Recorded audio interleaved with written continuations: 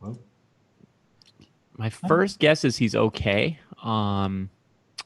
White has the space advantage on e5, which can lead to kingside attacks in some cases, but it feels like black may have traded just enough pieces to be okay at this point.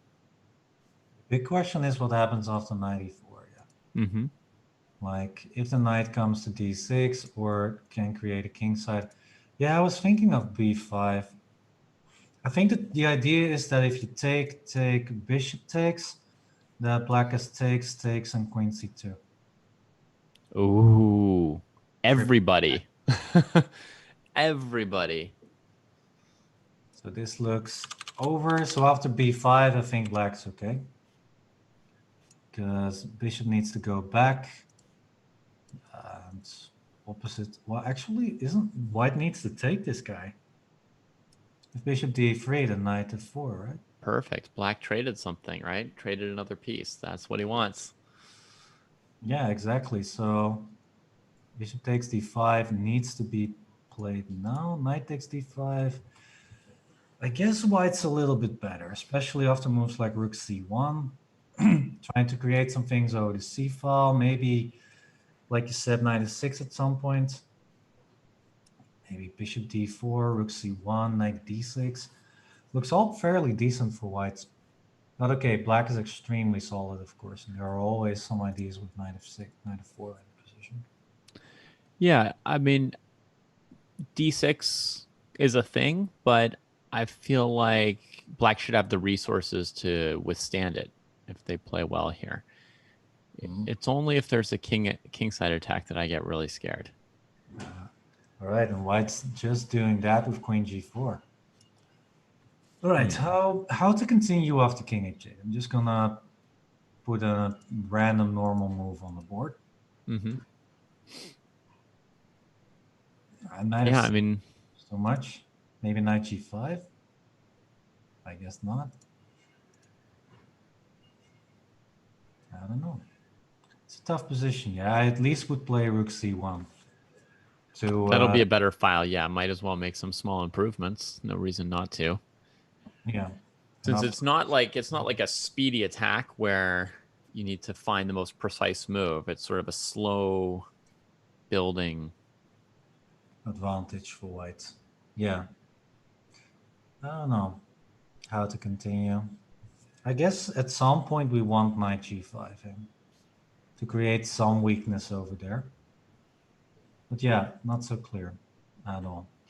So yeah, no results just yet. I'm checking it everywhere where there might be a result. Actually, let's take a look at, of course, another legend of the game. If I can find him, this is board 2. I think this is the one. Yep, Ivanchuk still playing for his team Ukraine, and he's playing against Urkadal.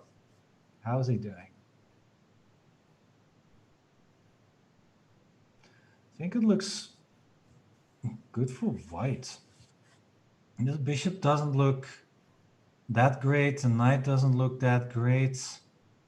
The pawn on e5 could become an asset for white. Mm-hmm. Yeah, I mean, I could imagine the knight being good on e6, but white always has bishop c4 to deal with it. Yeah. And then that could be problematic. I guess control of the d file might be very important for deciding who has the advantage. That's often the case when you've got a 4-on-3 on one side and a 3-on-2 on the other side. If someone can control the d file, they can often get a big advantage out of that.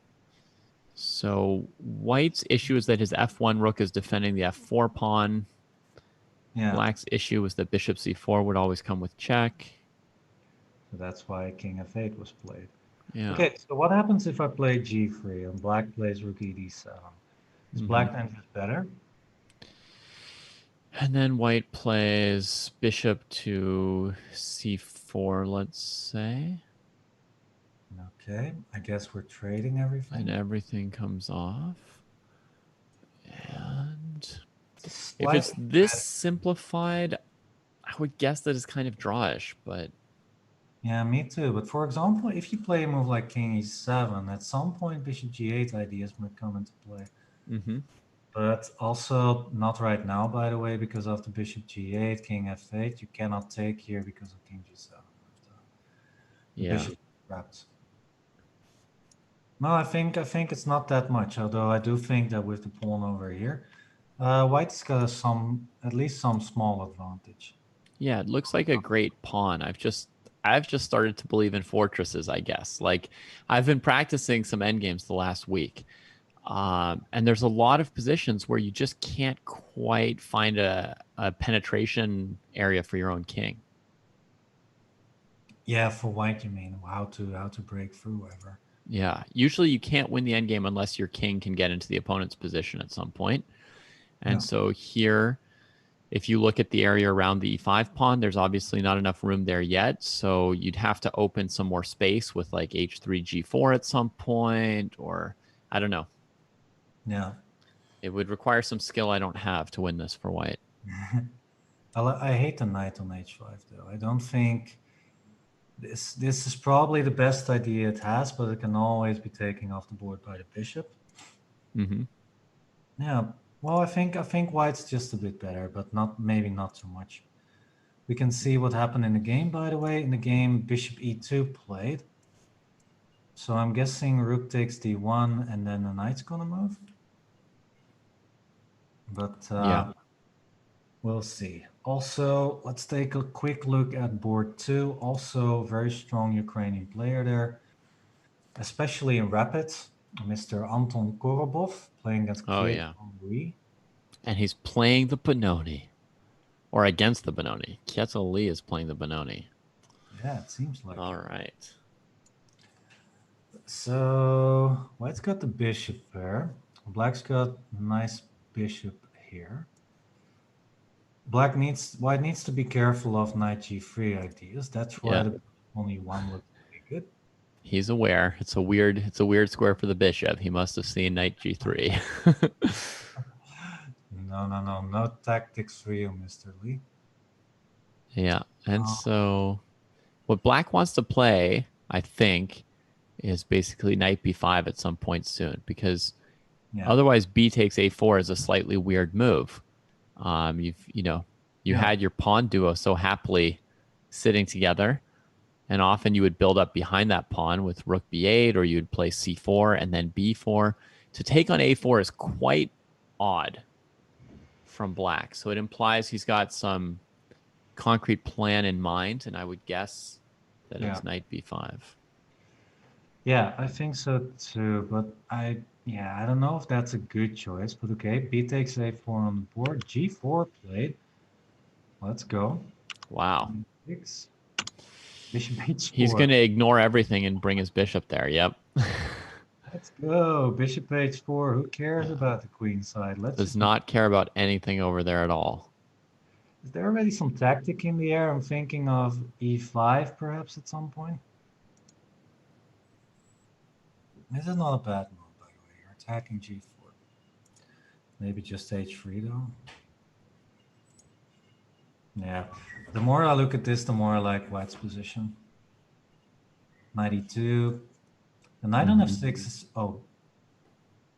Okay, I did not expect that. Those were not my moves. Yeah, no, that's quite surprising. Yeah. Um, So d takes 94. Bishop goes, d6. It's clear that white definitely has the initiative, though. White also has more time in a complicated position. yeah. And the more open king, though. I mean, g4 is quite a committal move. Um, Obviously, e5 is committal as well, changing the central structure, but he's combining both pawn storming in front of his own king, which is usually associated with trying to not allow counterplay and really squish the opponent. Yeah, But he's exactly. combining that with a central break, so it's really a bit jarring. Yeah. So the point was, if black takes the pawn, then we've got 94. Bishop needs to go. c5 falls. Most likely bishop g7. You've got d6 ideas, knight takes c5 ideas, f5. Sometimes even just f5 is a good idea. The bishop is blocked by the pawn on e5, and okay, black can take another pawn, but it's very, very risky to do that, to open this diagonal for the bishop. Yeah. So Yeah. this Yeah. Yeah. would be very, very dangerous for black. I think white's just gonna even, let's say black makes a normal move here, like rook a b8. I think white's just gonna take the slow route, maybe even f6. Like, just where's Yeah, I that? thought he was going to play bishop c4 to try and set up, d6 when the knight can't go to e6 because you still have your pawn on f5, and then f takes g6 becomes a big Yeah, threat. let's say something like rook b7, d6, and then f takes g6. Boom, and it's over. But yeah, very nice move e5, but black just played bishop g7, and that's a move I very much like because the bishop is still into play. But I think that after 94, oh, bishop c4 played actually, and now queen takes g4. Ah, this is turning out to be really, really messy. Yeah, Well, very messy. he takes c5 next, or he takes d6. This is really requiring some calculation. By the way, we do have the first results in this whole pool. Can I get your attention for Florence Rollo versus Sonia Modi? And Florence Rollo is winning his game against the South African player, Ooh. winning her game. And yeah, this is over. First result of the day. It will be a mate after King G2, Queen H3. Oh, Queen E4 is mate. Oh no, Queen F. Trying to mate in a few years. Trying to make it one move faster. Yeah. I saw a mate in 2. I wanted to grab a mate in 1, but that's not possible. That's that look for a better move instinct. Mate in 2, maybe I can do even better. Yeah, maybe mate in 1. That would be so cool. Yeah. Just mate, guys. It doesn't matter how. Okay, Yeah. so let's take a look at another game. I think we've checked all the games so far. Let's move back towards the Netherlands. Also, there are results. Machteld van Foreest, big talent in the Netherlands, losing against Meruert Kamadilanova. So this is a win for Kazakhstan, and a loss for the Netherlands, unfortunately. Is that another member of the Van Foreest family? Yep, it is. Just like his brother, Jordi van Foreest, her brother. Yeah, so the and Lucas, right? So you know everybody there. Aren't there 4 siblings? Is the 4th one also a chess player? there are 6, I think. 6. 6 siblings, yeah. Okay. How many of the 6 are chess prodigies? You got Lucas, you got Jordan, and you've got Machteld. Yeah. Okay. 3. So there are some who don't play. Yeah, 3 don't really play chess. Okay. Yeah. But did you know that actually Jordan van Foreest has a great grandfather who actually was really good back in the day in like the 1940s or something? I didn't know that. I didn't even know that he had a 6 siblings. So, yeah.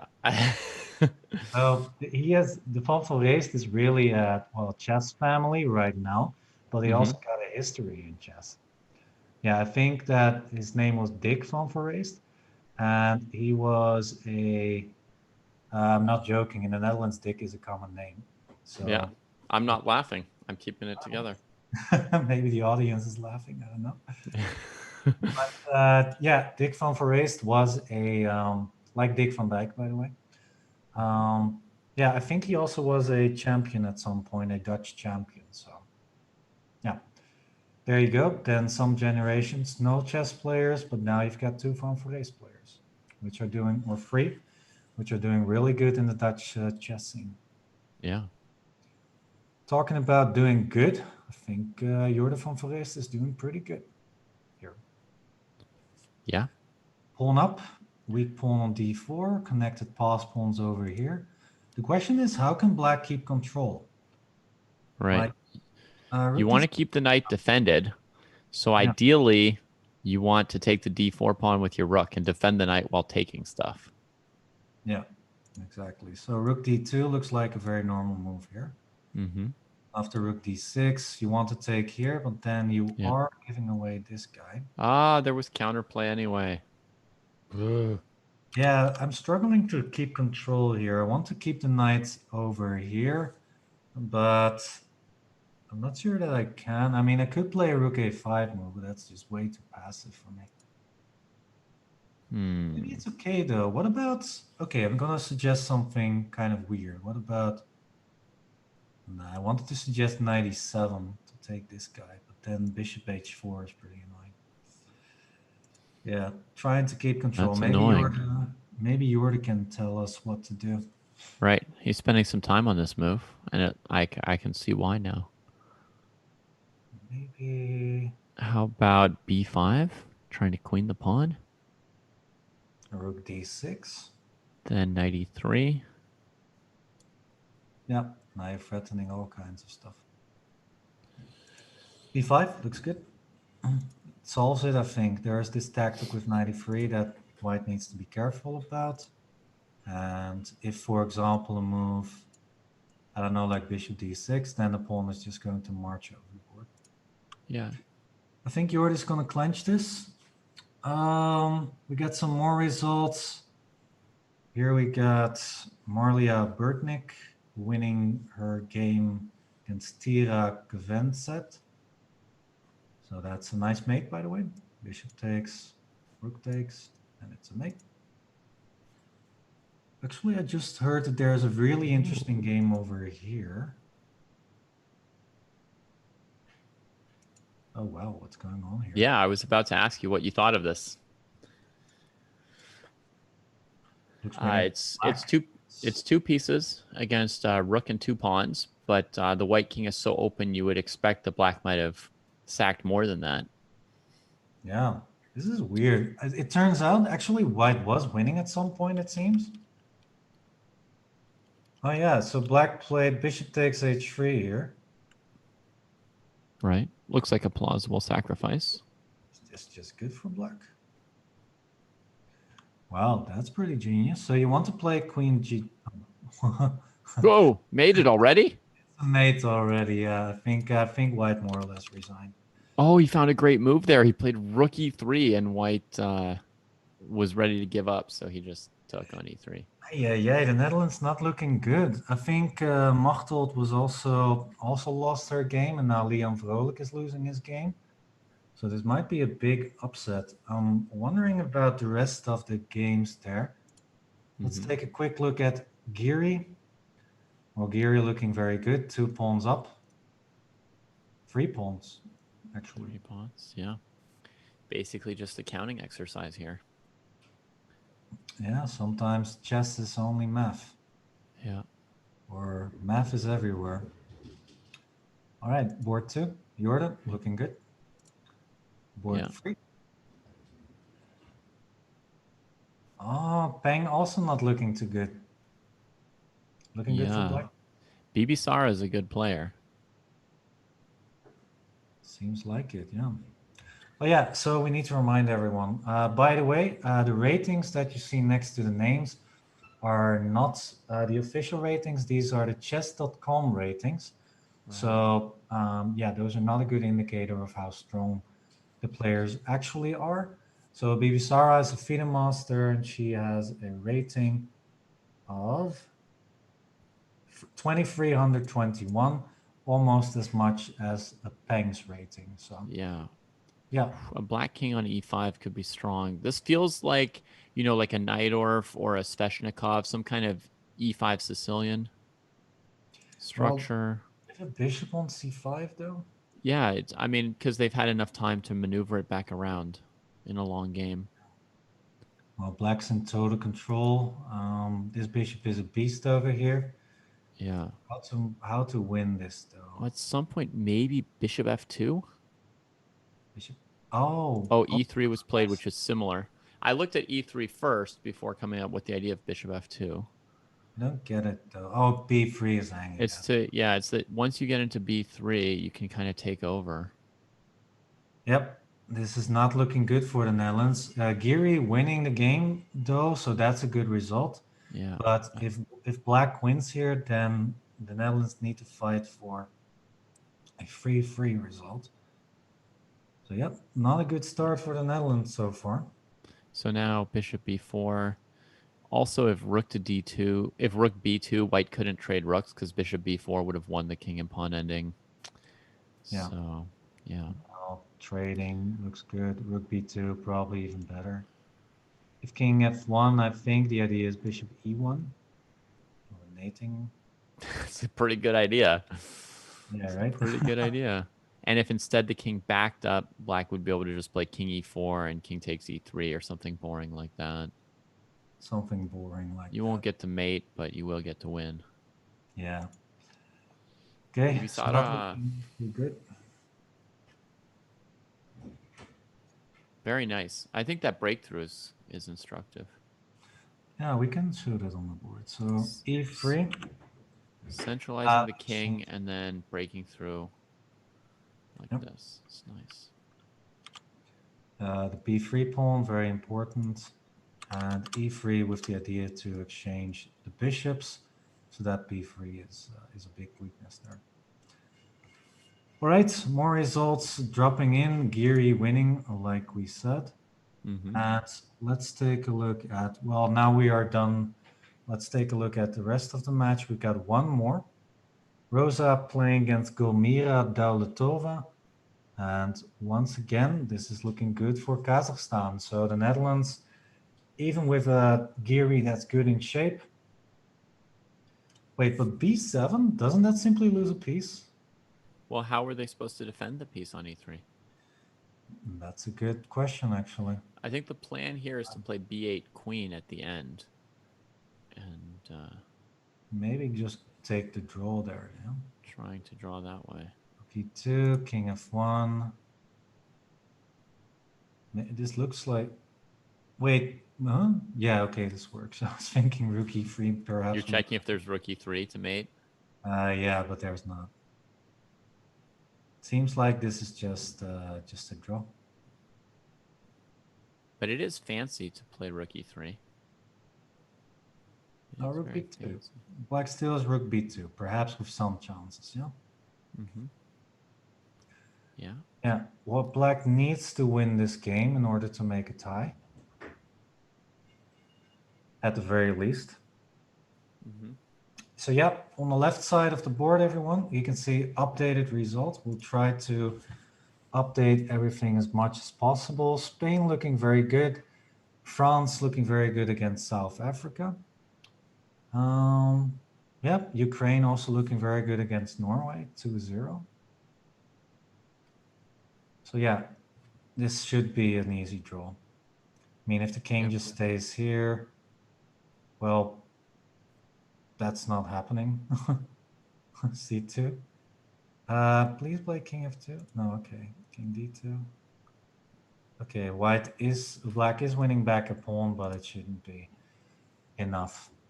Just rook f3, rook f4 perhaps, but the king is close enough. Just move your king back. Just bring the king back right here, yeah. I think it should be a draw. Rook f3 is an interesting attempt. Rook g3 is just rook c4. Yeah. King e2, king f2.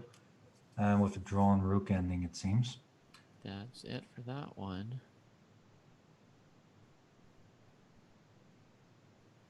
All right. I'm looking for some interesting games left. A lot of games have already finished, everybody. We're, of course, going to keep you updated. This looks like a draw, unfortunately, for the Netherlands. This is an interesting endgame, perhaps. Still, Ivanchuk still fighting for the win here, or for a draw here, actually, against Freude Urkedal. So that would be an upset. I think you can queen now, yeah? But you can also first play this, knight d7. Very Ooh, instructive. knight d7 is winning on the spot, isn't it? Yeah, if knight e8, then you've got knight e5. Yikes. And yeah, if the knight moves, then you've got e8 queen. That means that Ivanchuk lost this game, which is a big upset. I'm not sure if it matters too much to the standings, to the result there.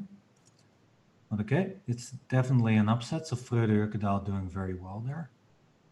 Yeah, we've got now this drawish endgame here for Rosa Ratsma versus Dautova. Then there are two other games left. We've got Jordan van Vereest. He is just cruising through this endgame. Let's see if he can clutch this up. Although he does have 10 seconds left to do it. Knight c1 looks normal. But now he's got to play queen versus rook. It should be a win. White is not in time for the 6th rank defense here. Yeah, it should be a win. If I remember correctly, during Tata Steel, he managed to win a queen versus rook ending versus Yu Young-yi. Okay. So he knows his stuff there. And what he's nicely doing, the rook cannot move to the 3rd rank when you have got the 3rd rank defense, which is very, very tough to play against, it seems. But yeah, it should be theoretically winning. Maybe black can show exactly how to do it. So what you want to do usually is get the king to the corner and then make the zigzag sequence, which would clutch out the win for black. Queen f1, there you go, Zugzwang. The rook needs to go to b2. If rook c8, now it's very simple, I think. Queen f4, and then either queen f5 or queen g4. Yeah, exactly. Or queen g2. Right? Yeah, this is the zigzag. Oh, and then there's the queen b7. Yeah. And well, not 100% clear yet. King d3. Ah, okay, the king is going to move to b3. Because there's a queen. No. Well, it should be over in a minute anyways. This is one of the 3 games that are still left. We got a drawish rook ending. We got just a theoretical drawish rook ending. We got a theoretical drawish knight versus pawn ending. So I think this is the most interesting out of all of them. And now it's over. Queen g4, taking the rook. Wow. Very nicely done. And there's one more game in this match. That's this one. so Like we down to said, this endgame. black needs to win in order to tie, but that's not going to happen, it seems. Wow. Oh. I noticed it's. Wait. I noticed it's. Wait, what? Wait, what? Oh, I'm totally mistaken. It seems that Fang made a draw. Yeah. How did that happen? I mean, we were talking about this position, right?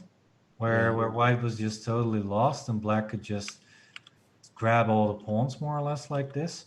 Yeah. Knight g6, bishop c5.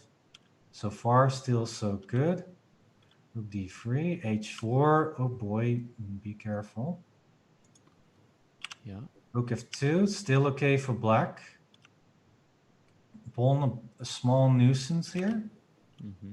It should be a rook g3 looks like. Oh no. That looks like a mistake. Oh no. Why not just play a4 here? Ah, there is this knight f4, rook h3 maneuver, perhaps. Okay, but just play rook g2 first. Yeah. Or put the rook on g5. Rook g5, knight f4. Or just, what about a4 now? Yeah. Knight f4, and I'm going to try something fancy. a3. You're going to say the bishop's as good as the rook. You're not even going to recapture the knight. You have disdain for all the white pieces. Yeah. That's very nice. Here, then you get g1 check. Yeah. This is how black could have won, but instead rook g3. Let me find that position. Knight to 4. Rook takes, king takes, bishop a3. White's winning? Really? King c2, bishop c5.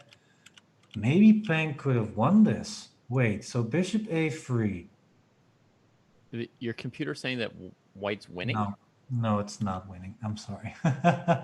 I got a bit excited there. I was thinking maybe knight e2, knight d4, blocking. Okay. Yeah. But you can't block both, right? Like when you come to d4, like bishop b2, knight d4, then bishop c1. Yeah, and it's just a draw. But even a draw is a miracle. Yeah, absolutely. I mean, that saved the match. Miracle. Yeah. All right, and with that, all the games have finished. So we're going to check, of course, the results and the standings. But yeah, I mean, the Netherlands are having a hard time. That's the one thing that strikes me in this pool. Mm-hmm. Otherwise, I think Azerbaijan and Ukraine, they look like they're having a very good day so far. As you can see, the results actually are totally updated for now. So we see the 3-3 results for the Netherlands and Kazakhstan. We see Slovakia winning 3.5, 2.5 against Spain. That's a big result. That's the one that surprises me a little bit. I thought the Spanish team looked really strong. Yeah, me too. So Ivanchuk losing their... Oh, no, wait, that's of course the next one. 5-1 winning, Ukraine winning against Norway. That's not a big surprise. France winning 6-0 against South Africa, and Azerbaijan winning 5-1 to Hungary. No surprises, but yet Spain that was a big result there. Azerbaijan, Ukraine looking still good. They are number 1 and 2 in the standings. And Kazakhstan may be the big surprise here with 3 points, also close to the lead. And also, I don't know, the Netherlands and Spain seem to have a hard time, at least for now. But okay, we're only 2 rounds in. Still a lot of rounds to go, of course. Yeah. Yeah, but this endgame was absolutely clutch. But for today, just one more round for pool B, and then they'll have 3 more games tomorrow. Yeah, and then 3 more games, of course, on Sunday as well. Yeah, a big clash, by the way. We've got Hungary versus the Netherlands. Hungary is also not a too shabby of a team, and also Kazakhstan versus Spain. Those are 2 very interesting matchups, I would say. Yeah, I'm wondering who has the better chances there. I think the Netherlands is slightly the favorite versus Hungary, and Spain should be the favorite versus Kazakhstan, but Kazakhstan is surprising us so far, so you never know. Yeah, it could be close. All right, with that, everybody, I think we're going to go on a short break. And after the break, we, of course, are going to be back with round 3 of Pool B in this Olympiad. So come to see, please, in a few minutes. Trainer, Kakuna, Trainer again, and Venusaur! Wait, we're in the game? We're in the game? Oh, fuck! Juice liquor! I don't know. Dude. Don't know what to do. Mike is throbbing. Throbbing. Did we deserve that game? I think we did. Oh, what? I checked him! Because I think his opening is kind of bad. Listen, Moist, if you're watching, make sure you call me. Boy is the winner. Somebody wrote to me. So I've been playing like 50 chess games a day. But his arrows... You're just 2D Andy, that's what you are. Because no matter what you do, Box, I will destroy you. Oh no! No! No!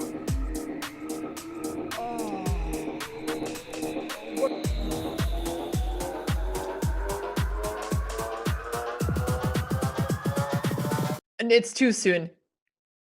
It's too soon, Hikaru. We didn't even reach a climax.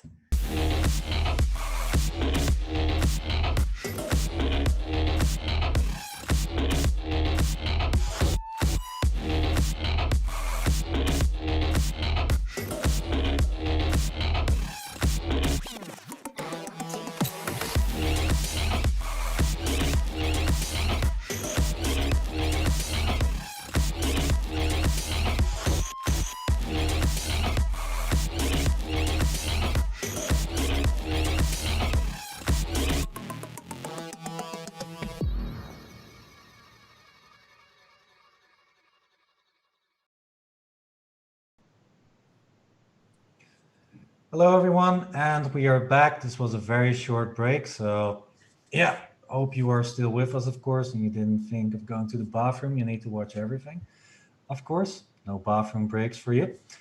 Just joking. Yeah, we will be back, of course, with more chess. And let's first take a look at a nice card that one of our producers made. It says it shows everyone who is doing extremely well so far individually. So in Pool B, we've got Rajabov, we've got Anish Giri, we've got Urkadal, we've got Kirill Savchenko, all with 100% so far, on the Gorobov of 1.5 out of 2. And yeah, the standings are going to be, of course, updated throughout this whole tournament. Also, Pool A has been updated with Badur Yobava scoring very well for his team. And yeah, let's take a look at the standings so far. So this is the Pool A has already played before. And as you can see, India, China, the big favorites in that pool, and one of the favorites actually in this whole championship, I would say, doing very strong in Pool A. And in Pool B, that's where we're going to take a look at now. Azerbaijan still on 100%, and Ukraine and Kazakhstan also looking good with 3 points so far. Yeah. So let's take a look at round 3. So yeah, like we said, Hungary versus the Netherlands, interesting pairing, and Kazakhstan versus Spain. Those are the rounds that we want to take a look at. Yeah, I hope that South Africa also gets some points because I think they've been only got 2 board points in total so far. I'm hoping that they can somehow come back into the match. They are the big underdog, of course, in this whole pool. Yeah, rating wise, they're in a tough division here. Yeah, for sure. And of course, everybody, we're going to take a look at who we will interview after this round. And maybe we should also just remind everyone real quickly, what is the online 2020 Olympiad? Well, here you go. We are now at the top division, the bottom row of everything, and we had a long month of streams of competition. We started at the base division. We had a lot of teams qualifying from that into the Division 4. Division 4 teams qualified for Division 3. Division 3 teams qualified for Division 2, and Division 2 teams qualified for top division. This all happened in the past month with every weekend. A lot of chess. I've looked at so many games already in the past month. It's insane. And it's awesome as well. This has been a huge and awesome event so far. So yeah, top division. And actually this is the last weekend. In the next weekend, we'll see who will qualify for the stage 2 playoffs. Let's take a look at what that means. So we're starting with a preliminary round with 8 teams qualified from the top division, and that will be a knockout duel of 2 matches. Armageddon game, 4 teams advance to the quarterfinals, and the quarterfinals will be 8 teams as well. 4 qualified from the top division and 4 qualified from the preliminary rounds. Knockout duel of 2 matches as well, and an Armageddon game if necessary. Then the semifinals and the finals, and then we will see who will be the winner of the 2020 Online Olympiad. So that will be next weekend. And yeah, right now we're going to see who qualifies in this weekend. So yeah. So if I understand this mechanism correctly, the top 3 teams from, say, Pool B or Pool C, et cetera, qualify, but there's a pretty significant advantage to being number 1 in your pool because it means you avoid one of those knockout matches next week. Yeah, you avoid the preliminary round more or less in that way. So that means, of course, less chances less chances to be defeated before that.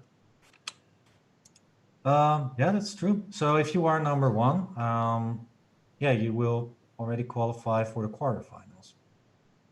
Yeah. So actually, that means that China and India in Pool A still have something to fight for if they have to play against each other in the last round there. Right. Even if they're already qualified, It'll Yeah. still be a big fight to see which of them gets to get a 1-round bye, so to speak, in the elimination. Yeah. Exactly. So that match will be absolutely important here. And well, in this pool probably will be between Ukraine and Azerbaijan for that spot. Yeah, that's going to be a very, very interesting match to follow. Yeah. So, okay. So, a question for you, David. So, in this pool, we've got Ukraine and Azerbaijan as the big favorites here. Who do you think will be number 3? Who do you think is the big favorite there? You know, when I was just thinking about it before today's action started, I was thinking Spain. I was looking at their results in the preliminary pool where they were quite dominant. And I was looking at, sort of board by board that they had fairly high rated players on, both the open boards and the women's boards and the junior boards. Yeah. But they're struggling a little bit so far today, making it hard to say. Yeah. And what about Spain, one of the big contestants? Do you think Kazakhstan has a chance, perhaps? Maybe so. Kazakhstan looked pretty good so far today. I mean, they would have really been regretting that Endgame that we were looking at, where they couldn't manage to win from such a dominating position. I guess winning or drawing the match isn't the end of the world. It's also the board points. They still have their chances. It's overall a perfectly good team. It's very hard to say. I mean, I would still think that Spain would be the favorites to win this next match against Kazakhstan.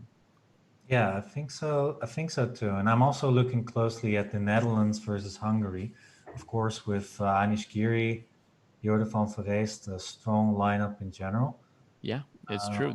They've looked quite good today, better than during the preliminaries. So I know you could rightly get your hopes up a little bit. A little bit, yeah. But Spain, I'm really worried about Spain. Yeah, Spain might be really good as well. Oh, by the way, Spain lost to Slovakia in the previous round. Yep. Slovakia might be a country that we still also have to take a look at. This really is very interesting to see who's going to be third in this whole pool. Yeah, it's really not clear which team should be the top teams, other than Azerbaijan. I think it's the only one that's really clear to me. Yeah, and Ukraine perhaps too. And perhaps Ukraine also. Yeah, I didn't think it would be as clear, but they're doing well so far today. So, No. I suppose so. They've got the ratings on paper as well as a good start. Yeah. And okay, then okay, we're looking very much forward in this whole event. But who do you think has the best chances in overall to winning this whole Olympiad event? And overall, I would normally think that China is the strongest team in Olympiads nowadays. And if you look at classical Olympiads, which have been played in recent memories, if you added the final scores of the men's team and the women's team together, I think it's plausible that China would have had some of the higher scores over the last, 2 or 3 Olympiads. That said, the Chinese players don't play quite as much online blitz as some of the other players from around the world. And I remember from watching the Pandas in the Pro Chess League. Oh yeah. Which is kind of like a comparison for this. I mean, they play 15-minute games with 2-second increments instead of 5-second. But the Chengdu Pandas team has been playing for several years with a lot of top Chinese players, so it's some kind of a comparison.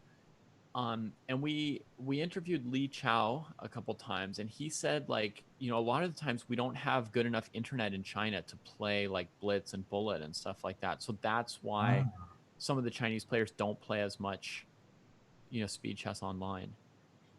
And Well, just having that practice can be a little bit important in this kind of a format, So which team does have a lot of experience in that? Like the countries that come to mind are Russia and the United States. Yeah, other teams that are like really high rated on paper that may play more blitz online. I mean, to me, I immediately think of the Russian team as maybe like getting an edge there compared to the Chinese team. Yeah, yeah.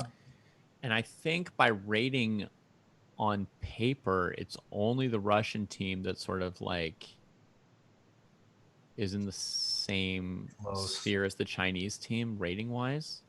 Yeah, they got Um, really strong women's, and they got very strong youth players as well.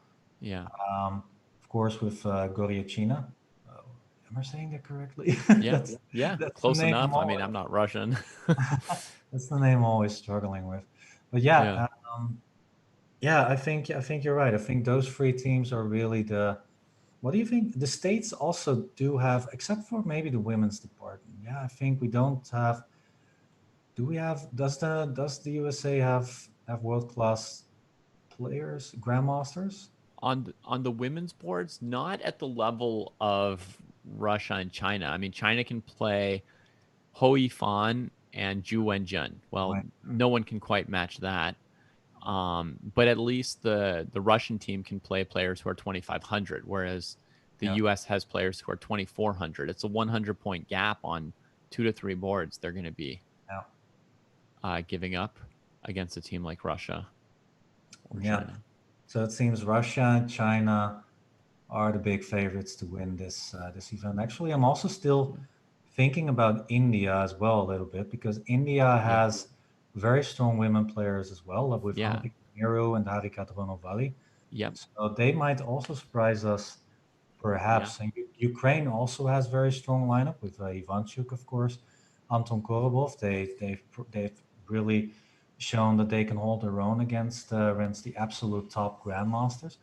Yep. So, and then you've got a very good women's department there with the Muzikchuk sisters, I believe, if they are participating.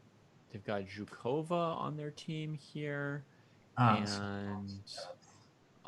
they've got Yulia Ozmak, who's like a little bit younger. She's like 22. I haven't seen as many of her games, but she's rated near, in the higher echelons of women's chess, around 24, 30, or 40 FIDE. Yeah. Okay, I guess that they're not one of the favorites then. I guess we really have to look out for Russia and China then, yeah. Yeah, I don't think any team quite matches those two rating wise. Yeah, at least rating wise. Yeah, I mean, there are a lot of countries that could upset them still, like India, like we said. Maybe, USA, why not? Right?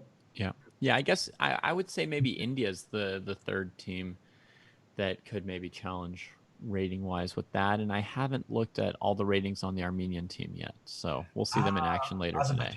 Azerbaijan might also be interesting. Armenia, indeed. Yeah. All right, but enough about the tournament in general. I think it's time for us to dive into the games. Mm-hmm. And we've got Anish Giri here playing against Tamas Banus. And we had this Grunfeld system, I believe, where white played bishop g2. I remember the c6 line being very much okay for black. And white is trying to be very active with this queen b3 move. But still, c takes a4, queen d1, knight takes d5. I've seen this before, I think, this knight takes d5 idea. You're just provoking e4, and then you try to counter on this d4 pawn with moves like bishop g4, knight e6 perhaps, maybe even a c5 at some point. And actually, that's what's happening. Bishop g4, bishop e3, and c5, boom. Yeah, I mean, I love pushing a5, a4, because it doesn't really cost you anything, because the white queen moves twice. It increases the scope of your rook, and I think the a4 pawn is not weak, but limits white on the queen side. But having played c6 and then d5 in order to recapture on d5 not with your c pawn is just a slightly weird thing for me to wrap my head around. Yeah, it's a theoretical idea, I think, to provoke a5 and a4. I've played Grunfeld a few times myself, and I think I was also always planning to play a5 and a4 against that. And yeah, it's been a while for me still, but Actually, okay, something happened in the game. D takes c5 played, allowing... Okay, black did not even take on b2 yet. Okay, he doesn't care about that pawn. So what happens after knight c4?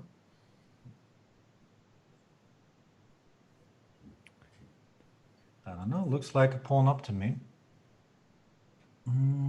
Yeah, I was expecting black to spend a move on bishop takes b2. Yeah, me too. A pawn is a pawn. So now knight c4 covers it, and it looks okay for white. I mean, they've got every piece out. Looks like a risk-free position for white. I don't know, is knight c4 on the board? Yeah, knight c4 on the board, bishop e6. Okay, this makes sense. Yeah, the bishop is eyeing the a2 pawn.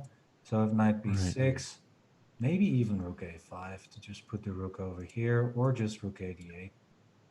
There are two pawns attacked like this. Actually, I think rook a d8 needs to be played, otherwise knight d5 might become a problem. Oh yeah, that could be. Knight takes a4, bishop take. Such a complicated position, yeah?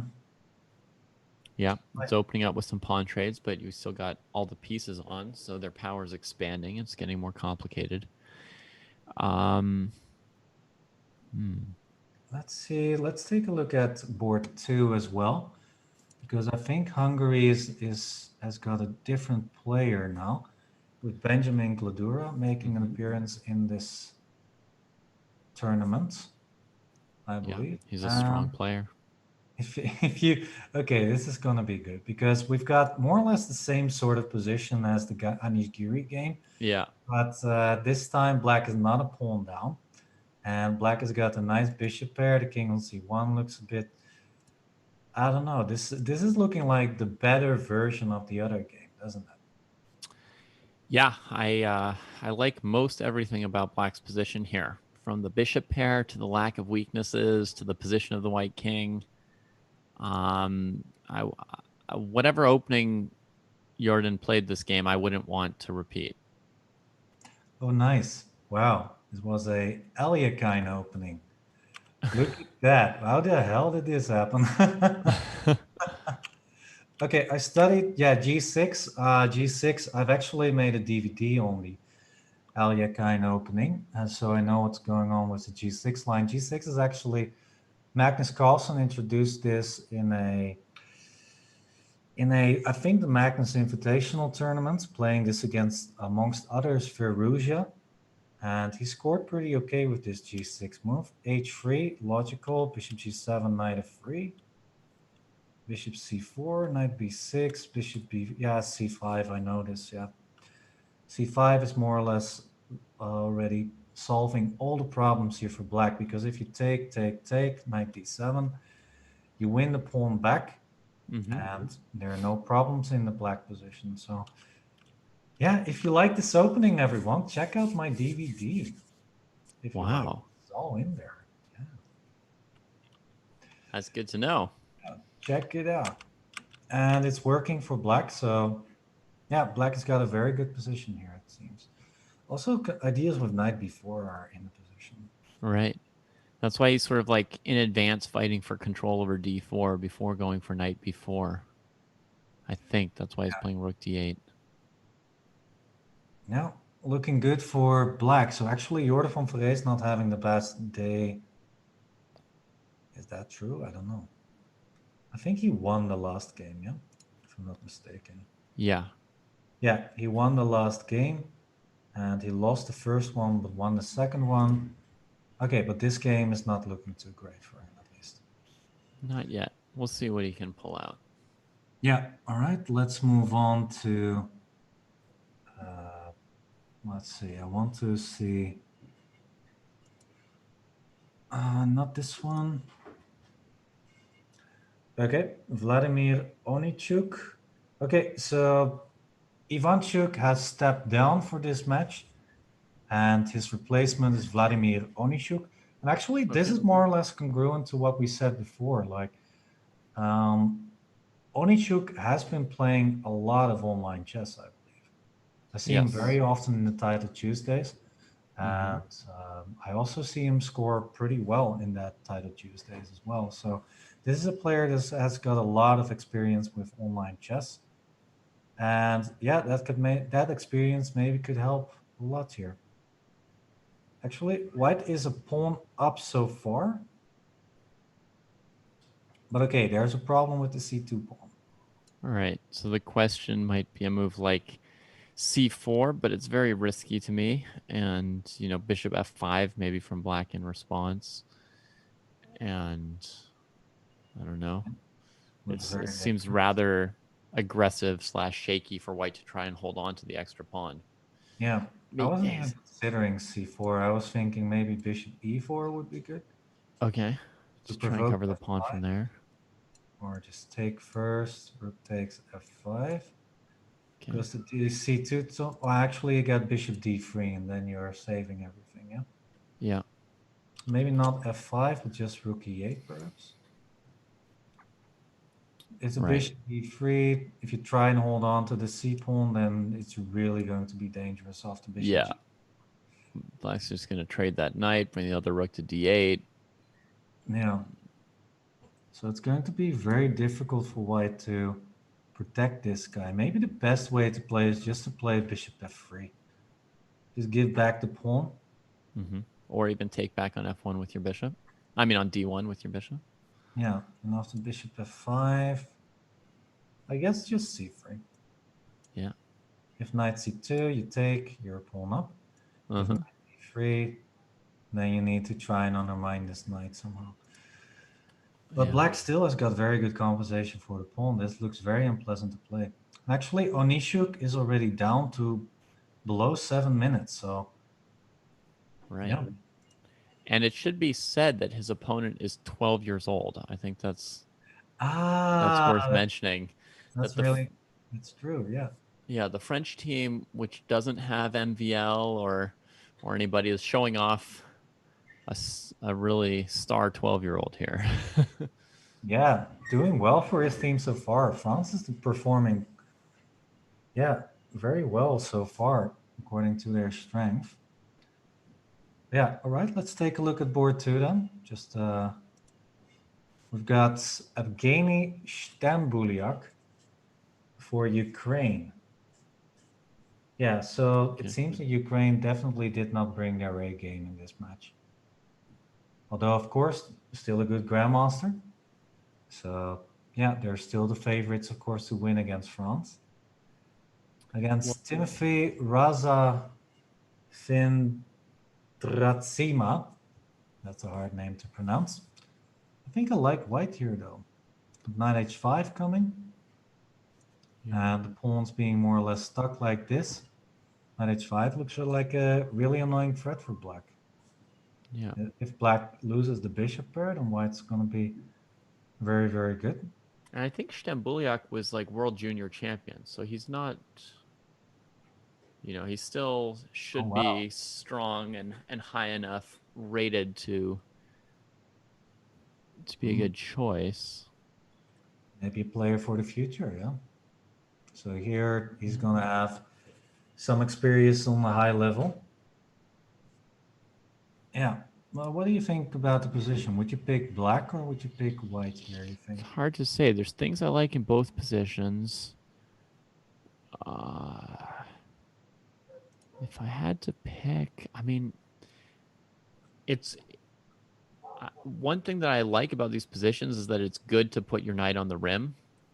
When the G pawn has been traded, all these squares on the H file are the best squares for the knights, and white's doing that. So I like to see that, but overall, I usually side with the pawn center. Yeah, I mean, this looks pretty nice right now. But, I mean, f4 is bad because it opens up the bishop. And e4, you can undermine that quite easily with a move like f3 at some point. Right. I guess. So the question is, how do we cover these squares? I don't know. I'm wondering if a move like bishop f6 I would very much like to play, but then f5 is going to fall. So we could play something like knight g5, I guess. But then f4 is a big threat. So that also doesn't make Yeah. any sense. With the knight on e7 not defended that well.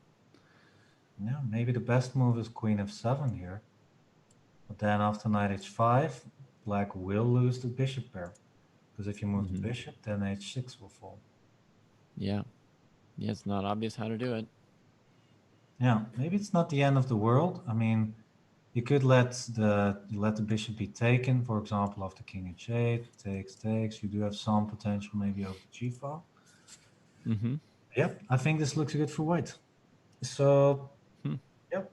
All right, I guess it's time to move on to another game. Trying to find something. Do we have a big clash? Yeah, Norway, Slovakia is also quite interesting because Slovakia is performing pretty well. Right. So let's take a look at Simon Achterstein. Yeah, of course, the coach, I think, at some point of Magnus Carlsen, making a performance here. Not a performance, but appearance here with the black pieces. I think this looks like a bit of a French opening. No, it does not. Rook c3. I think black's doing perfectly okay here. I don't like the knight on h5. I want it to be somewhere over here. Yeah. But then the knight on e5 will be very strong. Mm-hmm. Bishop Yeah, on it's e3 is defending f2. hard to come back through f6 without knight e5 having an impact. Yeah, there. Oh, queen f5 on the board. Wait.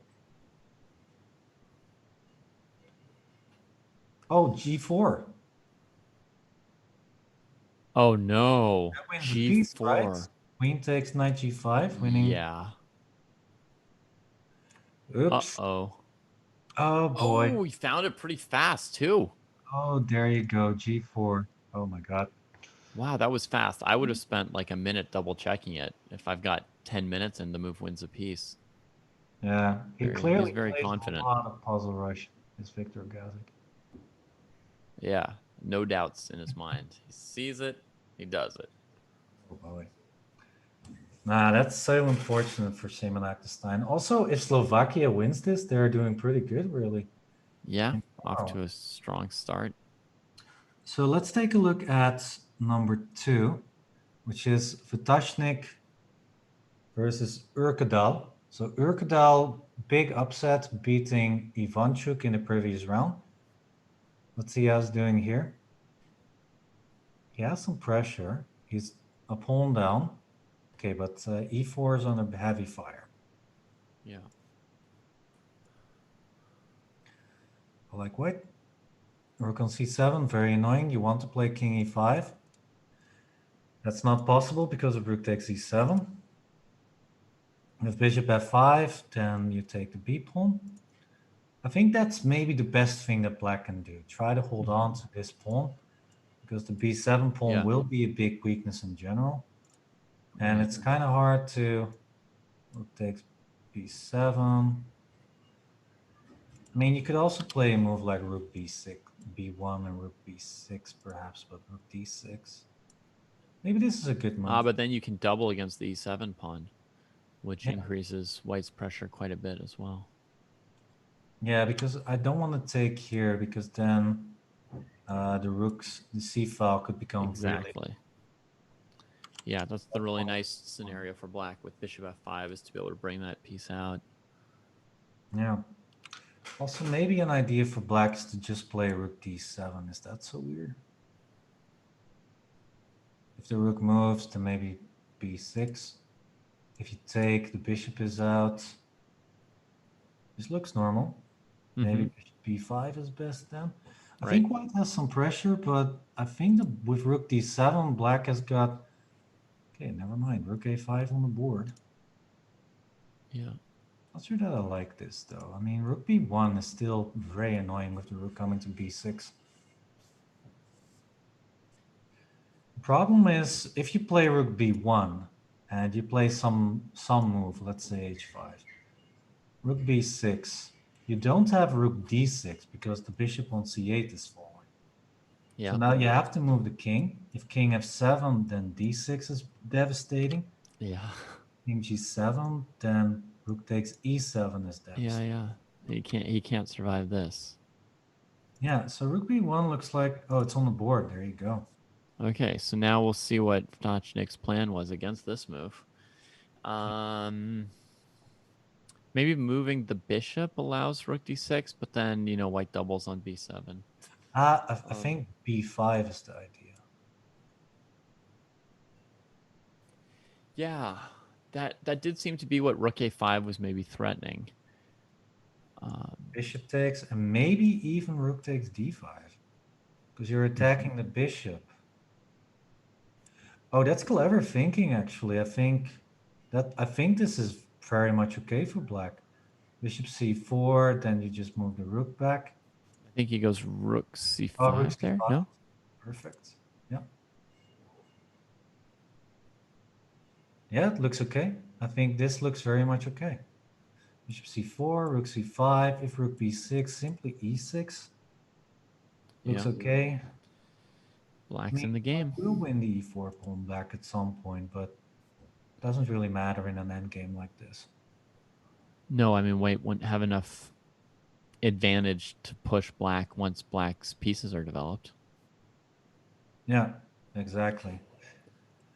All right, so yeah, just a general reminder for everyone. If you take a look on the that side, the left side of the board, you can see the results still. We'll keep you updated as much as possible if you're curious to see how your team is doing, the country that you are supporting. And also we're almost halfway through this whole stream. We've been streaming since 6 hours ago. And after this round, we will have 6 more hours of chess for you of this Olympiad. So we'll be here more or less the whole day with a lot of chess. And of course, that means we're almost halfway through this stream. A lot of chess still ahead of us. We've got a result, by the way, the first result of the day. Okay, Onishuk clutching it out against 12-year-old Marc-Andrea Maurizi. Yeah. That's me. He was up a piece and then sacked a rook to checkmate through the g file. He was up a piece somehow. Rook takes g4. That's a nice trick. Rook trapping the bishop. f5 played, but it's not enough. Yep. And white simply cruised through a victory here. Nice game. Second result is this one. We've got Azerbaijan, Gusainov. I think is his first appearance here too, with the team of Azerbaijan. And he's clutching it out because he's winning a full rook. Check. After rook takes e5. His much lower rated opponent gave him a very scary, difficult game, this game here. All right, let's take a quick look then. Bishop takes g7, rook f3. I'm wondering if I know this opening. I don't know. If I saw it from the opening, white was always up this backward d2 pawn, and black always had more space for their pieces, and it always looked tricky to play. It's just kind of like an unpleasant feeling if your only advantage is that you're up a pawn, but your opponent's pieces are always better than yours. It's like at any moment, something could go wrong. Yeah, that's why compensation is such a scary thing. Yeah, for example, in the Marshall Gambit or in the King's Gambit, well, the Marshall Gambit more nowadays, I believe. If you are not careful, then you can get overrun at some point. But okay, here this is just an ending, a pawn up for white. Yeah, also a target here on c5. I think Gusainov was really happy to play a position like this. And here, bishop takes g4 played, followed by bishop takes c5. That clinched out the victory here. Well, while we're at it with the Azerbaijan team, let's take a look at... take a look at the... Yeah. Maybe Charlize VZ against Turkhan Mamedyarova. Charlize VZ. So I think that's this one, this game. I It's a very think fancy game. Very fancy.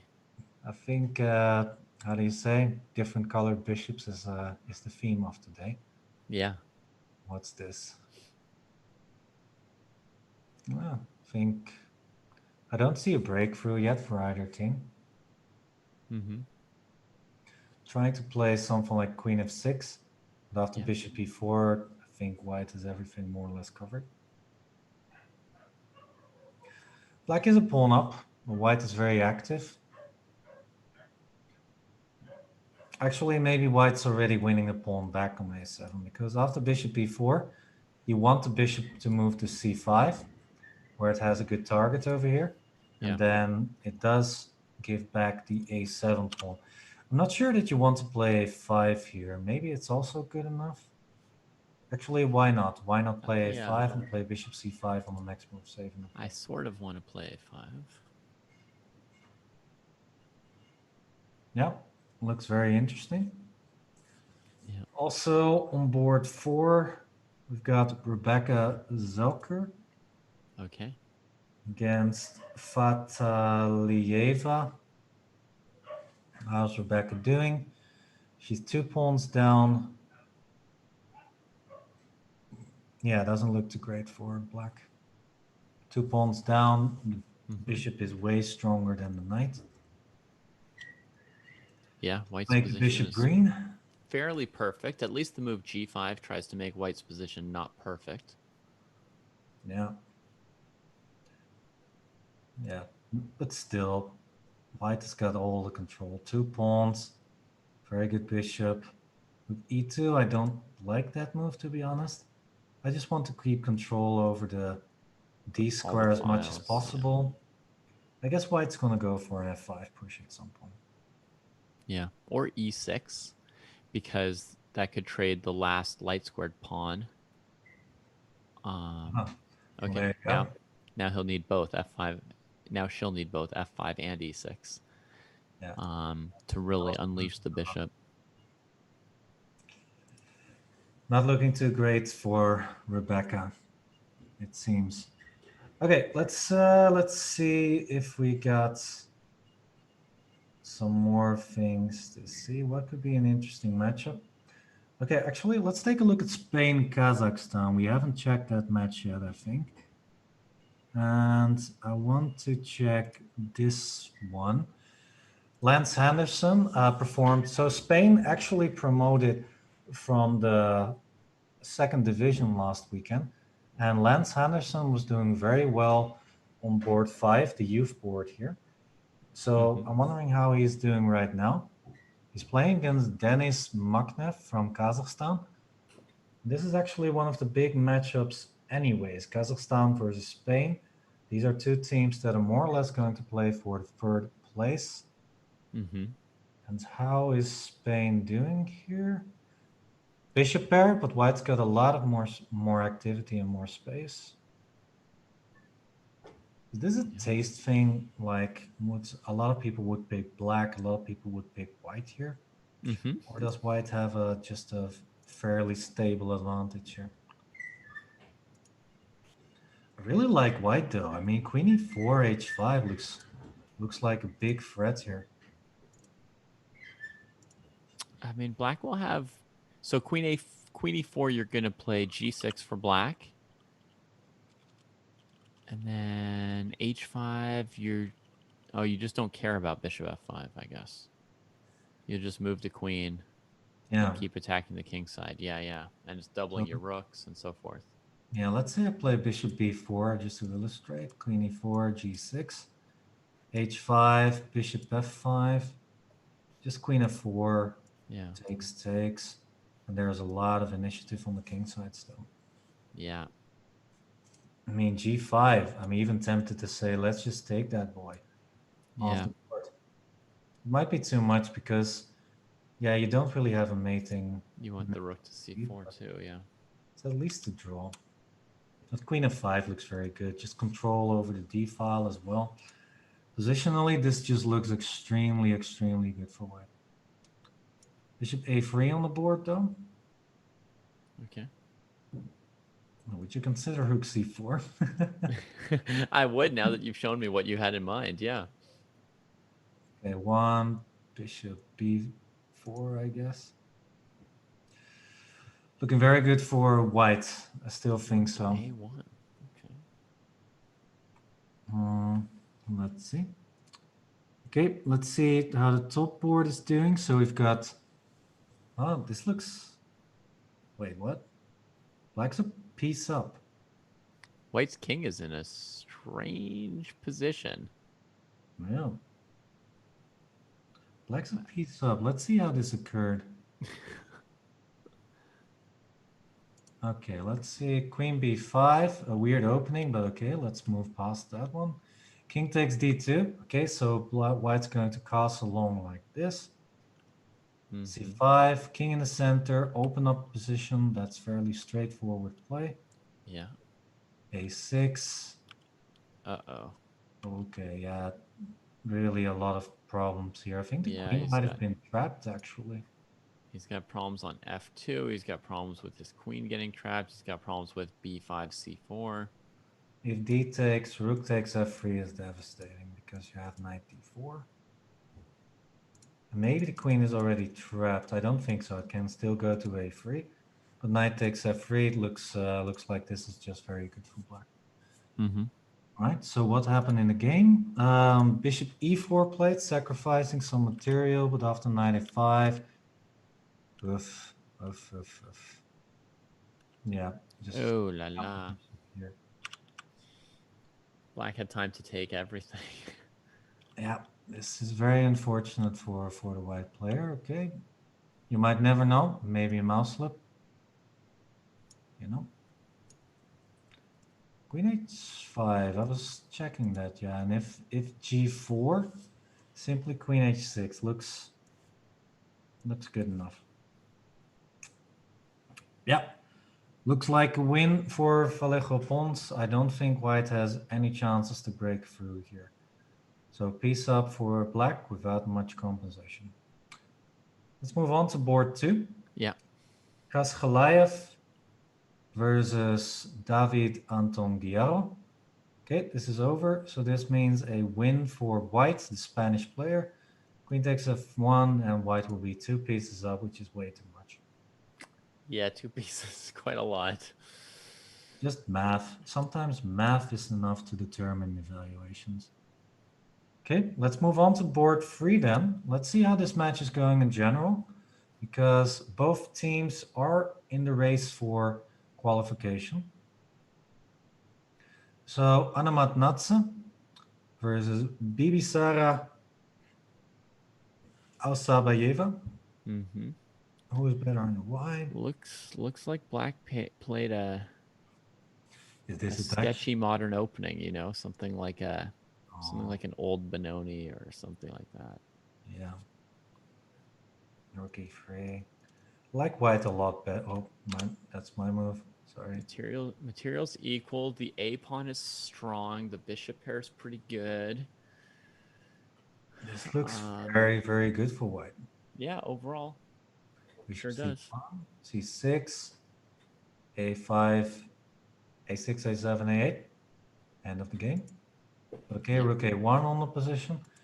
I don't know. It's very easy to overrate positions like this for white because the bishop is very good.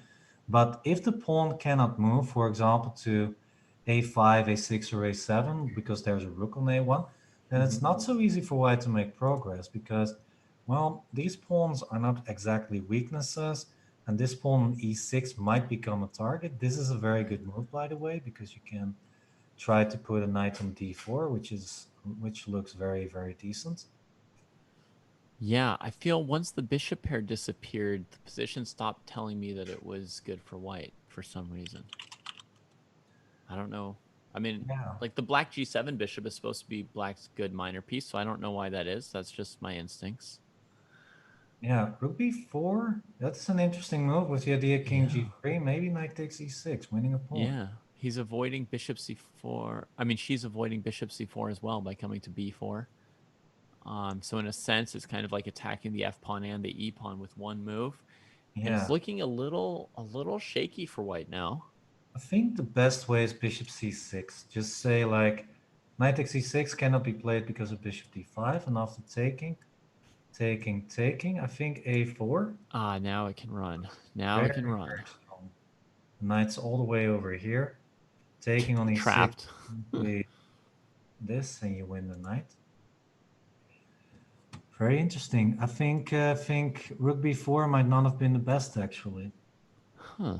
E3 played though. Well, same idea, I guess. With rook takes f4, then you can still Right. play Then you can a5. play the a pawn. Yeah. Okay. Let's move to board 4.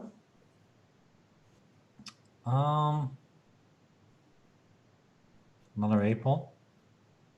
Another bishop. No rooks. No rooks this time. And black's actually up a pawn, but who's going to stop the a pawn? Yeah. Knight c8, knight a7 is a maneuver. But then bishop b7 and knight c6. Bishop d7. Okay. Yeah, everybody. I hear that we actually got an interview. So let's move away from the games for a second and we'll have a nice chat with one of our guests here. So stay tuned. We'll be back very, very shortly with one of our guests.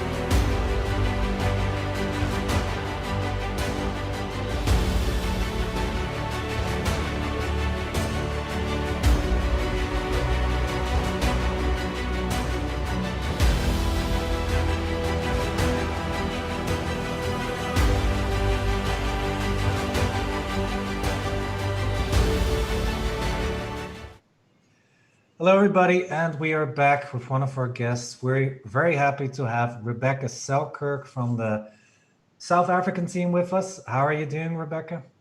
I'm doing great, thanks. Other than the team results, we have had a rough day at the office. Yeah, I've heard that. Yeah, before this round, I think you had 2 board points in total. Yeah, so not looking too good today. But yeah, how are you feeling so far about the tournament and about yeah, your personal play maybe? It's been quite an adjustment. I'm not really used to playing serious online games. Generally, when one plays, it's just for fun. So that's been something to get used to, as well as just playing with absolutely zero sound. I usually listen to music, so that's quite an adjustment. In terms of the play, it has been rough. South Africa and me, we're outranked on every single board, it seems, every round. So it is difficult. There's not much margin for error, and so some tough games today for me. I think possibly the Chess.com accuracy was a little bit harsh on me in the first game, but the second game, at least, I think that went a little bit better until I blundered a pawn and then everything caved. So going into this tournament, you and your teammates knew that you were going to be outrated in this top division here. What kind of goals do you have coming into this weekend of chess? I think basically, so we obviously we're not going to win the entire tournament, but I think we're aiming to put up a tough fight to learn from the games, and it's really encouraging. I think the 2 points that we've got so far have come from some of our junior players, so it's really good for them to get more experience and be able to compete on the international stage. Yeah, and you're also more or less representing the African chess in general, I believe, as a yeah, how do you say? English is sometimes hard. As Continental selection. exactly, that's what I'm. Yes. Something like that. So yeah, how is that going so far? I mean, you're also a promoter for the African chess, of course. Yeah, I think so. As I said earlier, we are outraged, and I think Zimbabwe had quite a rough time this morning. So it is difficult, but once again, it's good to let people know that there are some promising African players. Yeah. And I think The youth I'm hoping that the African countries are at least putting up a good fight, even if it doesn't necessarily reflect in the final results. All right. Yeah, then about, of course, I can't help it. I mean, I've been streaming with you a few times as well, so I can't help to give you, of course, a shout out for #chess. You and Jesse are doing that that channel out there, and yeah, how is that going? And do you want to maybe tell a little bit to the public what you're doing on Twitch? I'm not sure if I should be broadcasting what I'm doing on Twitch, because usually it's Blundering Queens, but we are streaming. We just have fun on the channel. I mean, as I've said, weaker in the international context, although we're some of the top South African female players, but it's good to have experience. We just have fun with it.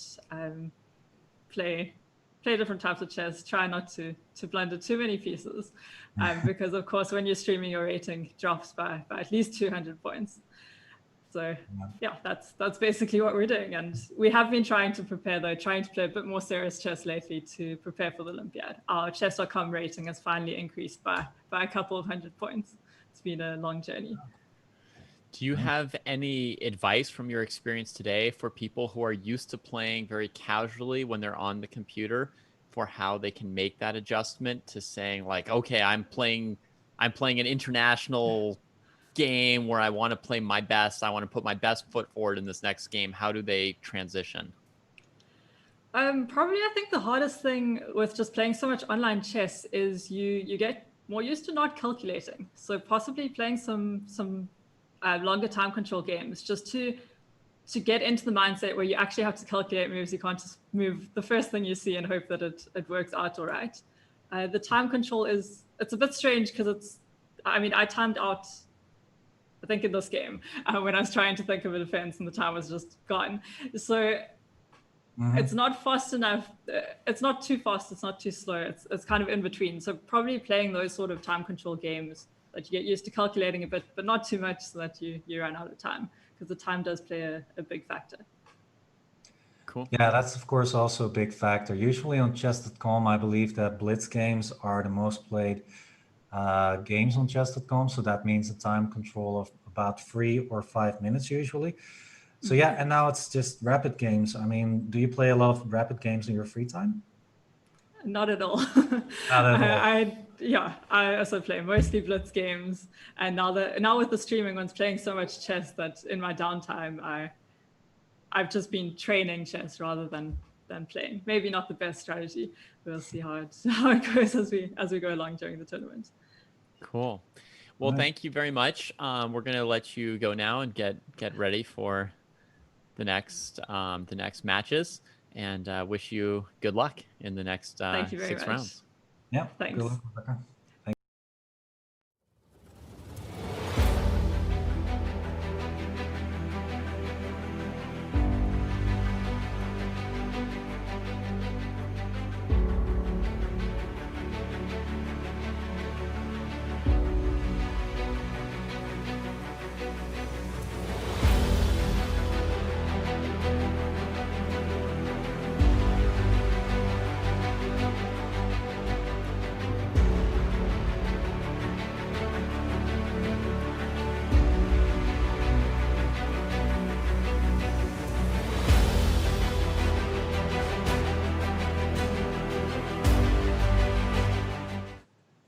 Hello, everybody, and we are back. So we just had a nice interview with Rebecca Selkirk, one of the players from the South African team.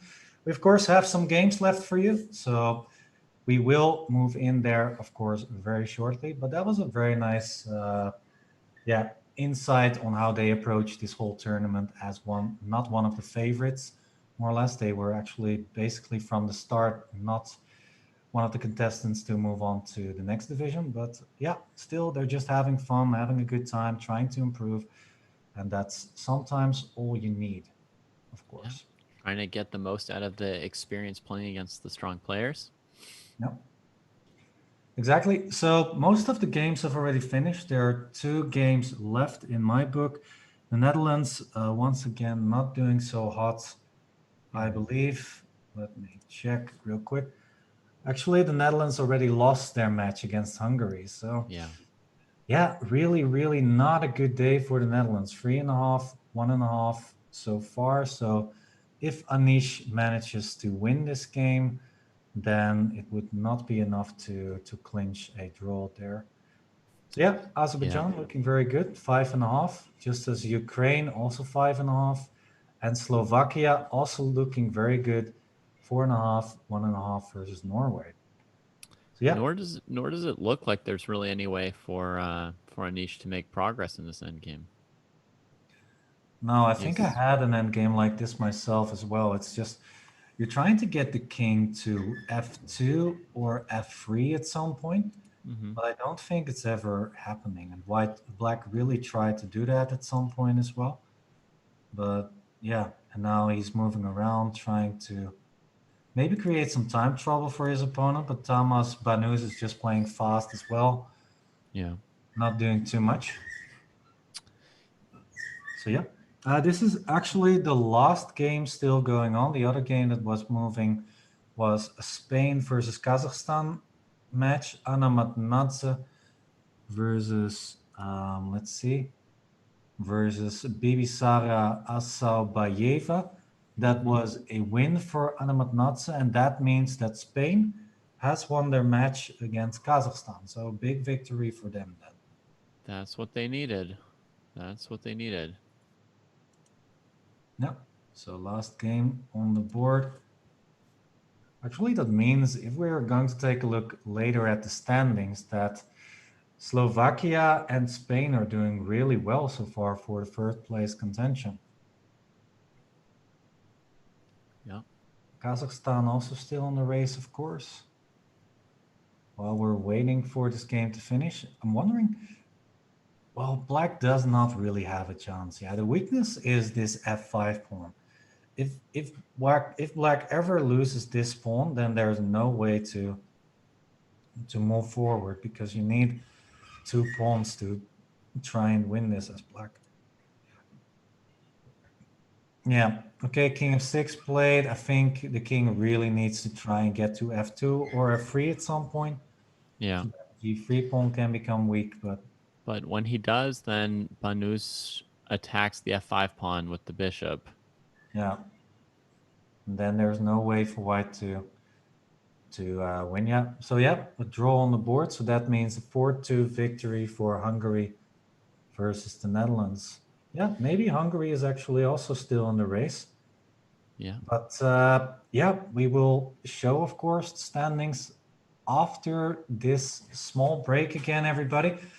So yeah, we are going to be away for like 5 or 6 minutes, I believe. And after that, we will be back with more Olympiad chess, of course, with Pool C. So grab some drinks, take some popcorn, grab some chips, and we'll be back in a few minutes. Got him.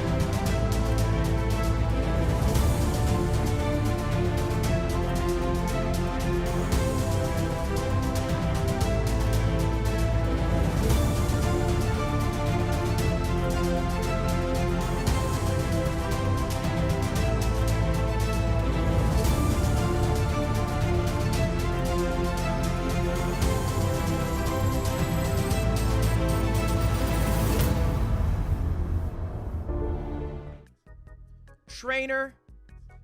Kakuna. Trainer again. And Venusaur! Wait, we're in the game? We're in the game? Oh, fuck! Juice liquor. I don't know. Don't know what to do. Mike is throbbing. Throbbing. Did we deserve that game? I think we did, didn't we? Oh, what? I checked him. Because I think his opening is kind of bad. Listen, Moist, if you're watching, make sure you call me. Boy is the winner. Somebody broke me. So I've been playing like 50 chess games a day. Stream, but his arrows. You're just too Andy. That's what you are. Because no matter what you do, Box, I will destroy you. Oh no! Oh no! No!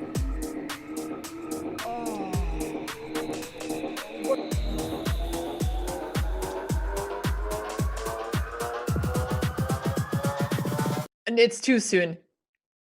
It's too soon, Hikaru. We didn't even reach a climax.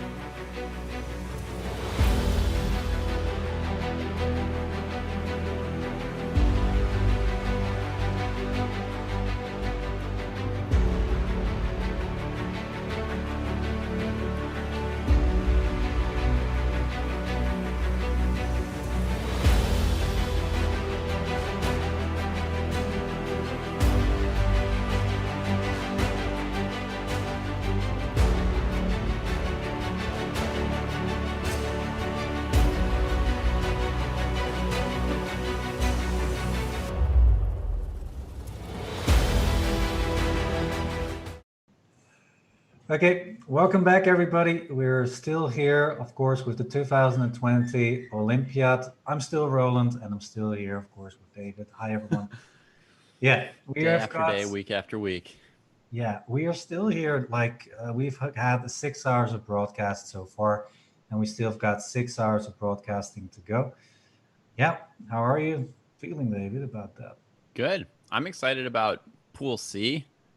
This this pool looks like it's got some contenders in it, in addition to Russia. Mm-hmm. Well, let's take a look then. We got the final standings, by the way, of Pool B here as well. Let's quickly take a look at that. So Azerbaijan and Ukraine doing very well with 6 and 5 points, respectively. And Slovakia and Hungary, maybe the two surprising countries there, because they are very well in contention for the third place, the third spot to qualify for the top division. All right, but of course, that division, that pool is continuing tomorrow. We are now going to continue with Pool C, with a lot of interesting countries there. For example, Armenia and England and Turkey and Egypt, all very strong countries that could potentially reach the next division. I think the big favorite here, I think, is Armenia, with players like Levon and Ronian. Yeah. So, yeah, and they're playing against Romania. But actually, maybe the most interesting matchup in round one is actually England versus Turkey. Those two are very well matched, I think. And if Turkey, this could very well be a third place or second place decider in the long run. So definitely. Immediately a clash in the first round. Yeah, that's going to be exciting. I'm looking forward to seeing the Egyptian team play as well. Yeah, with one of the strongest African players. Amin Bassam and Ahmed Adli. Yeah, also take a look. What we didn't show yet is who are the best performers in Pool B. So Okay. let's take a quick look there as well. It seems that nobody got 3 out of 3. So Timer Rajabov with 2 out of 2, and actually 4 players with 2 out of 2 for Azerbaijan. Mm-hmm. That's just amazing. Azerbaijan is also currently the leader, of They were course. racking up the points and decided to rotate the players and take their turns.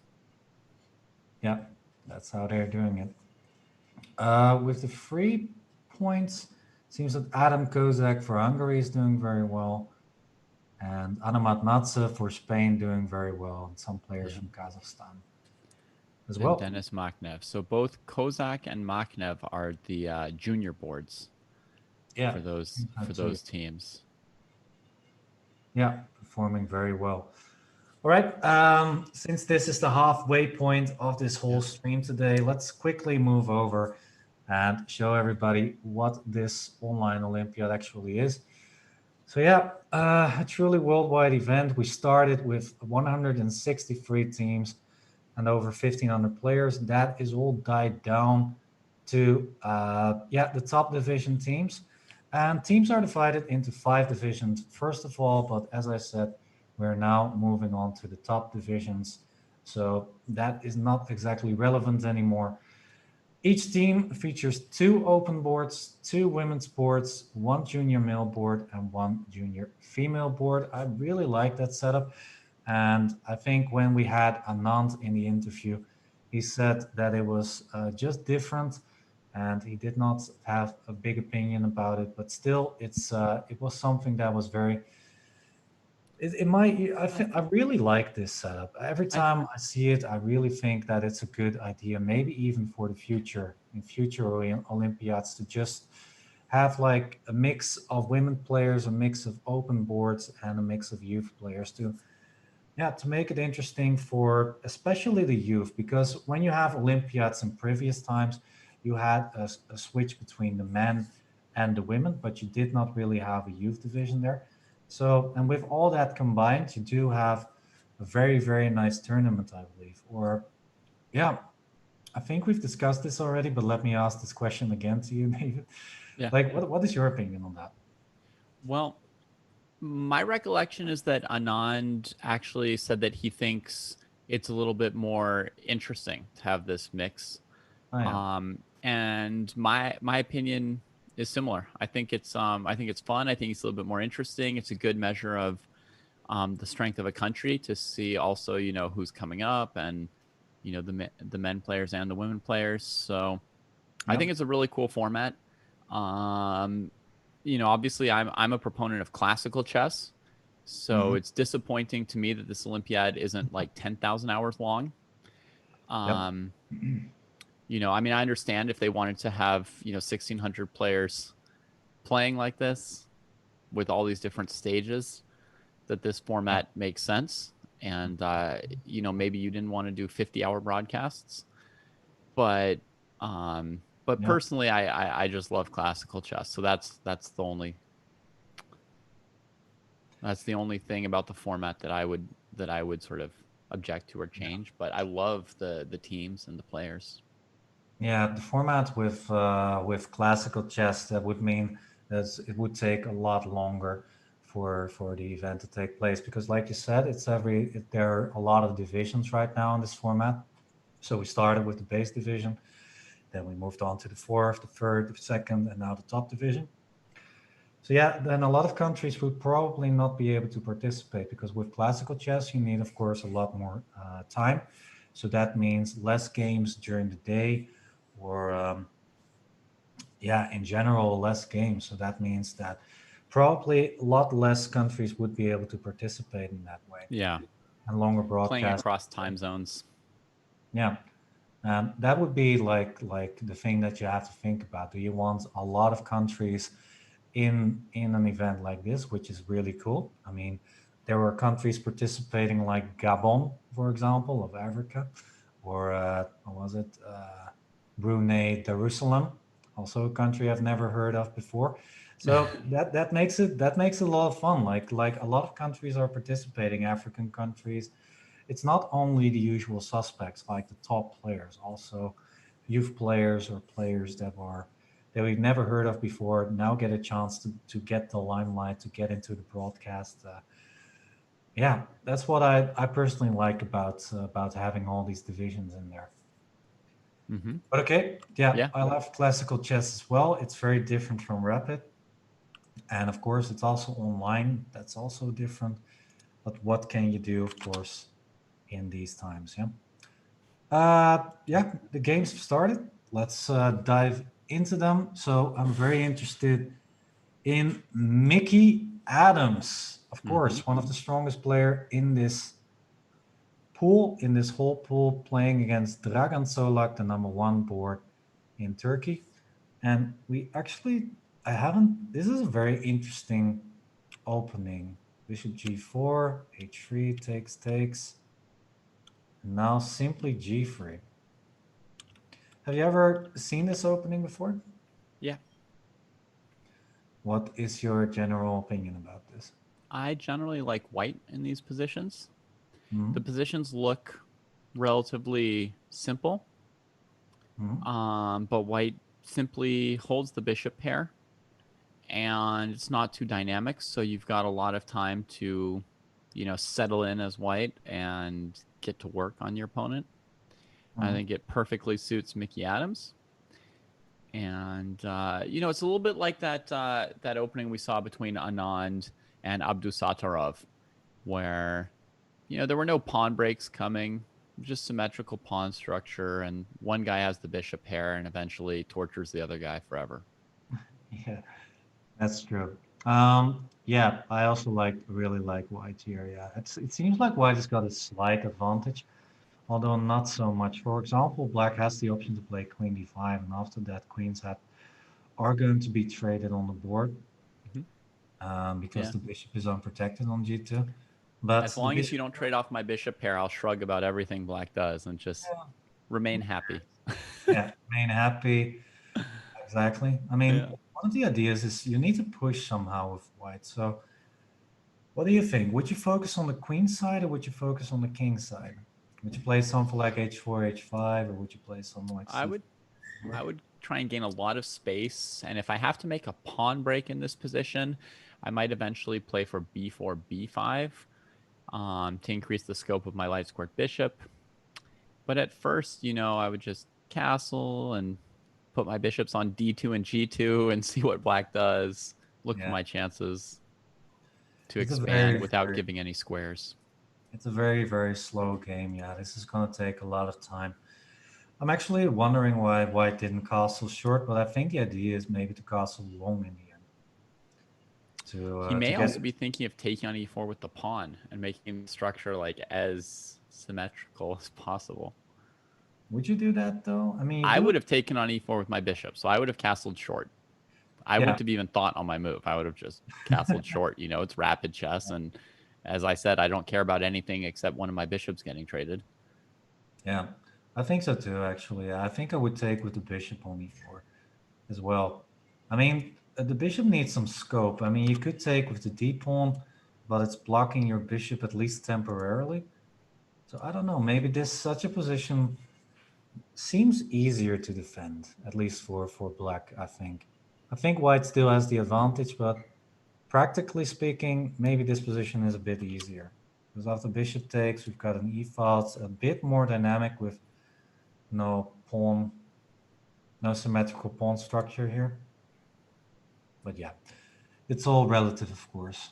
So yeah, no fireworks in this game. It's going to take a while for something to explode. Let's take a look at this game. Board 2, David Howell for England playing against Vahab Sanal for Turkey. Yeah. And he's in a pretty big think here. This is a variation of the Rui Lopez that sort of turns into a Benoni characteristic. Yeah. I remember Shirov playing this 97 line and having a very good and winning actually, maybe in the candidates even, where Shirov managed to win after e takes, c takes, knight c6, knight e5, and the The thing here is that black has already got these 2 pawns are going to run over the board at some point, and then this bishop will become a beast like this. While if white somehow pushes too quickly with an f4 at some point, then you could get countered with ideas like bishop h4, sometimes even f5 ideas in the position. I actually think that personally, I would not have gone into this position. I would have just played d5 and said, well, you've got a nice knight on d7, try to do something with it. That would be my choice. I mean, this position after knight h2 is very, very complicated, very hard to play for both sides. But knight g6, playing against f4, rook f1 played, bishop g5, a4, probably rook b8 now. I think the choice between, playing like a closed move d5 and playing this really sharp one is really, comes down to the player and their opening preparation and what they think their strengths and weaknesses are relative to the opponent. So if you look at the time on the clock, it tells me that Vahap Sanal may have been right to choose this variation because he may be better prepared for it than Howell, or he may have at least picked a variation that Howell's not feeling super comfortable about. Might very well be. I don't know. I do like black's position a bit more right now because f4 is not even in the position. And okay, we've got a weird knight on a8, but it can jump quite quickly into action as well. Yeah, without the move f4, I'm not sure what white's doing. So I'm really looking for some way to play it. I'm trying to maybe g3 and f4, but then the h3 pawn is falling. So and queen h5 to try and protect it is also met really easily by knight f4. Yeah. I don't know. I like black's position, and also all the same things that have stumped me. So, yeah, what to do? This looks very interesting, though. We'll keep an eye on that for sure. Let's move on to actually another match, because of course we've got a lot of stars shining in this pool. Let's take a look at superpower in chess, super country. Let's see, they're playing against Bulgaria. I think this is the one. Yeah, you've got like Lano against Stefanova. You've got Grishuk against Delchev. We've got Nepo in action as well. Yeah, Grishuk. Let's see if I can find that later. Okay. Let's move on to Jan Nepomniachtchi. Got Nepomniachtchi, great. Yeah, he's got 2 knights. He's got the center. White's got the bishop pair once again. Yeah. But this time black has some defended squares in the center for his knights. So I'm not as scared of black's position as some of the other ones we've seen. Actually, let me make those green. Very good pieces. So yeah, one of these knights can be chased away with b4, but the knight can move to e4 then. Don't think that's too big of a problem here. Maybe black is simply okay. I'm actually considering something. Maybe it's really weird, but let's try. Rook c4, rook h4. I mean, why the hell not? Yeah, let's go for that king. Going for it. All right. Well, if you're going to go for that, can I play queen takes b5? Yeah, that's what's while we're playing crazy moves. It's not crazy. I think you actually just win a pawn here. Okay. It's like, that would have been so nice, because one of the ideas here for white is to play knight e4, and the rook on c4 is covering that nicely. Although you do have f5 ideas, it's probably an idea that we should forget. I don't know, but in that case, I really like black, because what can white do here? The bishop, maybe bishop c4 is a good idea. Rook fd1, then bishop c4. I mean, first develop the rook. It's needing help. Bishop c4. Try to contest this. Maybe a nice draw for would be something like rook fd1, rook c8, bishop c4, knight b6, bishop b2, knight d5. I can see a draw like this occur. Yeah, totally. In the old days, that's how like games ended all the time. Yeah. Before some of these new anti-drawing rules and 30-move rules and just sort of general pressure from the public and organizers to cut down on those games. Yeah. Yeah. Rook E1. It's a slight surprise compared to Rook D1. And then A6, also a little bit of a surprise. Yeah.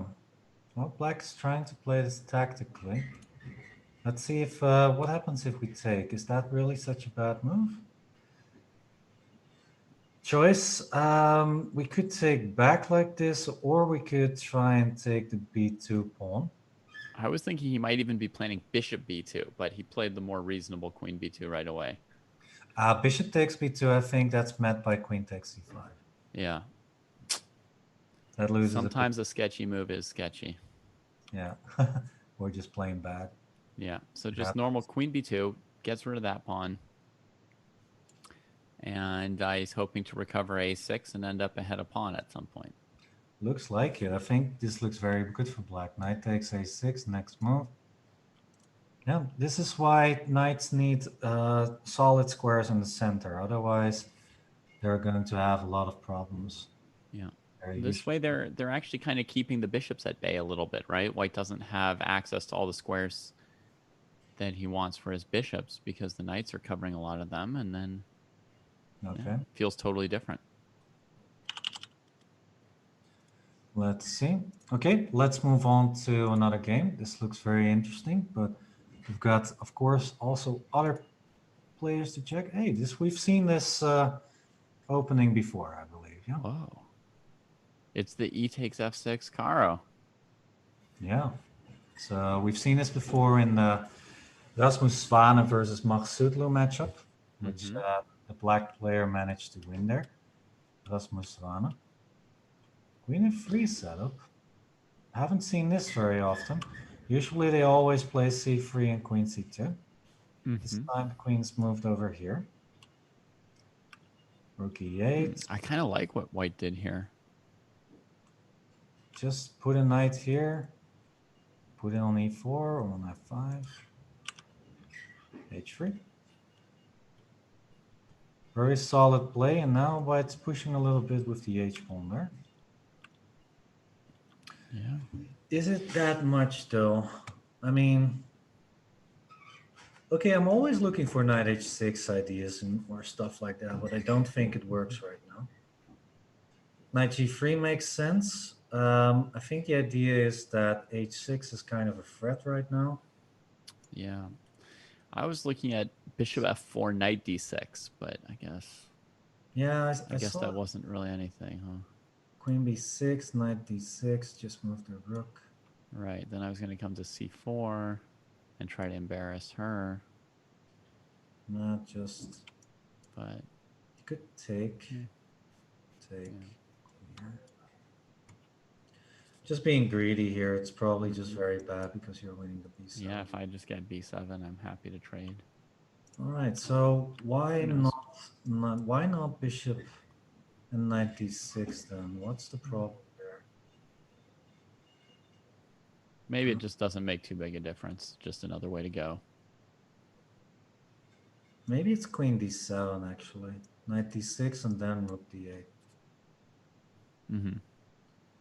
Then maybe you've got bishop g4 ideas. Okay, it looks very tempting. I like this actually for white. I think you get a lot of potential here with moves like h6, followed by knight e4. Oh, actually, h6 and knight e4 is a pretty annoying idea. How would you defend this? Knight d5 is c4. Yeah, well, now we can't actually. I think black literally can't play g6. He's got to play something more fancy and tactical here, you know. Yeah, knight move, yeah. Knight g6 followed by bishop d6 here. Okay, so h6 is probably not the best, and then the knight has to move on the next move. So maybe it was just not that much. Just rook e1 maybe, or bishop g4 is an annoying move. Yeah, maybe it was because of this bishop g4 move idea. that she did not play this knight d6 idea there. Okay, knight g3 played though. Still nothing to worry about for white. h6 is still an idea here. Queen d7 on the board. That's a sneaky move, by the way. If h6, then suddenly your queen gets trapped. Yep. I like queen d7. By the way, these are two legends of the game. Antoaneta Stefanova, former world champion, and Katerina Lacho has been, I think she hasn't been a world champion, but she's always been in the scene in the top level female chess. So yeah, two legends of the game, more or less. Wow, queen e4 played. Let's see. So this move's kind of pushing black to play f5.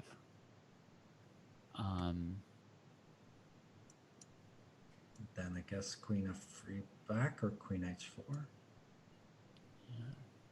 I guess just getting some space for the queen because she was worried about bishop g4. Still. And back she goes. You could play back she goes, back to f3. Yeah. That is kind of a mysterious move. What did she try to accomplish with that?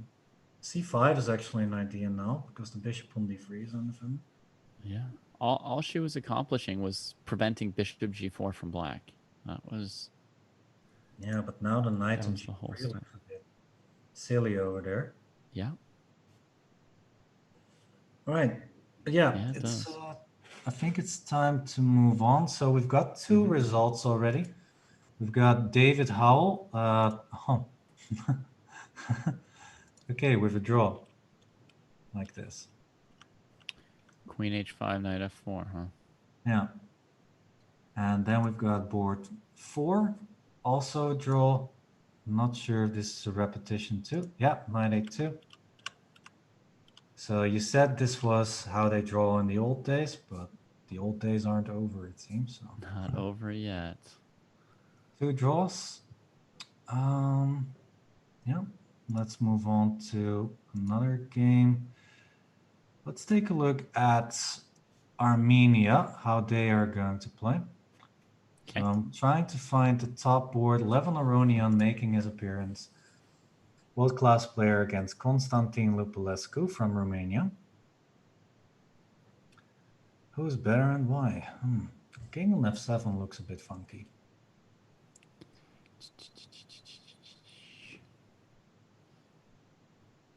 h5, why not? Let's go. Whoa. He didn't have the patience to develop his bishop and then bring the rook to e8. He just wanted to fight. All right.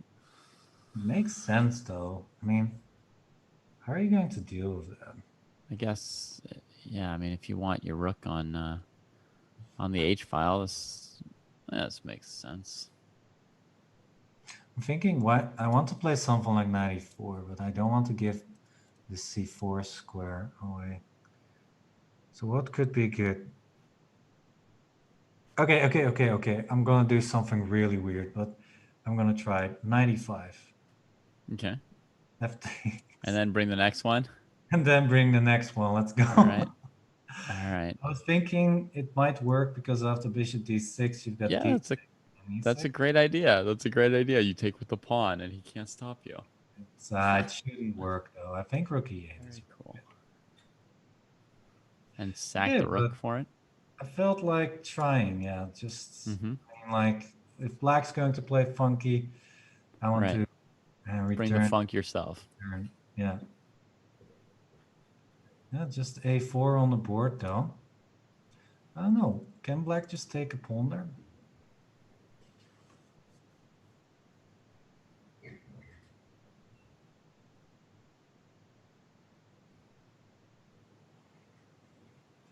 I'm not sure.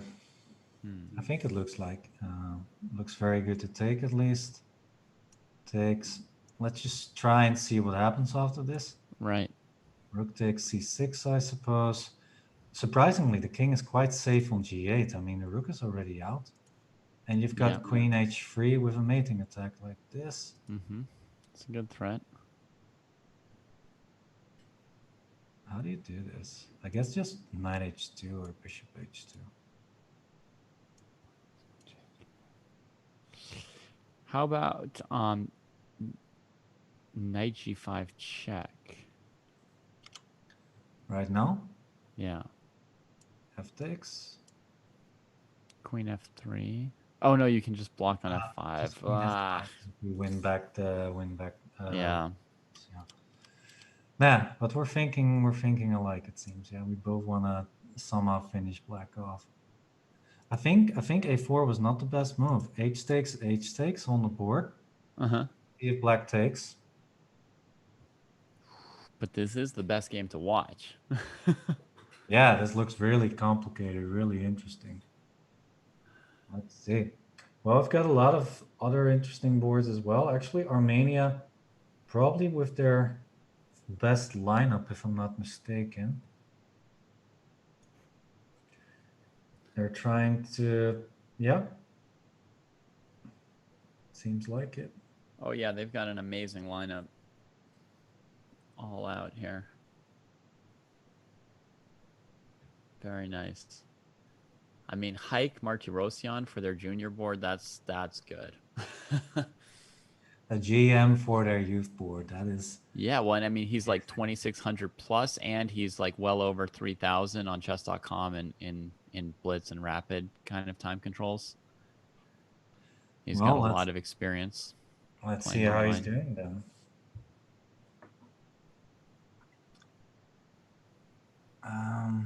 Okay, but Romania's got a grandmaster in their team as well, so this might actually be a very nice youth clash.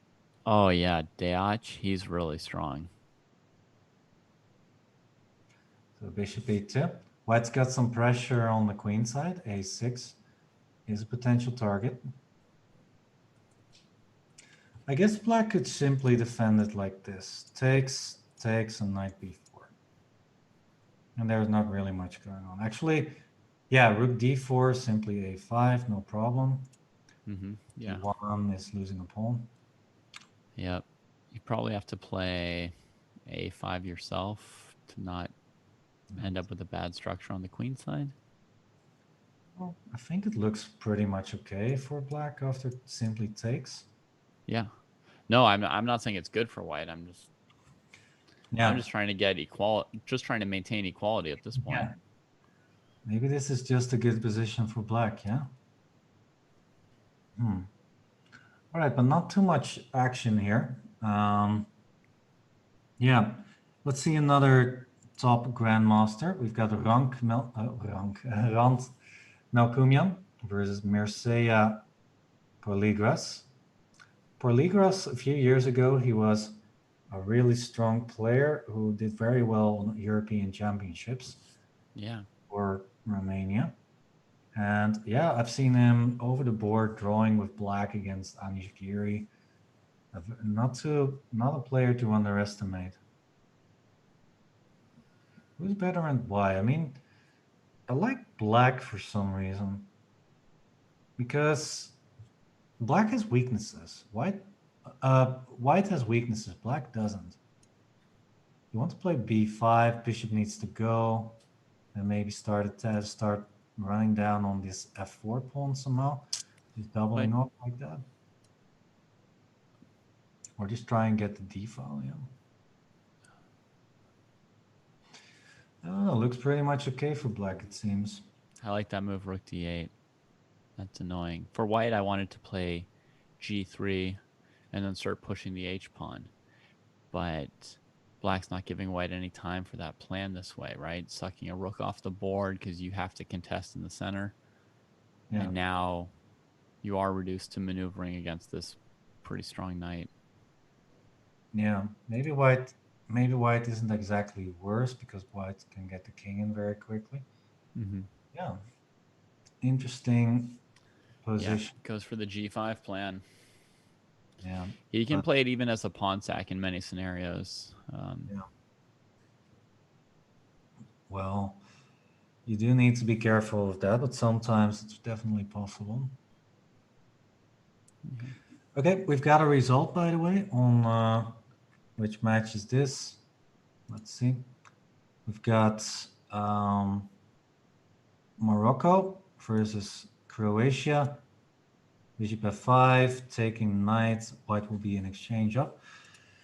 And still has a mating net going, so mating attack going. So this was a, looks like a very straightforward win for the white player here from Croatia. Looks like board 2. Yep, board 2. So a good result there. Actually, board 3 also just finished. Another good result for Croatia. Rook d3. Look at the bishop. This is horrible. Boy. Oh, this was brutal. This was a very nice game by the Croatian player. Yeah, it's over in 21 moves. Yeah. It was a very cool move on move 14 that they played, which is very instructive. Oh, wow. Yeah, I was watching at this point. This is a great way to show, you know, that the white's weak on the light squares, having traded that light squared bishop. Yeah. Really cracks white. And then the follow-up is this bishop c6 move. Delicious, right? Oh, man. The pain. The pain. The pain. Maybe white could have played something like queen b3. But instead, white went for 94. But after taking, yeah, this is done. Maybe queen b3 could have saved the game. Just trying to trade queens so that there's no mate here. Mm-hmm.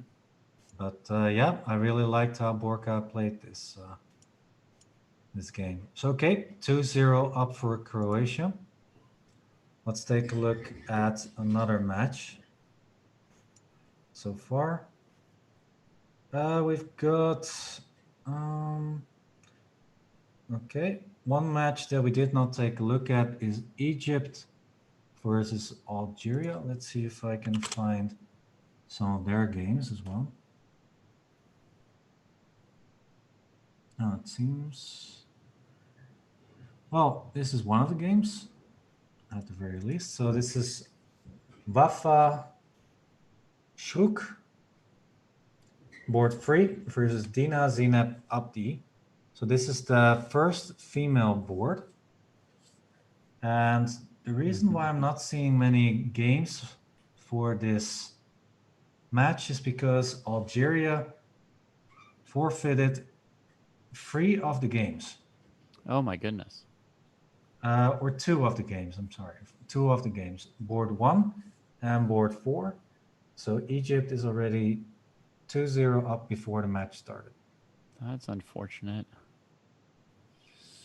This is a typical, how do you say, accelerated dragging position, yeah? White has a little more space with the pawn over there, but with knight d7 and the dark squares are a little bit weak. Actually, bishop h6 is a move. Mm-hmm. Perhaps. I don't think it does that much of the bishop e3, but still. Yeah, black would want to be careful about letting the white queen take over those diagonals and play queen to b6. Yeah. You would really want to be sure that you had good kingside counterplay before you went for that.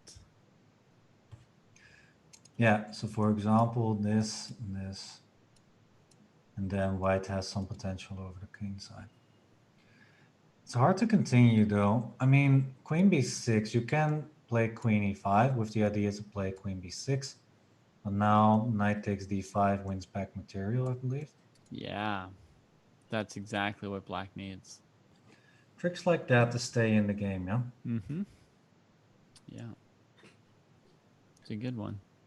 Yeah, I think white is just a little bit better though. Black really needs to be careful here.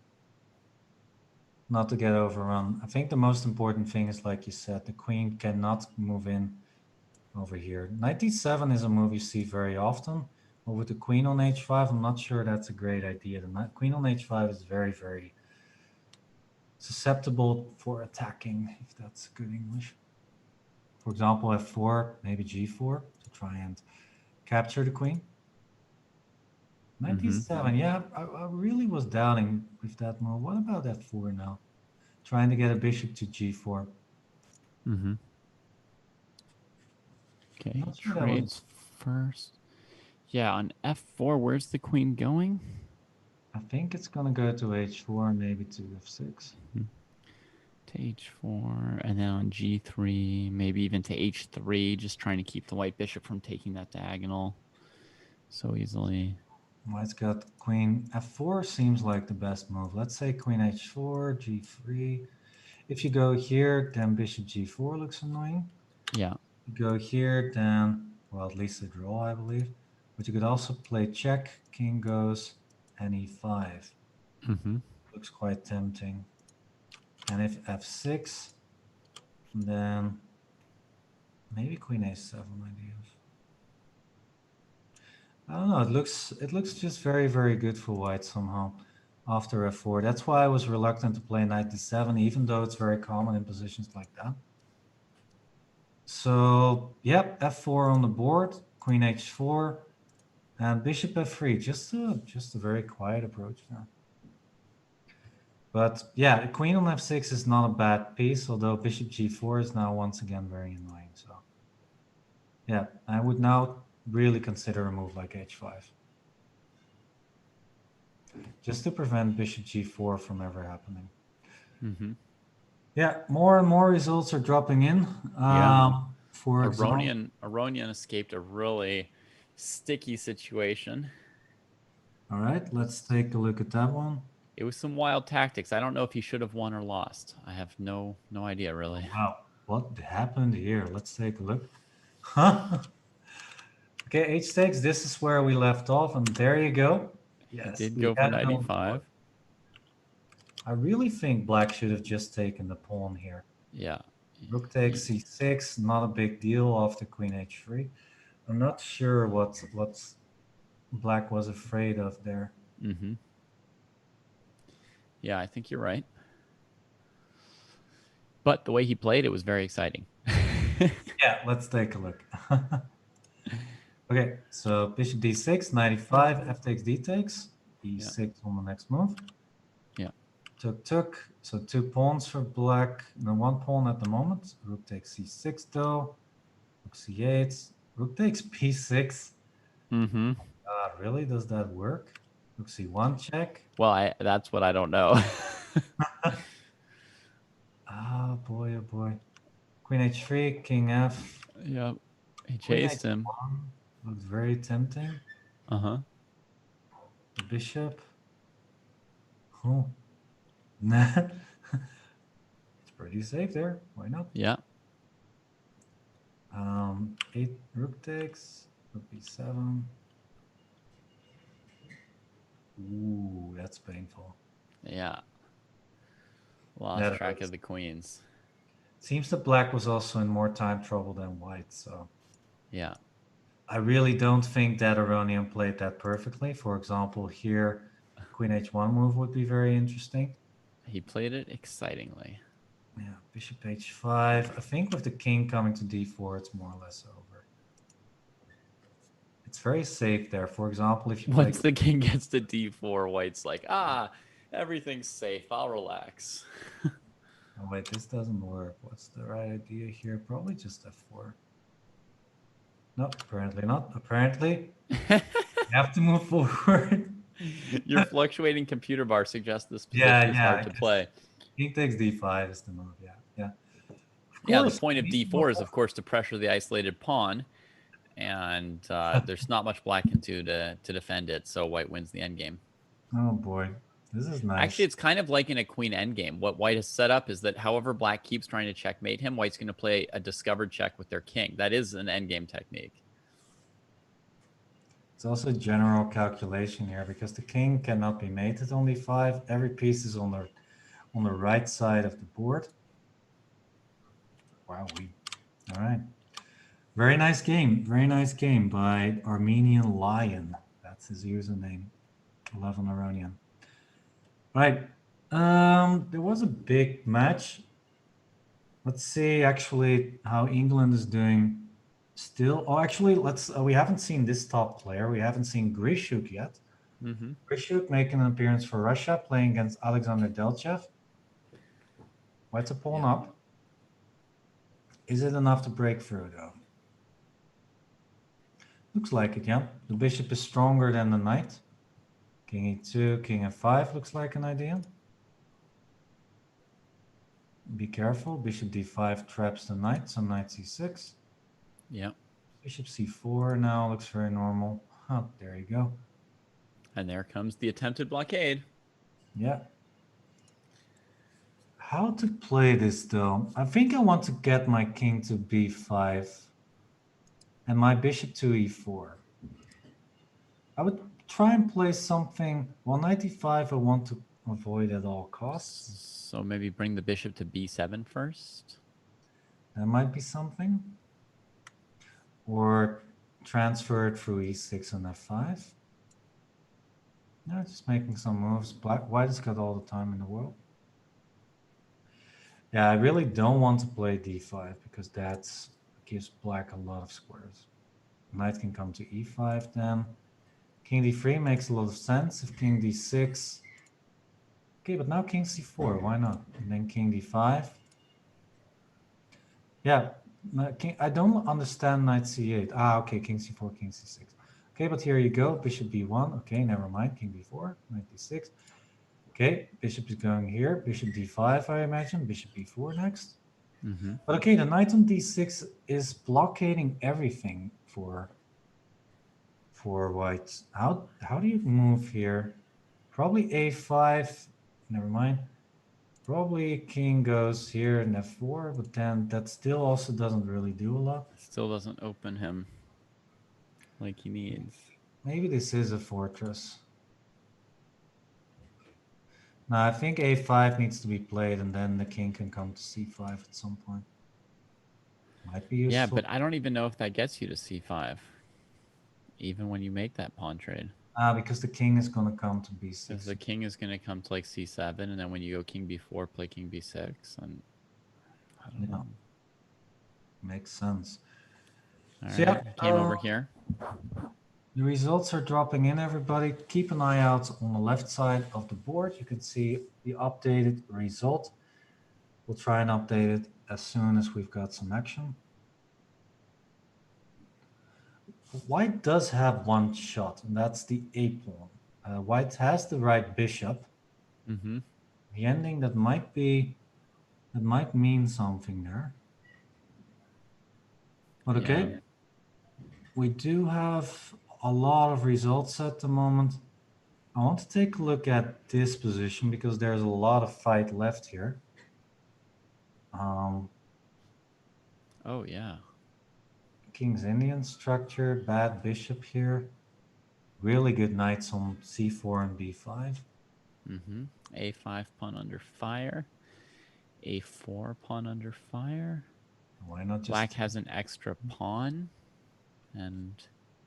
Not anymore. There it went. Knight takes a4. There are some tactics in the air with knight c3 perhaps. What about knight takes b7? White looks a bit better. So yeah, this is Morocco against Croatia. Croatia looking very good so far. I believe they have won their top boards board 2 and 3 won already, as you can see in the results. Oh, actually, Croatia is doing very, very well. They are 5-0 up against Morocco at this point. So. Wow, that was a mistake. Where did the rook go? The rook went away. Yeah, the rook went to b7. Maybe some kind of a pre-move mistake. Well, I've done that a few times myself this broadcast. Yeah, those last two moves look like pre-moves, kind of. Right, so that means a 6-0 victory for Croatia there. All right, and everybody, we're going to have one of our scheduled 15-minute breaks. We'll be back after 15 minutes with, of course, more action in this Pool C of the Online Olympiad. So feed the dog or walk the dog, actually. And, of course, grab some snacks. We'll be back shortly with more action.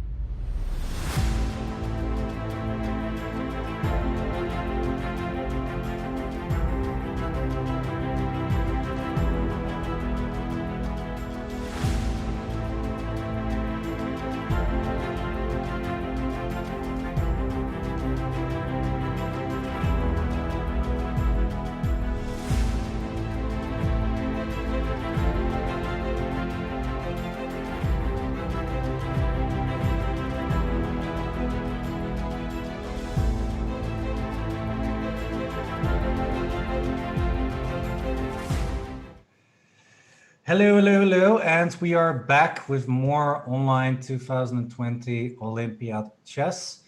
I'm still Roland, and I'm still here, of course, with David. Yeah, we've passed the half mark point, and we are still continuing with Pool C. Yeah, what do you think about the chances of for example, I don't know, England, for example? Do you think they have a good shot to promote to the next division? They have a fair chance, and they were up against a tough test in the Turkish team.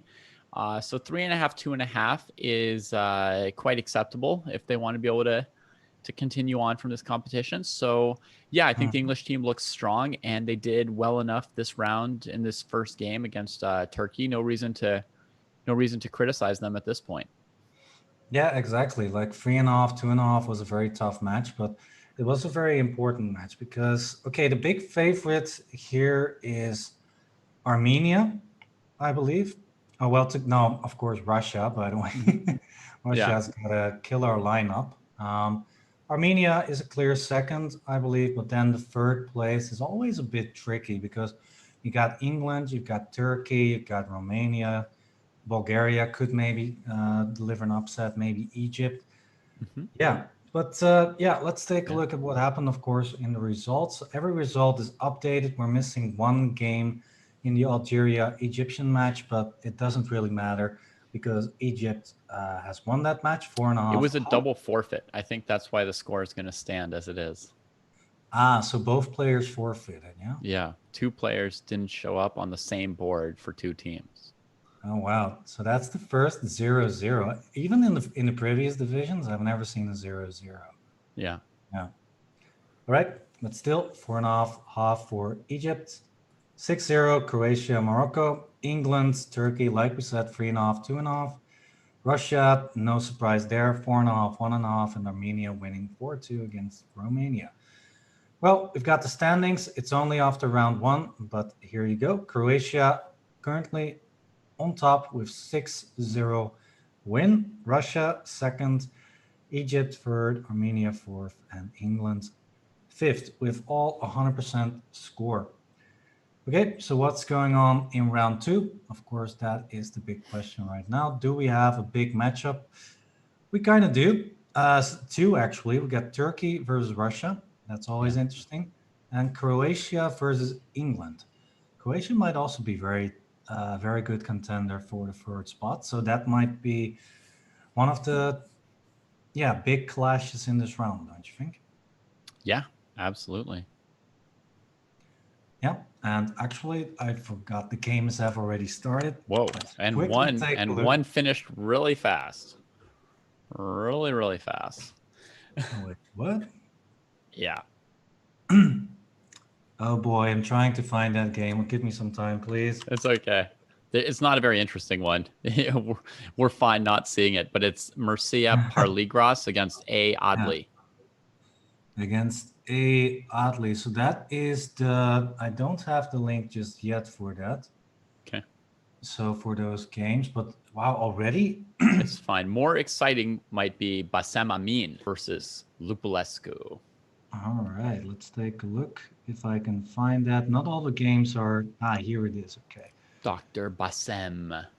And Lupulescu also gave us a very exciting game last round against Aronian. So maybe he's just an exciting guy. He might be. Here he is in 10 moves. He got his queen into f2 with check, allowed the opponent's knight into c7 with check. Wow, this is crazy. Let's take a look at how this game started. So g3, c4. All right, this opening, 95. This variation, yeah, and queen a4, okay. I thought white was more or less forced to play e3 here. And play then what? there are some wacky lines with g5, I believe, or queen c6. I don't know. So yeah, but instead queen a4 simply. Let's see, queen a4, g5. Oh yeah, this line. Bishop takes, queen takes, knight takes. I think this is actually still theory. Okay. Not exactly what the evaluation is. I thought that black was okay somehow here. Yeah. I've seen these positions before, but I don't know the evaluations either. I mean, it's so crazy. I mean, the knight on a8 is still stuck. Black's got the bishop pair. Not much development though. These two need to do some work in this position. Two good pieces against the world. More or less, yeah. Well, yeah, this is just a theoretical battle. Not much to say about that. I think I'm trying to find a good move here for white, but not a good move here. Yeah, I mean, I would like to play rook d1, but that runs into knight e3. Right. And So, then if black can just keep the knight on a8. So rook d1 is not on.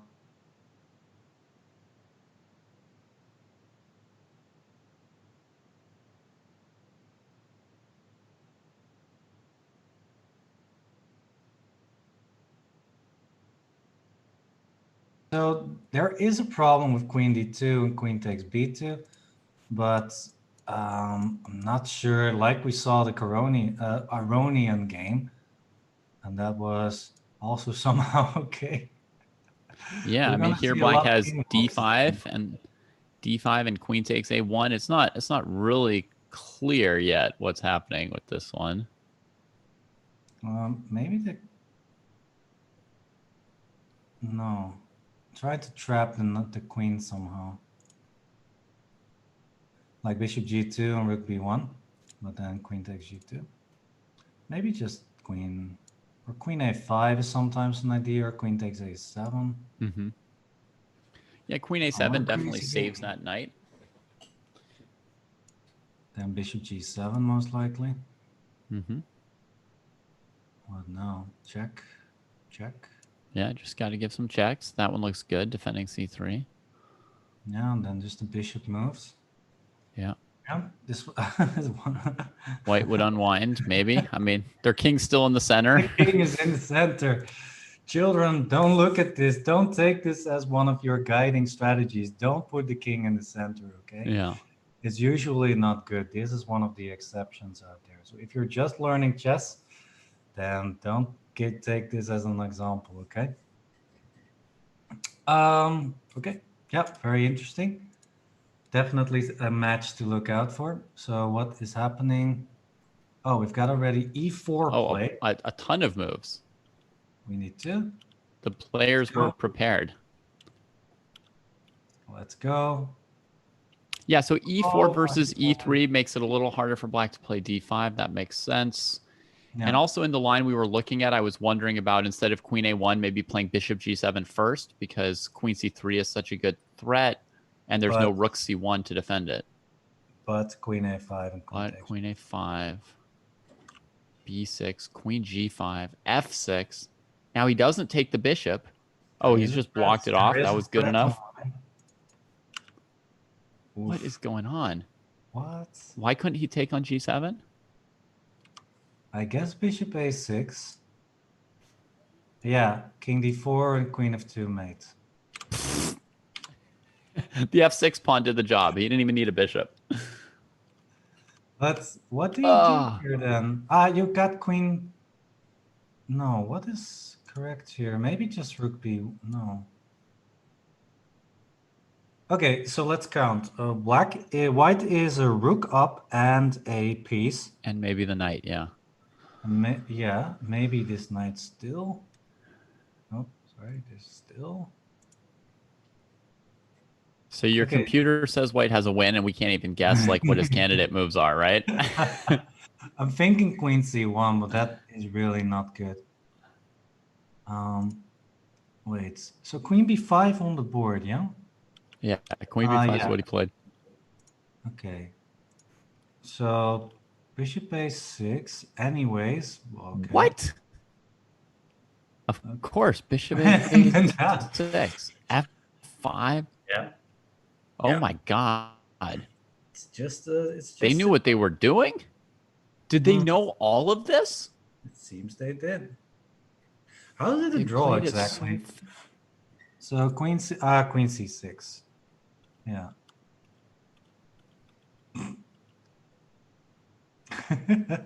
Okay. Oh boy. This is yeah, if you would tell this line to, for example, back in the day, Botvinnik or Lasker, they would go crazy, you know? Yeah. But of course, in these computer times, it's these things happen. Yeah. Yeah. Crazy stuff. Well, it What looks like looks a little bit like e4, e5, knight c3, bishop c5, knight a4, bishop f2. A very old, like famous, 1800s game. I mean, the moves make no sense to get there, but the point of it was the white king comes out, e3, c3, e3, d3, c4, whatever. It's just looks like this, basically. Yeah, something like this. I don't know. All right. Wow, that was exciting. What an exciting game. We've got another draw here between Martin Petrov and Haik Martirosyan. Okay. I guess this is also a forced draw somehow. Yeah. Just a repetition of moves. Fighting over the d4 pawn. Yep. Okay. And more games Goodbye. are in. So, yeah, what matchup do we want to check again? Let's see. We wanted to check England, Croatia, for example. Yeah. Well, actually, let's also take a look at this game. Yeah, this is the youth board, I think, between Russia and Turkey. And Andrei Esipenko has made a name for himself, I believe, nowadays, as one of the most talented people in Russia, talented kids in Russia. Yeah. So, yeah, not too much going on in this position, though. Yeah. He's rated somewhere around 2685 FIDE. Highest rated junior in Russia right now. Wow, there you go. And supposedly his first game was very nice. Somebody in chat was excited during the first round, but we didn't get to see it. Oh, well. Yeah, that's what you get when you got 30 games together in a lot of matches. Yeah. So this is reminiscent of the of the Philidor defense that Jobava was also using. Yeah. Well, more or less. The bishop is this time on c4 and not on f4 and e2. Yeah, this is just a Gioacco pianissimo. Slow Italian, rook e1. Bishop e6, knight f1. Yeah, this is just a very normal line. I like how black pushed a4. That leaves white, for example, white is now going to have a harder time of playing moves like b4. And in general, it gives black some more space on the king side, so queen side. I think I like black slightly. It's not that much though, but I mean, black has chances maybe with playing something like d4. On the other hand, a4 needs constant protection by the rook. Unless you want to play b5. Unless you play b5, taking more space, which... All right. Just takes, queen e6. Still got nice control. Yeah, not much going on here. No, not yet. Not yet. Not Standard double king pawn stuff. Yeah. Let's see. Need to refresh again. Stefanova versus Danielian. Maybe interesting. Let's see if I can find that game. So that is, let me check. Bulgaria versus Armenia. Yeah. Elena Danielian has the username Classy L. I got it. Classy L. Oof. I see some nice underdeveloped pieces over here. I see a square on e6. I see potential with the bishop. Yeah. What else? I see. But black has the bishop pair.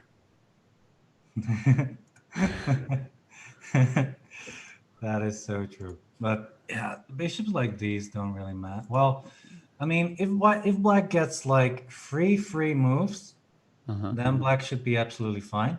But Yeah. yeah, that means knight a6, knight c7, and bishop a6, for example. Then black should be fine. But white is so much up in times. For example, queen e2. If knight a6 now, then you are already in deep trouble after rook e1. Mm-hmm. Yeah. Bishop f8. So much pressure.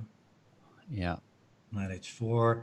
I'm actually thinking after knight here, we just let black take. Just play knight. Yeah. Nobody's ever moving that rook back from e6. There's No. no number of black pieces that could attack it where it would ever retreat. Exactly. This is my home, is what he's saying. I'm going to build a nest there. Yeah, this is over. I mean, positionally, it requires good play under pressure with your whole team watching. Queen e2, though. I don't like queen e2. I would have loved to have it on e2. If she goes rook takes h6, maybe you'll like it. Yeah, but with a rook on f7? H6. Yeah. Yeah, I hope so. I really hope we're going to see a rook takes h6. But okay, just knight a6, knight c7.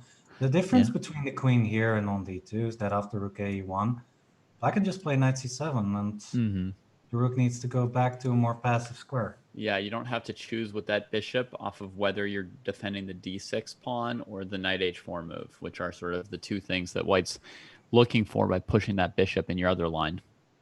Yeah, exactly. So yeah, this is looking more or less okay now for class CL. Yeah. So we're saying how amazing white's position is, but actually it only took queen d2 versus queen e2 to dramatically change our evaluation, right? Yeah, that's the strength of one tempo. One tempo can really mean a lot in positions. Knight d7 played. I'm not sure I like that move. I really would have liked the knight on c7. It's nicely attacking d5. It's nicely attacking e6. Yeah. I've played some games with weak e6 squares, I have to admit. And I've played a fair number of like Benoni's and things. And that knight really needs to go to c7. Because you also need to apply some pressure to the isolated d5 pawn. I know it doesn't look like black's applying pressure or whatever, but even in really bad positions, strong players are always like bothering you a little bit by attacking something you have. It's restraining your options when you're trying to convert. Yeah, like in this case, the d5 pawn. Yeah, on f8, it's a lot more passive. Even though you do have a little more control, I would say, for example, over these light squares like this. But it's really, really passive. I don't know. I don't know how I would continue though. Probably still bishop h3. That always looks like a very natural move to make. I also am a little bit worried about b5 and b4. But it seems knight e2, knight f4 would be a good way to play them. Yeah. I mean, as black, I want to play knight h7 to f8 to e8 to c7. But I know I don't have time for that anymore. Yeah. a4, good move. I wouldn't mind putting the knight on f4 though. But I guess if you play knight e2, maybe black just plays g5 and says, well, what's your knight gonna do on e2? h4 is not really a problem. Yeah, so a4 looks good. All right, let's see. I want to find an England game. We have Luke McShane, England versus Croatia. That's one of the other big matchups here, together with Turkey versus Russia. This is board 1. Luke McShane versus... Oh no, wait, isn't this board 2? Should be board 2. Not sure. I think this is board 1. Okay. I think Ivan Saric, stepped down for this round. Okay. Seems no, like Saric and Adams are it's board 2. Yeah, it's board 2. And it's weird that I don't see the Mickey Adams game just yet. But okay, we'll find it. So Luke McShane making an appearance. He's substituted for David Howell. And okay, knight takes, c takes. Looked like a very equal position. Not much going on. I like white's pawn structure a little bit better. It's got a nice chain over here. Mm-hmm. But it really shouldn't be that much. I'm already more or less expecting a knight d3, knight e4 repetition here. Oh no. Another one. Let's turn away before we have to see that. Nope, c4 on the board though. It's always hard to judge positions like this. It's all about minor things here. Like, I think white is definitely a bit better, but how to continue if black just plays really normal moves like king d7 and rook h8, rook c8. Yeah. King I mean, d7. usually my instinct would be that a small space advantage is going to be favorable in an endgame with knights like this. But yeah, there's a lot of details, like the idea of playing b5 for black was in the air this past move. And if we tried to keep control of the d5 square by playing b3 for white, then we get a slightly weak pawn on c4 that black can attack. So instead, it looks like McShane's plan is to play c5 and try and give up the d5 square, but make a strong pawn majority on the queen side and maybe get the e5 square for his knight again at some point. It's actually c5 and b5 that's the plan here, it seems. Yeah, push everything over there. Push everything, play knight d3 to support everything. Yeah, it looks dangerous actually. I mean, knight d5, it's not bad, but the knight d3 covers everything, then b5. Usually in positions like this, you would like to stop the advance of the pawns with a move like b5 yourself. But that's not really possible after c takes. Yeah. So yeah, what to do after b5? To me, it's looking like McShane's playing pretty quickly. Like, he's giving me a confident feeling. It is a bit low on time. Well, lower on time than his opponent, but I think now black really needs to think. This is a critical moment. Probably knight e4, by the way.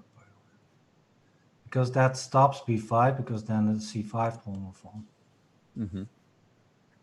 But okay, after knight e4, white can double the rooks and then play b5. I don't know. Actually, after knight e4, b5 is still possible, because if you take, you have b6. Rook c6 and then knight e5 winning the exchange. Yeah. So, yeah. I mean, why? What if you take? I don't know. How about knight d2 to b3? Is that at all a threat? Oh, it's check. Oh, that's good. That's good. Yeah, knight b3, and now you're winning an exchange. So. Yeah, it worked for white. It works for black. Yeah, it's a two-way street. Tactics work for both colors sometimes. Let's see. So knight d3 on the board, knight e4 on the board. So I guess white will play king e3 then. Just to stop any knight d2 checks. Yeah, I like white. White looks a bit better here, it seems. All right, then let's move back to the other matchup with Russia versus Turkey. We've got Jan Nepomniachtchi against Dragan Solak. And who's better and why? It's 5 versus 6 pawns. Well, black wins this one back on the next move. I guess with this construction, black should be slightly better, perhaps. Also, slightly more active pieces. It's not that much, but nah, it's really not that much. Yeah, rook b8, very good move, by the way. Yeah, now that c2 pawn is really crippled. Yeah, this is gonna be a weakness forever. But bishop c6, good answer. Oh, yeah. Protecting so he's everything. gonna have to get out of there to not get trapped, probably. Yeah, I guess so. I guess black is just a bit better. It's got a more solid pawn structure. And white has got a few weaknesses in the position. Mm-hmm. It's really not that much though. But if you play something like f5, king f6, then try to capture the h pawn, or maybe even play rook g8, try to attack through g2. Mm-hmm. Rook b1, very solid move though. I like it with the idea bishop a2. Try to exchange some rooks. Black playing very solid here. It's very low on time though. It's 50 seconds versus 8 minutes. So Nepomniachtchi looking very, very well right now. At least on time. Yeah. And So does this mean he's willing to trade rooks in order to win the h pawn with his king? No. No trading rooks. like it. Just rook c7 now. Rook c7 looks necessary.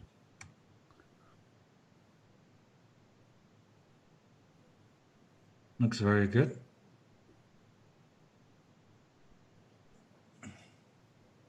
For black, black can try and win this for ages. That's the beauty of opposite colored bishop endings. It can take a long while, but I actually like how white is playing. White is trying to find construction after construction to exchange the rooks here. And here now the rook is going to be passive on a7, but black can maybe reroute the bishop to b4. I don't wants know. to play rook a6. Yeah, white's not giving black any Yeah, time, rook and he's a6. staying really active with all his pieces. Just exchange them rooks, and it should be a draw, I feel.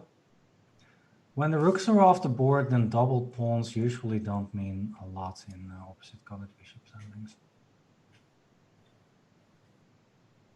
So I think that if the rooks are getting traded after rook a6, and even if black wins this pawn, it still should be a draw, I think. Rook c7 I like, but rook b5 is just a repetition.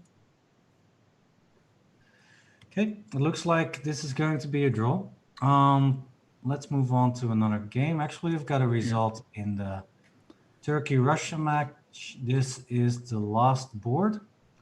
Polina Shuvalova has won against Sila Kaglar, and I think white is winning a full rook. Wait, what? No, an exchange. Because this is an exchange for up for oh my white? gosh, it's a whole everything. Yeah.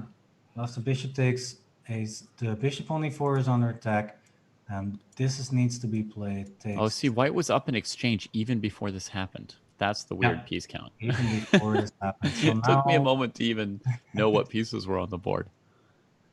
Sometimes it's just easy math, yeah. But yeah, it's just a rook up for white in this position. So that's why resignation on the last board, the female board there. Let's take a look at board 2. We've got Dubov playing against Vahab Sanal. Yeah, and who Dubov just won this resigned. match. Yeah. Just resigned. Very nice positional play, it seems. White's got the c file, a little more space, a little more action. Yeah. b5, just push them pawns, and it's very hard to counter. Yeah, there's not really any long-term defense for black. And it's over, just knight g6.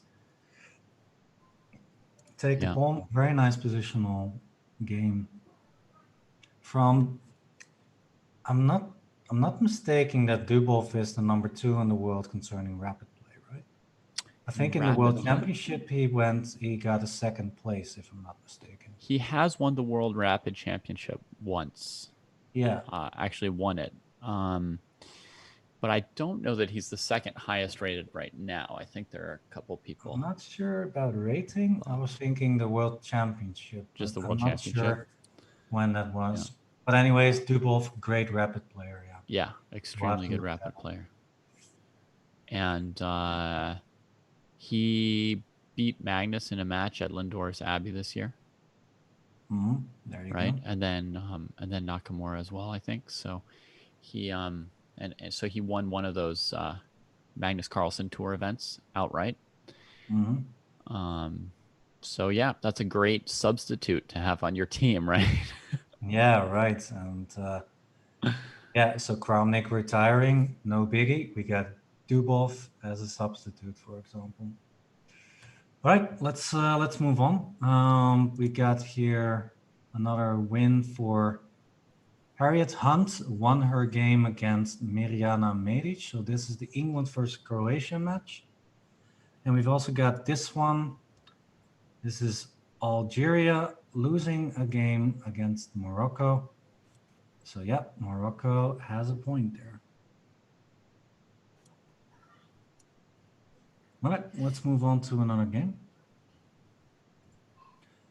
What about, okay, another Grumpy. That's the username.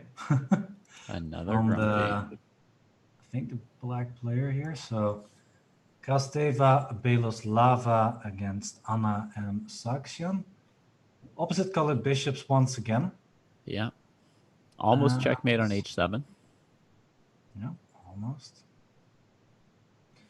I guess if you trade queens here, aren't you simply winning another pawn? No, because of g6 in the end, yeah? I want to take this guy, but then g6 wins the f4 pawn. Right. Can you play So g3 first? Exactly. Then rook takes f5. There's no mate. Ah.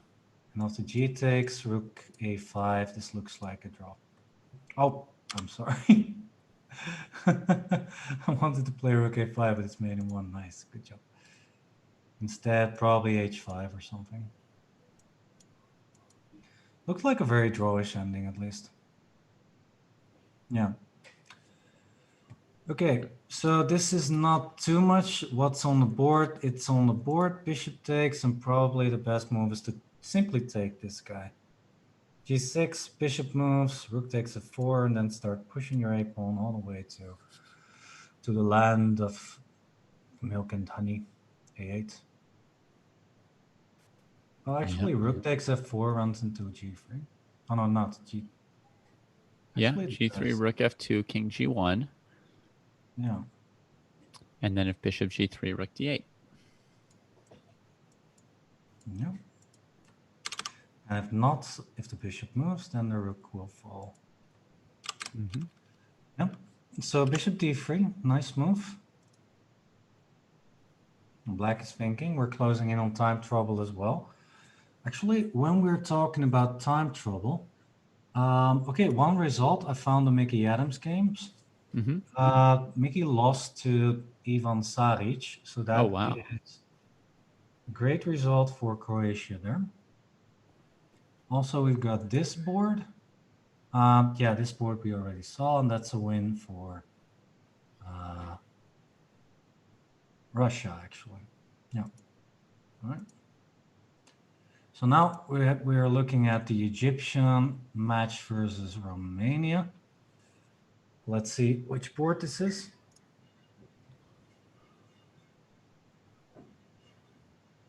This is board 4. So the second women's board. Well, yeah, this is just, this looks absolutely winning for white, of course, like this. Yeah. I want to go back to this game, though. We've got Luke McShane with white versus Marin Posiocic.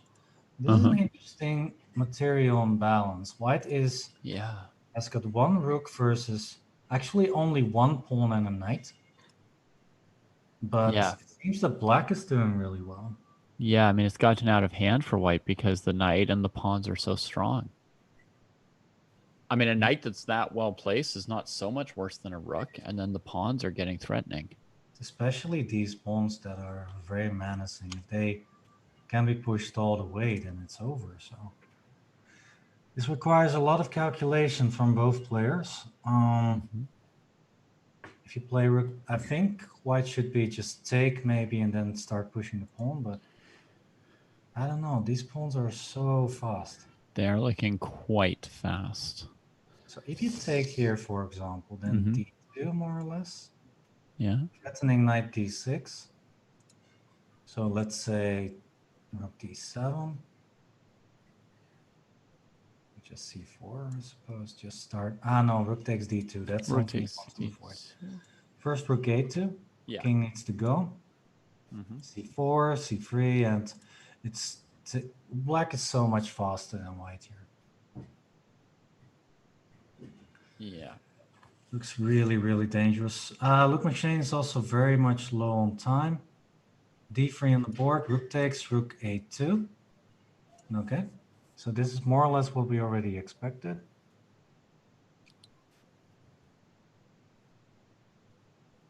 I feel like oh, we've got a nice mating mat play on a rook e2, knight d2. I was thinking rook e2 runs into rook takes d3, of course. Yeah. Yeah. So close.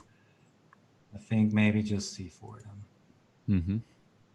Now or d2. I mean, it all seems very, very dangerous for white. Okay, we've got more results. We got here Nurgul Salimova winning with black against Lilith Mkirchian. So that's a good result for Bulgari. Got Stefanova blowing through to the position. I think we left around here. Mm-hmm. So the funny thing, the queen eventually went to e2. With a bishop on f1, no less. Bishop on f1, yeah. Just very fancy play from white. I suppose. I want to bring the queen on e2 in a fancy way. Okay, knight g6, queen c2. Okay, never mind. Knight f8, knight d2. Rook e8 along the rook there. Doesn't seem like a big problem. Okay, but the bishop is looking a bit unstable there. Queen d7. And now the breakthrough of queen c6. Okay. Yeah, nice positional play. d6 is a weakness. Queen f5 played. Queen takes d6, winning material. And yeah, just I think it was just more or less plain grabbing some pawns here. The queen takes d6, and then some rooks. Queen takes d4, and now it should be over. Yep, well played by the former world champion there. Do we have some? We got some games left. We've got Irina Bulmaga versus Shruk Waraf. So that is Egypt versus Romania. Pawn up? No pawn up for white. White is a bit more active, but it doesn't seem to be a big deal. Yeah, that pawn on a5 is a little bit odd. I guess we also got this game going on. This might be some fun. Andrei Sipenko playing against Cemkan Gogorkan. Uh-huh. Looks winning for black. Just grab the pawn. Why not? Yeah. Oh, it's on the board. There you go. Grabbed it. Yep. King takes f6. No checks after king. Oh, wait, there are checks. Wait, is this a draw? King d6, king f8. Oh, queen e7. You still got queen e7. Yeah, queen takes c6, queen d6, queen takes b5. Pawn starts moving 2 pawns up for black. Should be over, yeah? It seems winning, yeah. 2 pawns. One of them pretty well advanced. King mostly covered. Just push them pawns. Just any. Oh, king f6, check. King e7 this time because e5 is defended. No, Yeah. just start pushing.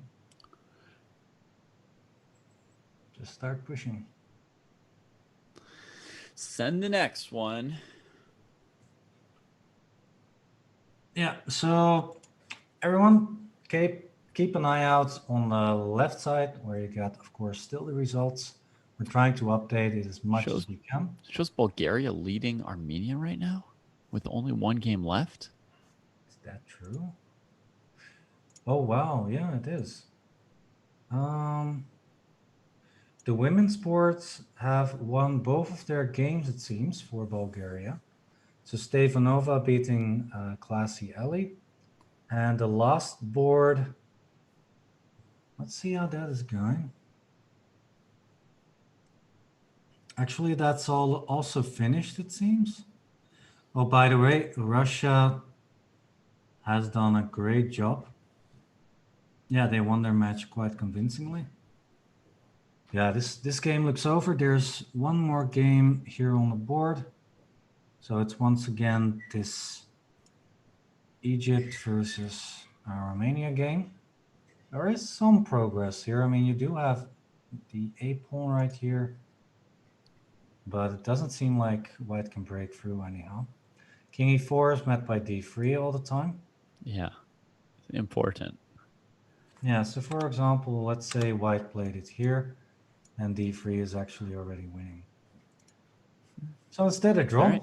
So they agree to the draw. Yeah, not much. And Bulgaria won the match. Seems like it. And Croatia winning against England. That's also huge. Yeah, also Croatia. huge. So Croatia really knocking the balls out of the park here. 5-1. Oh my God. England is not happy with that one. Yeah, that was really a critical match. I think Croatia is now in the lead. Wow. After 2 rounds, I won't say day 2, but beating England is really a big deal. Those two teams, okay, of course, the two teams that are the clear favorites are Russia and Armenia, but Croatia and England were two of the teams that really had a good chance to go for spot 3 over there. Yeah. So, yeah. And some people in chat are saying, like, I know no players from Bulgaria, almost no players, right? They probably know Veselin Topalov, maybe Ivan Cheparinov. Neither of them are on this Romanian team. Are on the Bulgarian team, right? Yeah, it's true. But Stefanova was women's world champion. She hasn't been playing as much recently, but that's a very strong player to have on their team. Yeah. But and actually, Alexander Delchev has also been around for a long time. He has been playing for the national team for quite some years now as well. Yeah, and Cheparinov, indeed, as somebody points out, switched federations to Georgia at some point, although he's not playing in this Olympiad at all. So, yeah, Bulgaria is finding their strength on the junior boards and the women's boards, and wow, yeah. And Delchev drew with Aronian, so sometimes getting a draw punching up is pretty good. Exactly. Sometimes a draw is all you need. Ask Anish Giri. Right. For 3 years. Let's take a look at the results of round 2. So we've got Romania beating Egypt with 4-2. Bulgaria winning against Armenia, like you said. The official result is now there, 3.5, 2.5. Turkey, yeah, that's a right-out beatdown, 5.5, half against Russia. Croatia beating England 5-1, and Algeria losing 2-4 to Morocco. So actually a lot of important results. Let's take a look at the standings. Croatia in the lead together with Russia. That's the big surprise, I think. And Bulgaria and England, and especially Turkey, already losing some important matches there. So wow, and Armenia, despite losing, are in second place because really only Croatia and Russia are in great shape 100%. So far. Yeah, of course, this is only round 2, but I really think we saw some decisive results there. Right, let's take a look at what the next round will bring, because we are done, of course, with round 2. So now we are looking at the next round. Armenia, Turkey, and a very nice clash, David. We've got Russia, the number 1.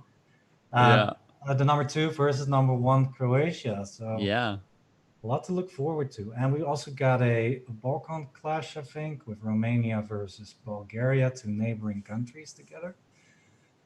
Will there be some fire in that match? We'll see that shortly, everybody, because we are going to go on a short break.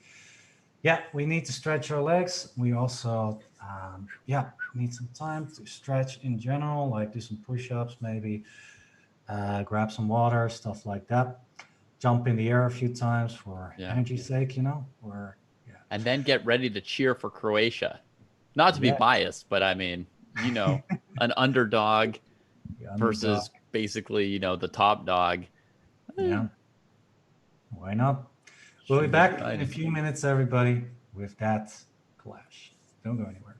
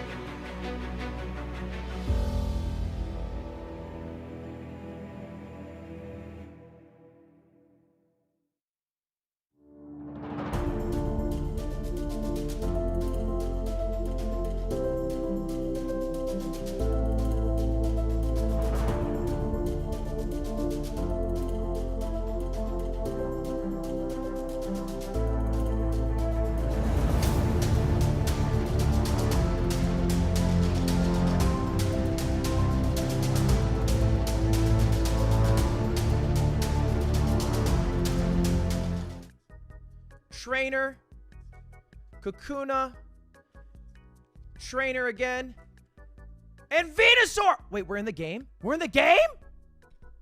Oh, fuck! Juice liquor. I don't know. Don't know what to do. Mike is throbbing. Throbbing. Did we deserve that game? I think we did, didn't we? Oh, what? I checked him. Because I think his opening is kind of bad.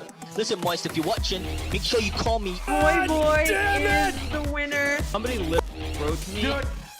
So I've been playing like 50 chess games a day. Stream, but his arrows.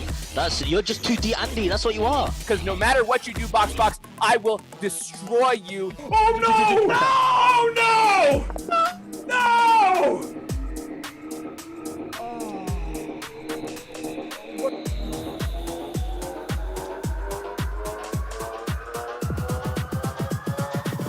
And it's too soon.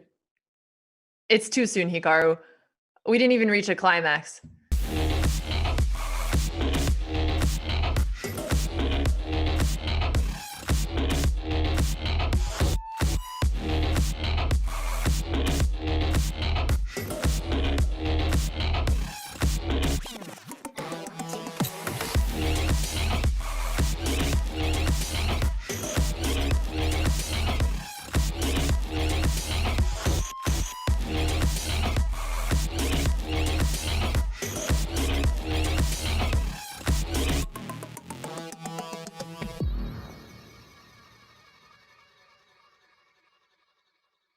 Junior. Yeah, well, hello everybody. We are back, of course, with more coverage of the 2020 Online Olympiad. So yeah, and we are, of course, still working on Pool C. There is still one round left to be played. And yeah, all right, let's dive right into the standings right here. So far, Croatia, yeah, really with surprising results there. They beat England, which was a very, very important result in the race for qualification. And yeah, right now they're going to face Russia, the number 2 in the standings.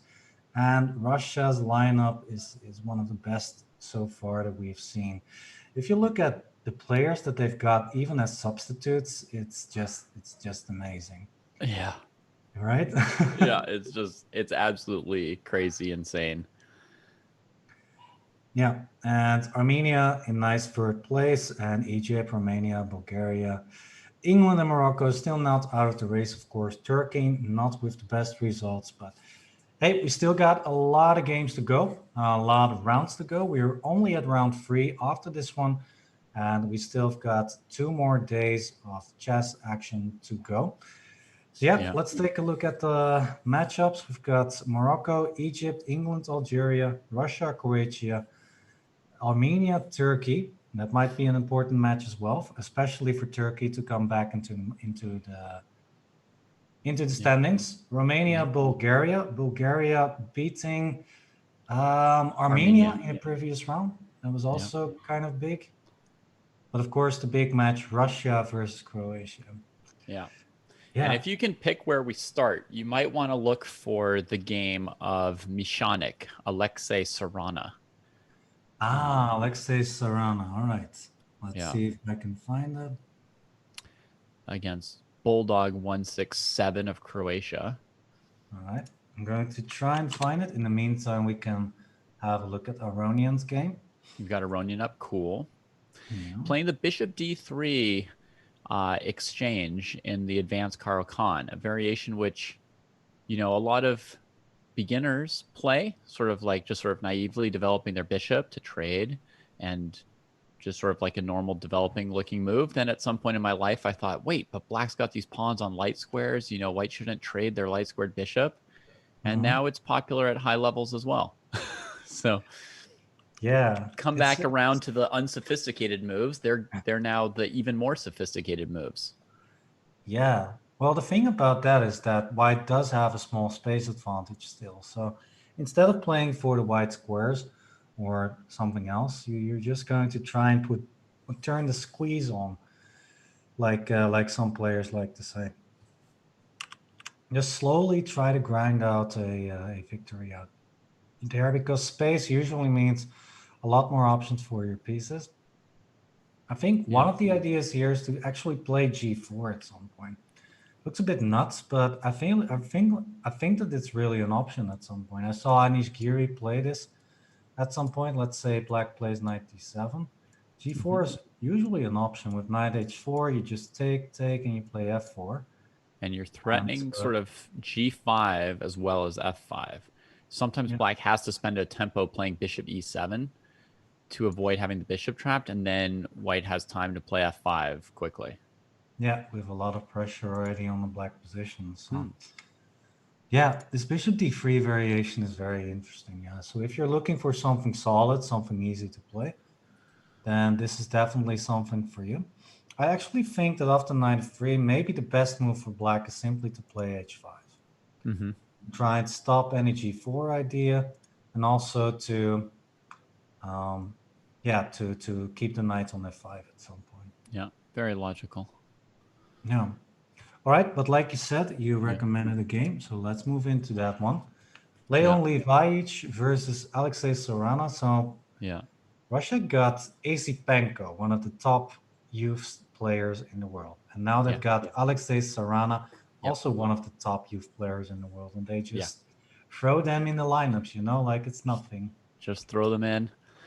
And look at around move 9, the tactical sequence that came in here. And I can tell you that Leon Levaich, who is an important member of the Croatian Bulldogs in the Pro Chess League, very, very strong rapid player, young IM. He played all of this with 15 minutes on his clock, this sequence that you're about to see here. Wow. Okay. So knight takes c3. Yeah. And on knight g5, he was prepared. He immediately responded, knight e4. Just in the middle of the white pieces. Oh, dear. Yeah. By the way, his username is also Bulldog. Yep. So, yeah. He's all in on the team. All in on the team, yeah. But I'm wondering, though, I mean, knight e4 looks great. Bishop takes, queen takes, queen takes. Yeah. Grabbing the rook. Yeah. Is that really that great? I mean, after knight takes d4, black does have very nice squares for the knight. The queen is still, well, the queen is not looking bad on d7. I'm really thinking that black should somehow have enough compensation here. Yeah, it's definitely a hard to evaluate line. And, you know, after rook d1, Levaich is thinking for the first time this game. This feels like a game that could be, over. You know, like we saw in the game between the two players with the Bassam, I believe, versus. That was Lupulescu. Lupulescu versus Bassam, right? Yeah. Yeah, that was such a crazy game. This could also be a drawish sequence. But how does black continue here? I mean, ideally, I want to play something like knight c6, protect every pawn, and then play rook b8, grabbing the queen. But there is always rook takes d7 in the air, so that's not really an option. Right, and the move he might like to play would be queen e5, but then after e3, it's not clear that he gets enough there. No, the queen is still doing a very good job on b7. Yeah. There must be something. Somehow, could go back to c6 here, but maybe white can even play rook takes d7. I don't know. Yeah, it looks like it. Yeah, I'm not too sure.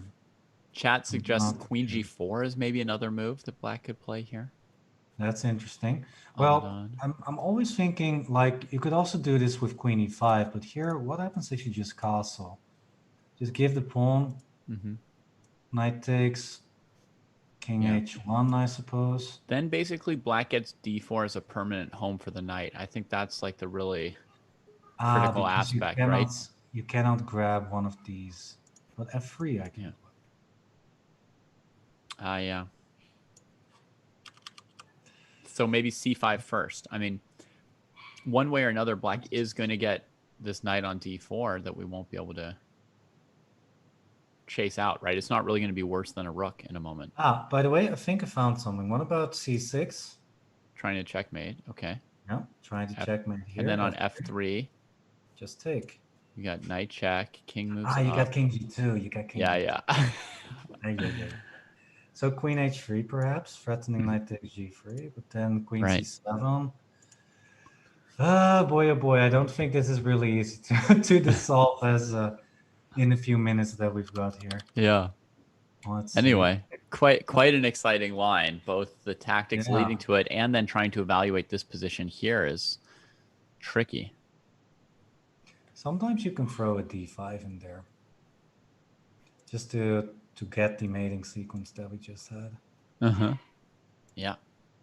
Oof. Right. The position where you played C6, you could also consider D5 in that exact position. Exactly. Sometimes that is the more logical move. Yeah. Yeah. Wow. Very exciting start. So, but this definitely needs more studying from theoretical part. Right. Yeah. Well, let's move on to the next board. What about this? So this is the youth board, the female youth board, board 6. Margarita Potapova versus Ena Jivitan. Also very interesting opening. This might be the Bogo Indian that we saw before.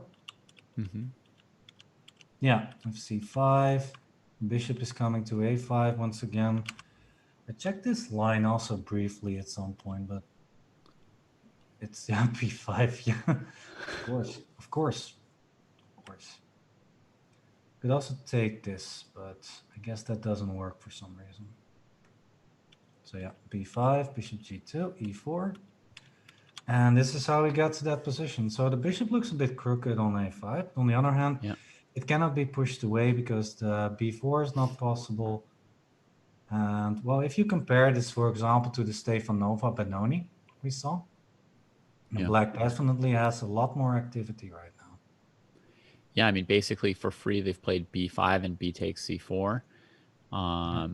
So they're definitely closer to creating problems for white. They've got the B file they can use. They've got a little bit of pressure on the D5 pawn. And they still have their own F7 pawn to keep white out of E6. So it's always good to have. That's a big deal. Yeah. And still, Bishop the knight's C5, going I to like. C7, like you said. Yeah, this is what the knight really needs to go to C7 at some point. Yeah. So should we just play H6 right away? This bishop on G5 is annoying. Really, I think we need to. Yeah, if you take knight E4, I guess you're just gonna go back. Or queen E7. Yeah. I guess queen D8 actually, because after queen A4, then the bishop is at least protected. Looks very interesting. I don't know. The queen can come over here. Knight D2, knight C4 is an idea. Yeah, what about this? Can take. Anyways, a lot going that bishop's got nothing better to do than trade at this point. So Bishop on queen A4 immediately though. Does that make a lot of difference? Not really. I guess black is just going to take knight C7 and just relax. Yeah. I don't know. But you can. Isn't B takes an option?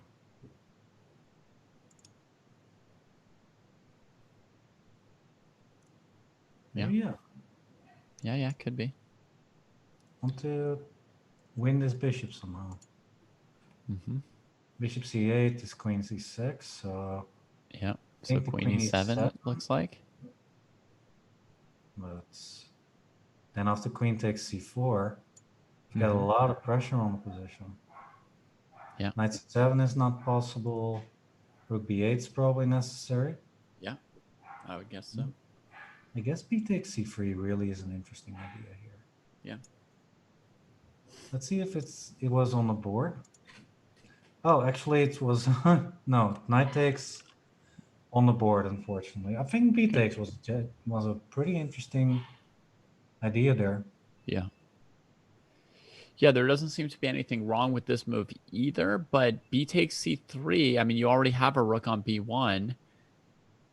Then you're never going to get your B2 pawn pressured. It certainly looked pretty good. Yeah.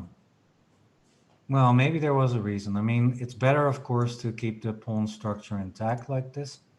And the knight is also better placed on c3. So maybe it's just a positional reason. Like, why give your...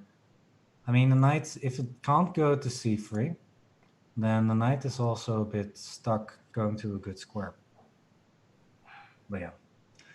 All right, enough about this game. Let's move on to another one. I had, of course, we can take a more look at this matchup. We've got Alexander Grishuk for Russia, of course, playing against Croatia. And Ivan Saric still playing very well. This is like, this, I know exactly which line this is. This is the famous bayonet attack with b4 King's Indian.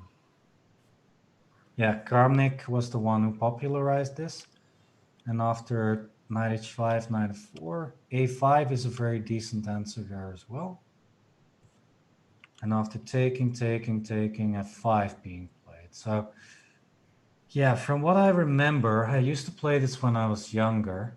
A white wants to put a bishop on b4, at least to grab some, to put some well, pressure on the d6 pawn. Yeah. But f5, knight g5, knight e6 is sometimes an idea. I don't know, but this seems to be still theory. Look at Grishuk's time, by the way. Grishuk has spent already 11 minutes on this whole opening. Yeah. And here, knight d2 played. Yep. Makes a lot of sense, though. The knight wants to go to c4. Attacking this pawn. Are you a King's Indian player, David? No. I just started playing it this week. Did you play against the bayonet attack at some point already? I've maybe? only played like 3 blitz games with it. Okay. Not a lot of knowledge there. No, but I've seen the bayonet attack. Yeah, I mean,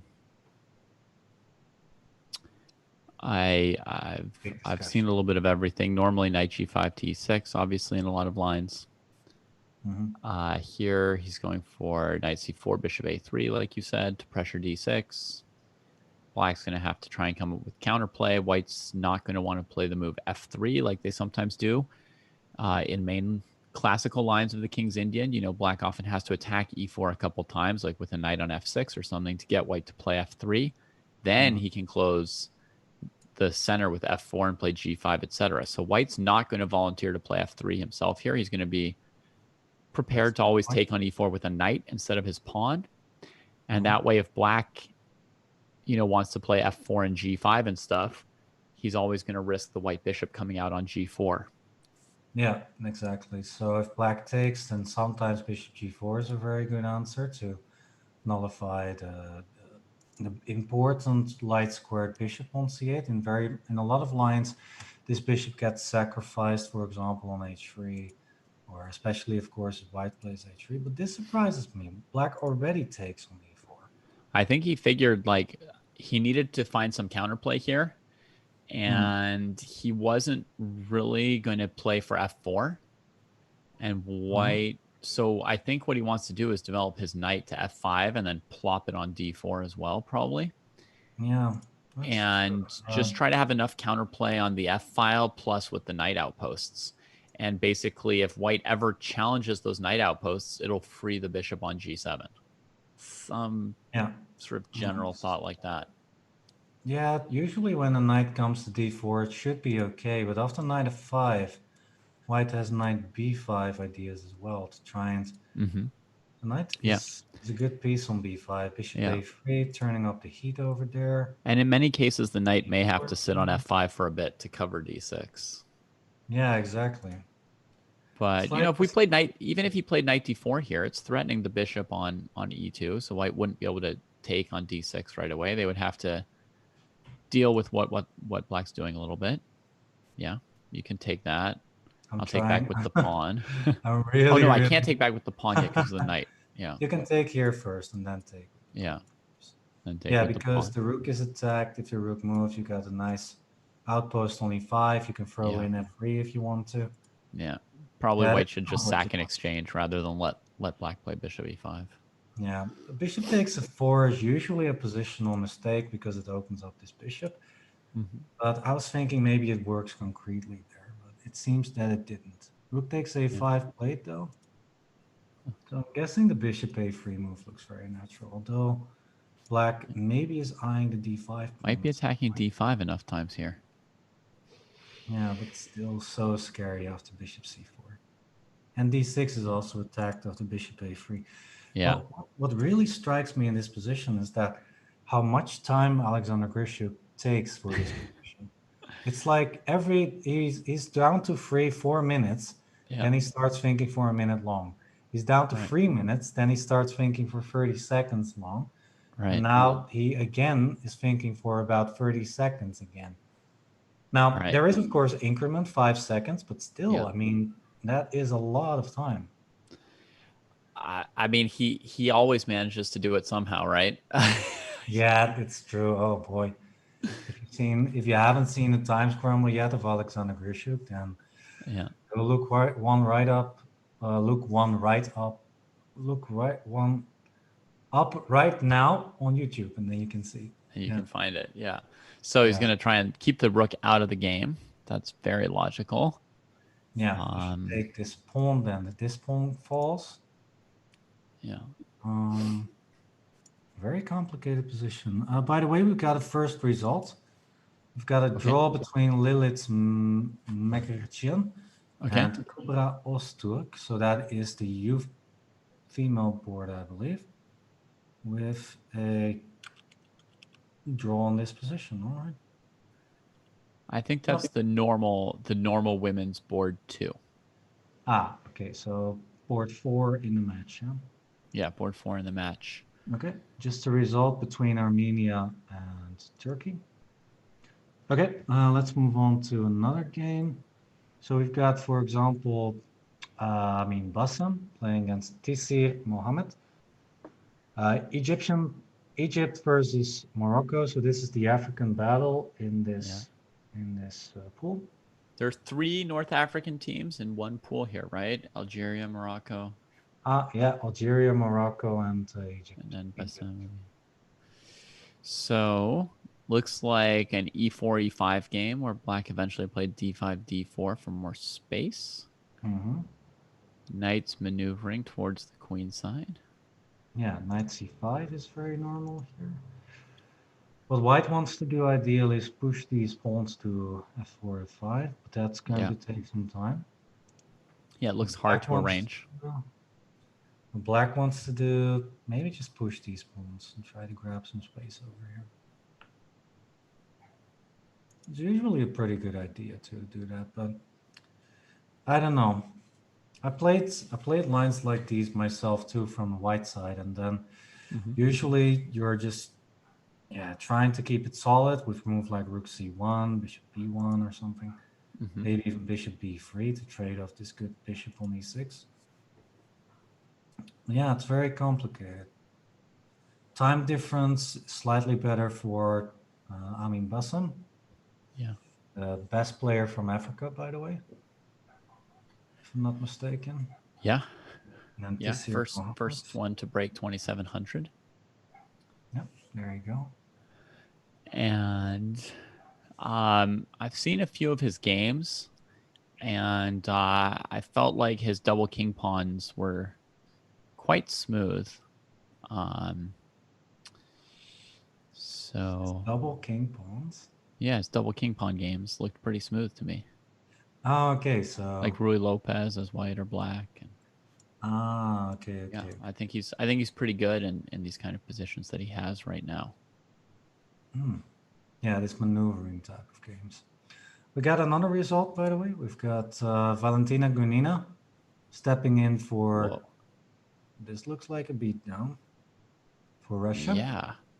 Jeez, I mean, I noticed she had a good position a few moves ago, but whew, that resolved itself quickly. Just nice attacking g2. Opening up like you should when you've got the bishop pair. Trick, knight g3. Good lord. That hurts. And if you play bishop f3, then there's a big disaster. 92. That's brutal. Yeah, so then what happened was knight g3, but that wins, of course, a pawn here. Yeah. And yeah, Threatening knight h3, mate in 1. Yeah. 94, losing a full piece, and here another piece. So. All right, that went quickly. Yeah, so 1-0 Nice. for Gunina. I wish I for could Russia. convert space advantages that quickly. Yeah, me too. It never happens that quickly, though. No, I just like sit there like, well, I guess my position's nice, but what do I do? What do I do? Well, she certainly knew how to. It's nice when you got the bishop pair, though. It's quite straightforward. After that, you just open up the position like she did. Try to make use of some tactics with knight f4, and suddenly you have a winning position right here. Yeah. Yeah, very clean play from Valentina Gunina. It's for the Russian team. All right. First point for them. Come on, Croatia. Let's fight back. We got Borka Franciskovic versus chess queen Alexandra Kostenyuk. Is white a pawn up? Counting. Nope, it's equal. Not yet, we can say. Not yet. Now, white does have a very nice pawn structure here, especially with the rooks on c4. Queen takes is probably a bit too much. Might be possible, though. Yeah. Then rook a8, just you lose this pawn. Then e5. Maybe taking on a7 is possible. Yeah, I think so. Well, because I certainly think so. Because black needs time to cover e5, so. Yeah. Straight answer with bishop c5, though. Queen a4 played. No, just f6. I like that approach, but it is very much a pawn up for white now. Just queen c4, a4. Should be just a pawn up for white. Yeah. I mean, she may even be... Yeah. Yeah, a4, straightforward. Also look at the time difference. Franciskovic has 13 seconds, 18 right now, and Alexander Kostenyuk has 8, about 7. We see her time flashing, her seconds going. Yeah. Whew. Right, looking good for the chess queen. I think so far the Russian team is doing very well. Let's also welcome Artemiev into this Olympiad. Also, of course, a very strong player. Yeah, the Russian team is so strong. It's you said China was maybe the favorite, right? But do you think maybe Russia is now number one when you see all these players? Well, no, I mean, I'd seen the players. I mean, it's a close call. I think by rating, the Chinese might be slightly higher because of their female boards. Yeah. Because they've got Ho Yifan and on board 2 Zhu Wenjun, and on the junior board they've got the highest rated girl in the world. I think Zhu Jin'er, I think, is the highest rated. So they'll outrate on the top on all 3 female boards. And the fact that Russia has 6 guys rated 2750 and they can only play 2 of them, so they can only play 2. At some point, it only helps you so much. The Chinese just need Ding Liren and Yu Yangyi and Wang Yue. They only need 2 of those 3 to hold it down, and then take over with the female boards. Yeah, so I think they could still be the slight favorites, honestly. Right. I mean, nothing I'm seeing here is changing that opinion, but obviously Russia's showing its strength without any difficulty so far today.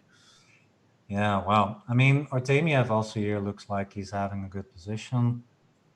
Materials equal, no threats on the king side. Knight g3, knight f5 looks like a normal idea. I don't really see a breakthrough, but I like black's dominance on the king side, and this knight on b1 looks a bit strange. Probably knight c3 and knight f4 would be a good idea. Well, black can already play something like knight g3, knight f5, bishop h5, bishop f3. Looks like a very solid construction like this. Also, this double pawns. I'm not too sure if this is a good thing for white. Knight f6 is coming in, trying to. Okay, so that's what he's looking at. Instead of using that other square, he wants to pressure that pawn. c5, interesting. I see a tactic like if you play c5, white cannot take because the bishop is attacked. But it's this is a really bad move. You don't want to help white solve these problems. So. Probably not like get rid of his doubled pawn and open the bishop on b2 at once. It's probably not worth it. Even though it feels like you're opening files on the side of the board with white's king. I don't know. White might have some pressure on the e4 pawn right now. So knight g3 looks good. I think Artemiev or knight is f6. doing Maybe, very well. maybe as you're pointing out the c5 move, I mean, maybe a move like c6 is actually going to be a better approach for Artemiev. Maybe he's going to want to go knight f6 and c6. Even now? Aronian just won. Section here. Yep. All right. Let's. That's of course my mouse slip. Don't pay attention to that. All right. Let's take a look at Aronian's victory for just a sec. Armenian Lion versus the Dragon. That should make him happy when we interview him to come off a win. Yeah. It looks like white's simple pawn up. Oh, but here black actually will lose the knight on g6. Right, so he's doing pretty well. 2.5 out of 3. Yeah. That's a good start. We got another result on this one we already saw. I need to click this away. Let's move over to here. A win for Egypt. Good start there. David Howell winning his game against the Algerian player. So England winning a game. There. What's this? White won.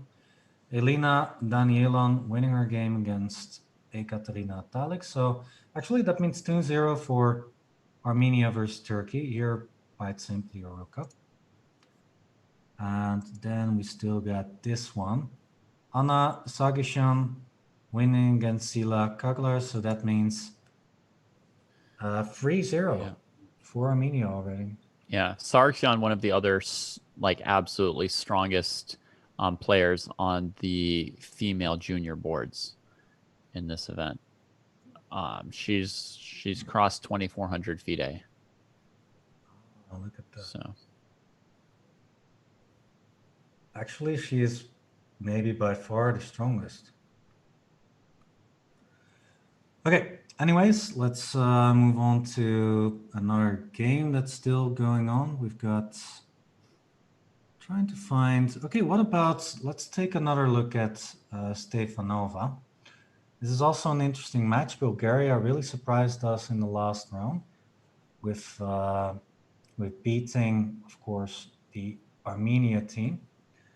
And actually, yeah, we've got another surprise for you, everybody.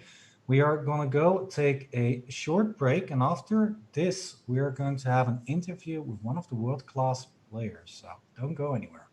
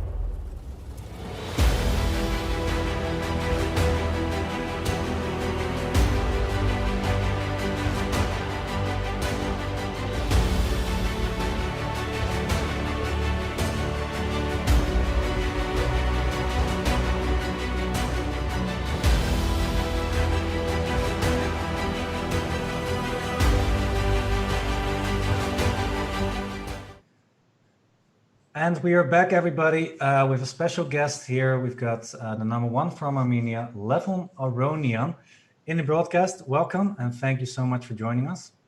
Hi, guys. Yeah. Thank you. So congrats on your victory in the last game. And also, we wanted to ask you about your match versus Bulgaria. Was that a big surprise for you, that 2-4 loss there? Yeah. And the biggest surprise was not winning that game. So I'm pretty upset about it even now. Despite winning 2 games, I think that game just required not really going for some complications, but just I could, instead of F4, just take the one on B4 and then continue like nothing happened. And, I just got too anxious to win the game. So it was very disappointing to lose that match. Well, the half points I don't think would have mattered that much for the match. It would have been a 3.5, 2.5 then, but still, of course, yeah. But 2.5 out of 3 is a good result so far. Yeah, general question about your chances. What do you think about the chances for the team in general in this pool? Well, I think we should generally qualify. So it's difficult, of course, to predict a win in the qualification tournament because Russia is playing. Russia is always traditionally very strong. But I think generally we're strong enough to qualify to the next stage. Do you know all the other players on your team? Absolutely. Like, are these all people that you know in person? And yeah. Absolutely. This our juniors are very, very talented, and I think they are going to play very well in this tournament. Mm-hmm. And the guys team and the girls team, we've been playing forever. Okay. Together, so we know each other quite well. Great. Yeah. What do you think in general about the format? I'm always asking this question because it's, of course, a little different this year than in previous years. So I think it's a very good format because it kind of asks a question. Is your nation really good, or you're just a good nation as a good ladies team or good men's team? But here it asks a much bigger question. Are you a chess nation or not? Yeah. Exactly. Yeah, because like you said, the man could be strong in this country, but for example, the women also not, perhaps. Yeah, for example, I mean, no offense, but if you have a Norwegian team, or for example, the team of Netherlands, the men's team is very good, but the ladies are not that good. So yeah, I wish that was a bit better, of course, but okay. The women, of course, are still very, very strong. I mean, 2350 is definitely not a bad. Yeah, absolutely, but it would be difficult for them to face Russia.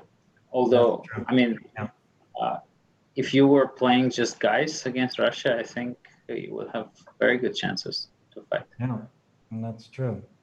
Yeah, like Russia, of course, and China as well. They've got very strong 2,500 grandmasters for their team. So, yeah, that could make a big difference. And also, of course, the youth boards with Isipenko and Sarana versus, weaker players most of the time, because Isipenko and Sarana are world-class youth players as well. Yeah, but that's why I'm also a big fan of this format. Yeah. Levon, when you go into tournaments like this, are there any teams or players that you're particularly looking forward to playing, or you're just happy to play chess with anybody? And I'm generally happy to see that I'm able to produce good moves. Mm-hmm. So that's the thing I'm looking for in the game. It doesn't really matter who I'm playing against. Yeah. It's more about feeling that I'm up for the challenge. Great. All right. I think that's it for the interview. So we do want to thank you, of course, very much for coming on this show. for a little Thank time to talk about, of course, the format and all your expectations. So thank you so much for joining us. It was an absolute Thank you honor very much. this year, and we wish you all the best of luck for the team, of course. Same to you.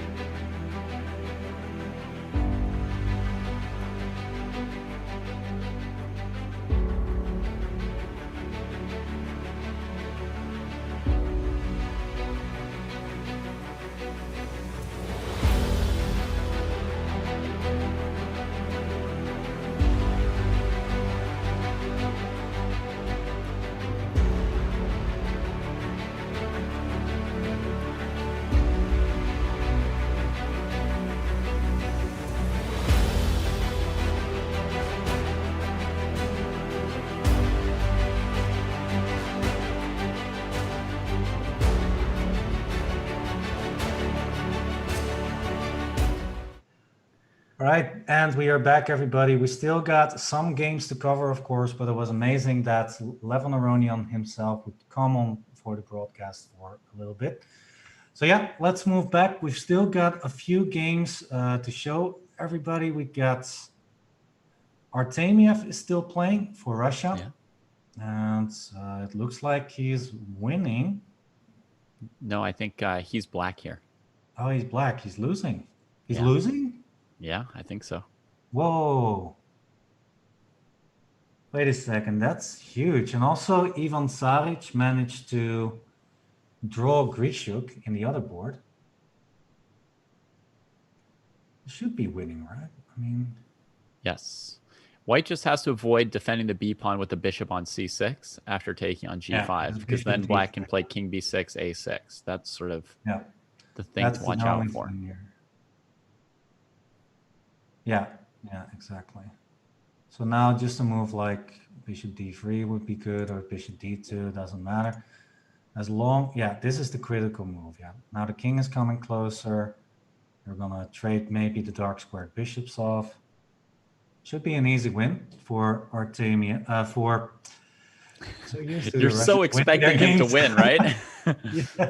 I'm so used to Russians winning their games, but in this case, big upset from Marin Bosiocic, and that means that he's actually performing really well, I think, so far. I think he's doing great for his team. And with this game, this is actually the last game still going on. Yeah. So king c6, very nice control. You can even play bishop c7. Okay, never mind. Yeah, stopped him from playing for mate. Bishop e6 or something. Yeah. Should be over. Yeah, do we already have some results? We have Egypt winning against Morocco. It seems that the results are all updated except for this game. So England beating Algeria, Russia beating Croatia, and Armenia winning against Turkey, and Romania losing against Bulgaria. So, this looks just good for the Bulgarian team, good for the Armenian team, good for the Russian team, good for the England team, good for the Egyptian team. Yeah.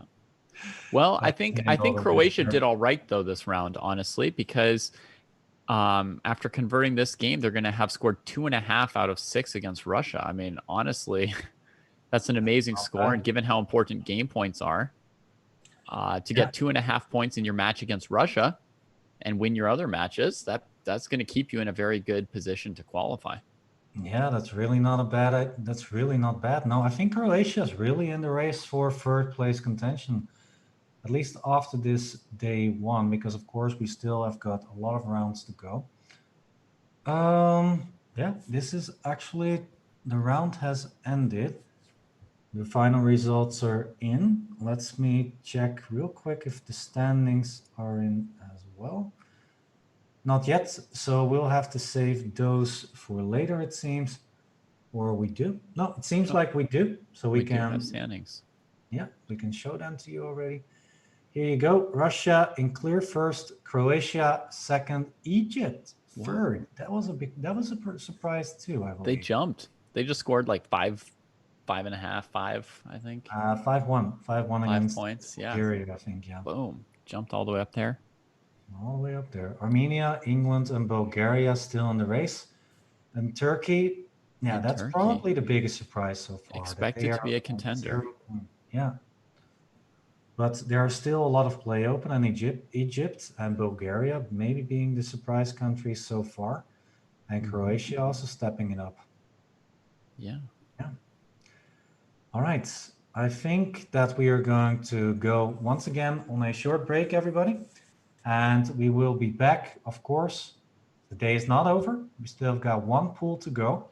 Pool D, there's still a lot of excitement left in that pool as well. We will still be online for a few hours with Pool D. So don't go anywhere. Grab some snacks. Once again, grab some water.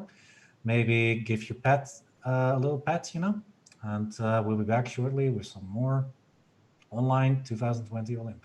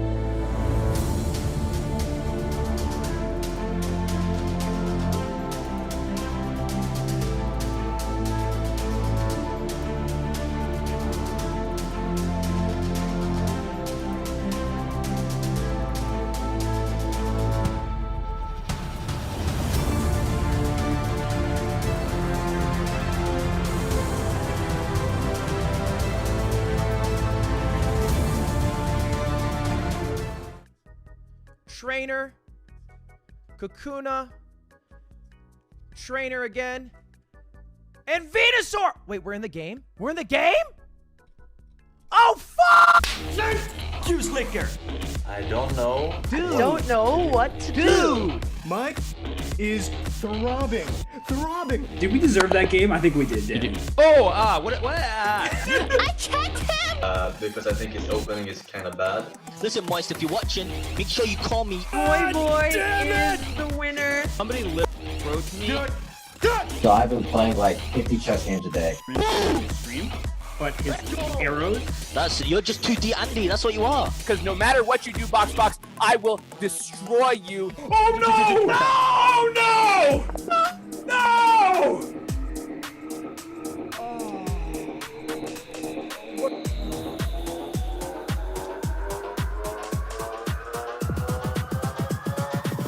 And it's too soon. It's too soon, Hikaru. We didn't even reach a climax.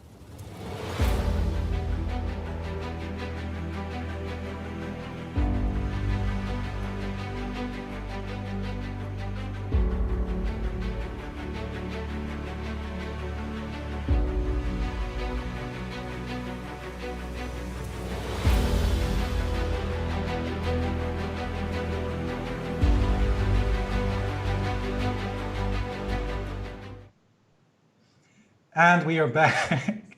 Welcome, everybody. Yeah, I was just eating an apple right now and had to swallow it really quickly. I can say we're back next time you've got an apple. Yeah, well, I'm a good eater. I can swallow things really fast. I chew very quickly. Okay, never mind. Welcome back, everybody. Yeah, we of course have one pool to go. We still have Pool D in store for you with some, great lineups as well. So let's take a look. Let's take a look at which countries we are going to see in this pool. We've got here Italy and Cuba facing off against each other in round one. Brazil, Paraguay, United States of America against Greece, and Argentina versus Canada, and Poland versus Peru. All right, so who do you think the big favorite is here, David? The USA, unfortunately. Yeah. Unfortunately? Well, it's kind of boring, right? It's like Russia being the favorite. It's boring. Well, that's true. Yeah, I guess the USA is the only big dog in this pool.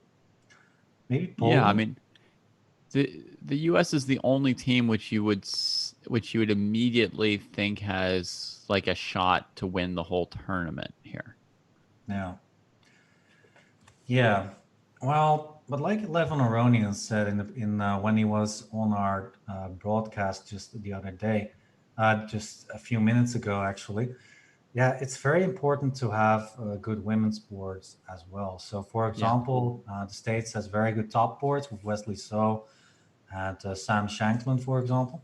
But of course, it's not only about the best players. It's you need to have good youth boards as well, good women boards. So it's a really broad country concept right here.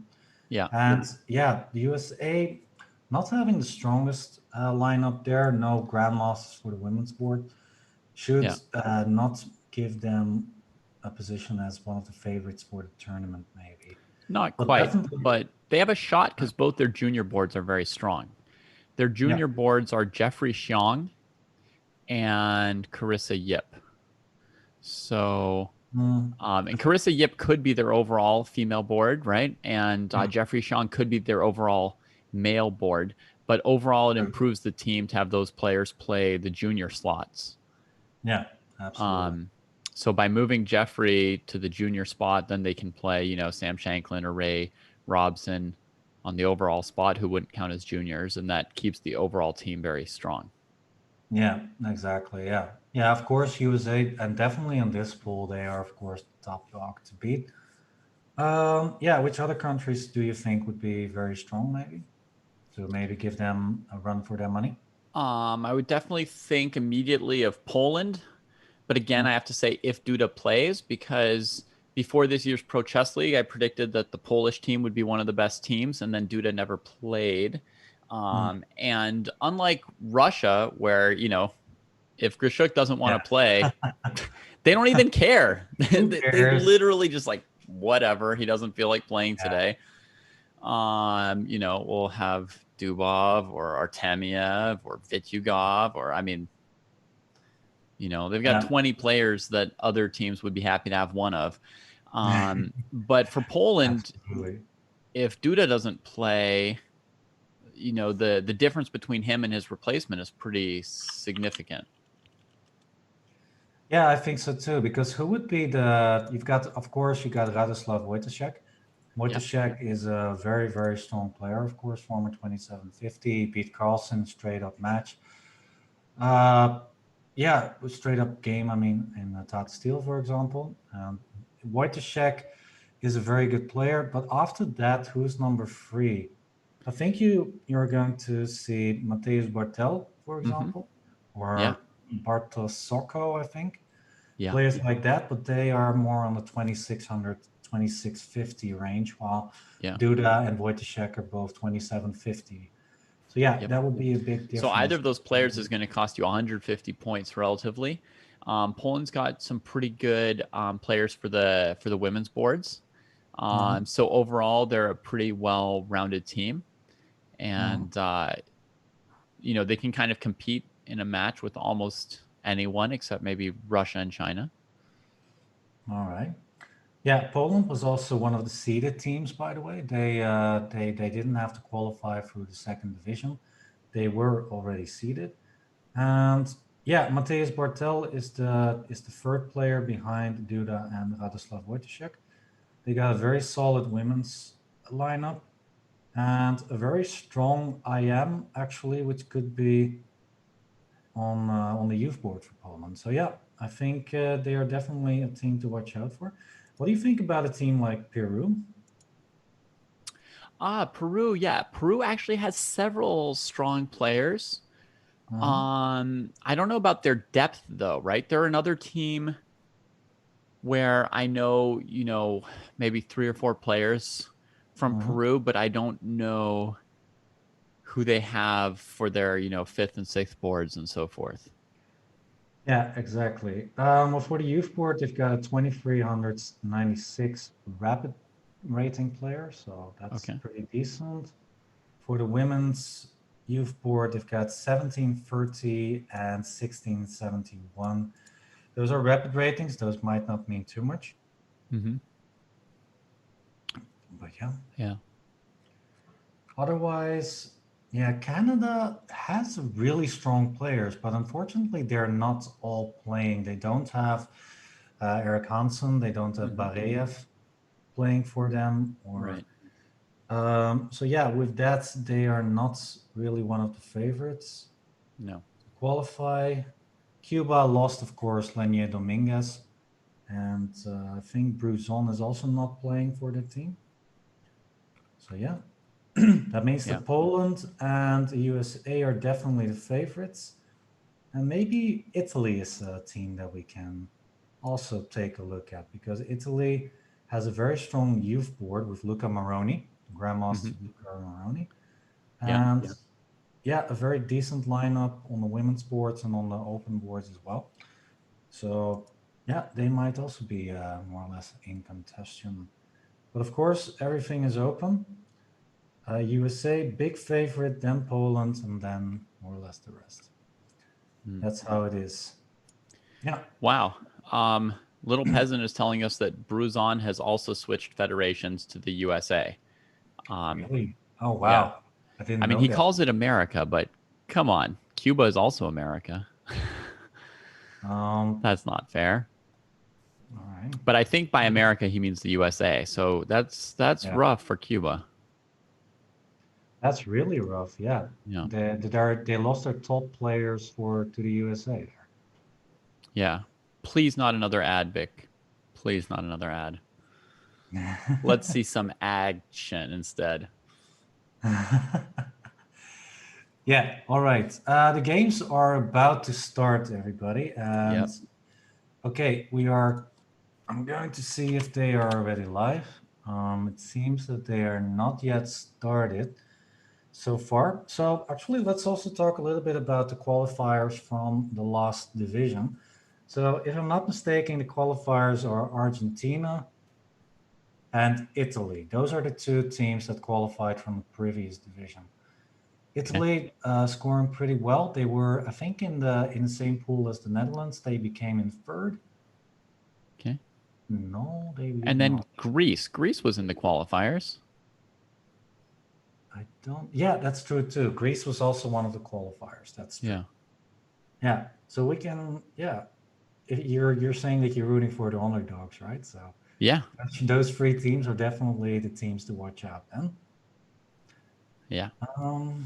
Yeah, Paraguay. I will be rooting for the underdogs. I will be rooting for every player on the U.S. team individually because I like them, but I will be rooting against their team. I'm not sure how that's going to work out, but it's like when a football player in the USA, you've got soccer players, I think you call it, because you got American football.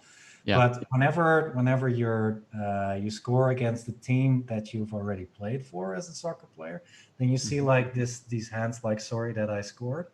You're going to be the same, right? You're going to be like, no, my United States player won. I'm sorry for that. I'm sorry. Right. Shanky. Oh, sorry, underdogs. No, I didn't want that. Anyway. Yes, I will be rooting for a couple exciting upsets here. Maybe I'll root for Cuba since their best two players have been poached recently. Poor guys. Yeah, poor guys. That's rough. Yeah. All right. The games have started. We're still in the opening phase. Let me put on this the Italy versus Cuba matchup. So this is board 2. I thought it was an interesting opening. This is a Rossolimo opening with b takes c6, something that Gelfand has been trying to play for a long time now. I think with mixed results. Anand also played this with black.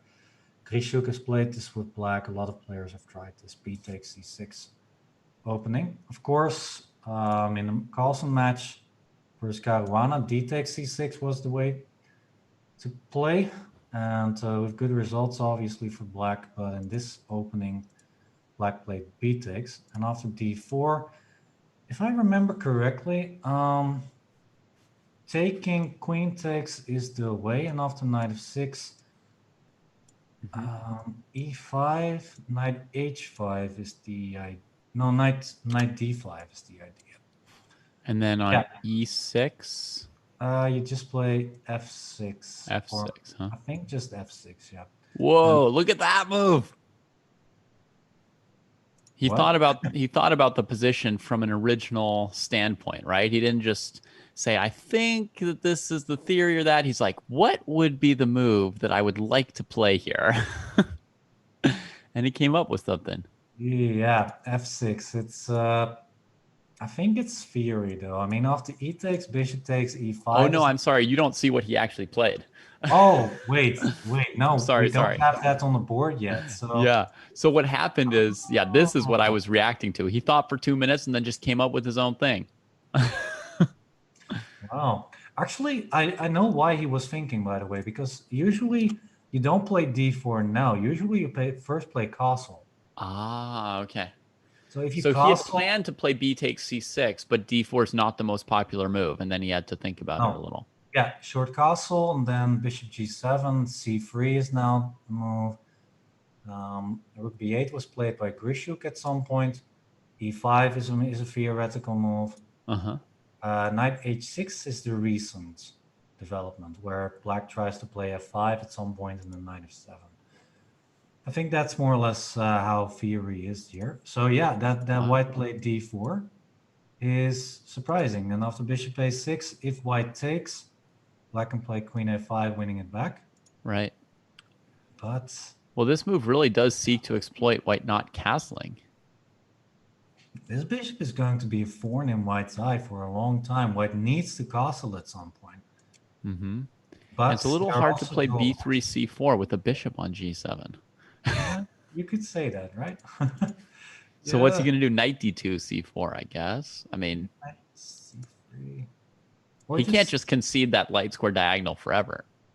Yeah, you need to castle somehow. What about e5 at some point, and then just play b3 and c4? Okay, I guess. Yeah, if Maybe. white has time for 5 extra pawn moves. one is taking on on c5 already, right? Yeah, it takes such. Okay, but look, the pieces are not really developed. Yeah. Maybe it's possible. Yeah. Okay, let's see what white did there. So bishop g7, knight bd2 was played. Okay. Queen f5, rook. Ooh, so that if c4, you can just take it. Rook b1 takes the pawn. White looks like he's in really dire shape. I mean, maybe I'm not seeing white's resources, but what's going on here? I don't understand what is going on here. I mean, you want to, I guess b3 and c4 is next, but I was even thinking like, what are you gonna do after queen takes c5? What's the point? But if he plays b3 is met by queen b4 and then take if he plays b3, I'm afraid bishop takes c3 might trap the rook on b1 in that other position. Oh wow, okay. It's like it's looking really dire. Yeah, rook b1, queen takes a2, b3, then bishop c3, and it's actually the rook on b1. Right? I'm not sure what white's move is, but it looks really. Queen takes b1 cannot be defended. Yeah. You could play like bishop b2, sacking the bishop instead of the rook, but I mean, there's nothing realistic I see for white here. No, it's not good enough. So b3 is not the b4 played though. Your computer bar is saying white's doing okay, and I'm wondering about resignation. I have no idea why the computer is saying that. Bishop c4 is a bit of a strange move though. I would never have played that. What? Now you can simply take the bishop and play queen Right. d3 or something to make sure that you can castle.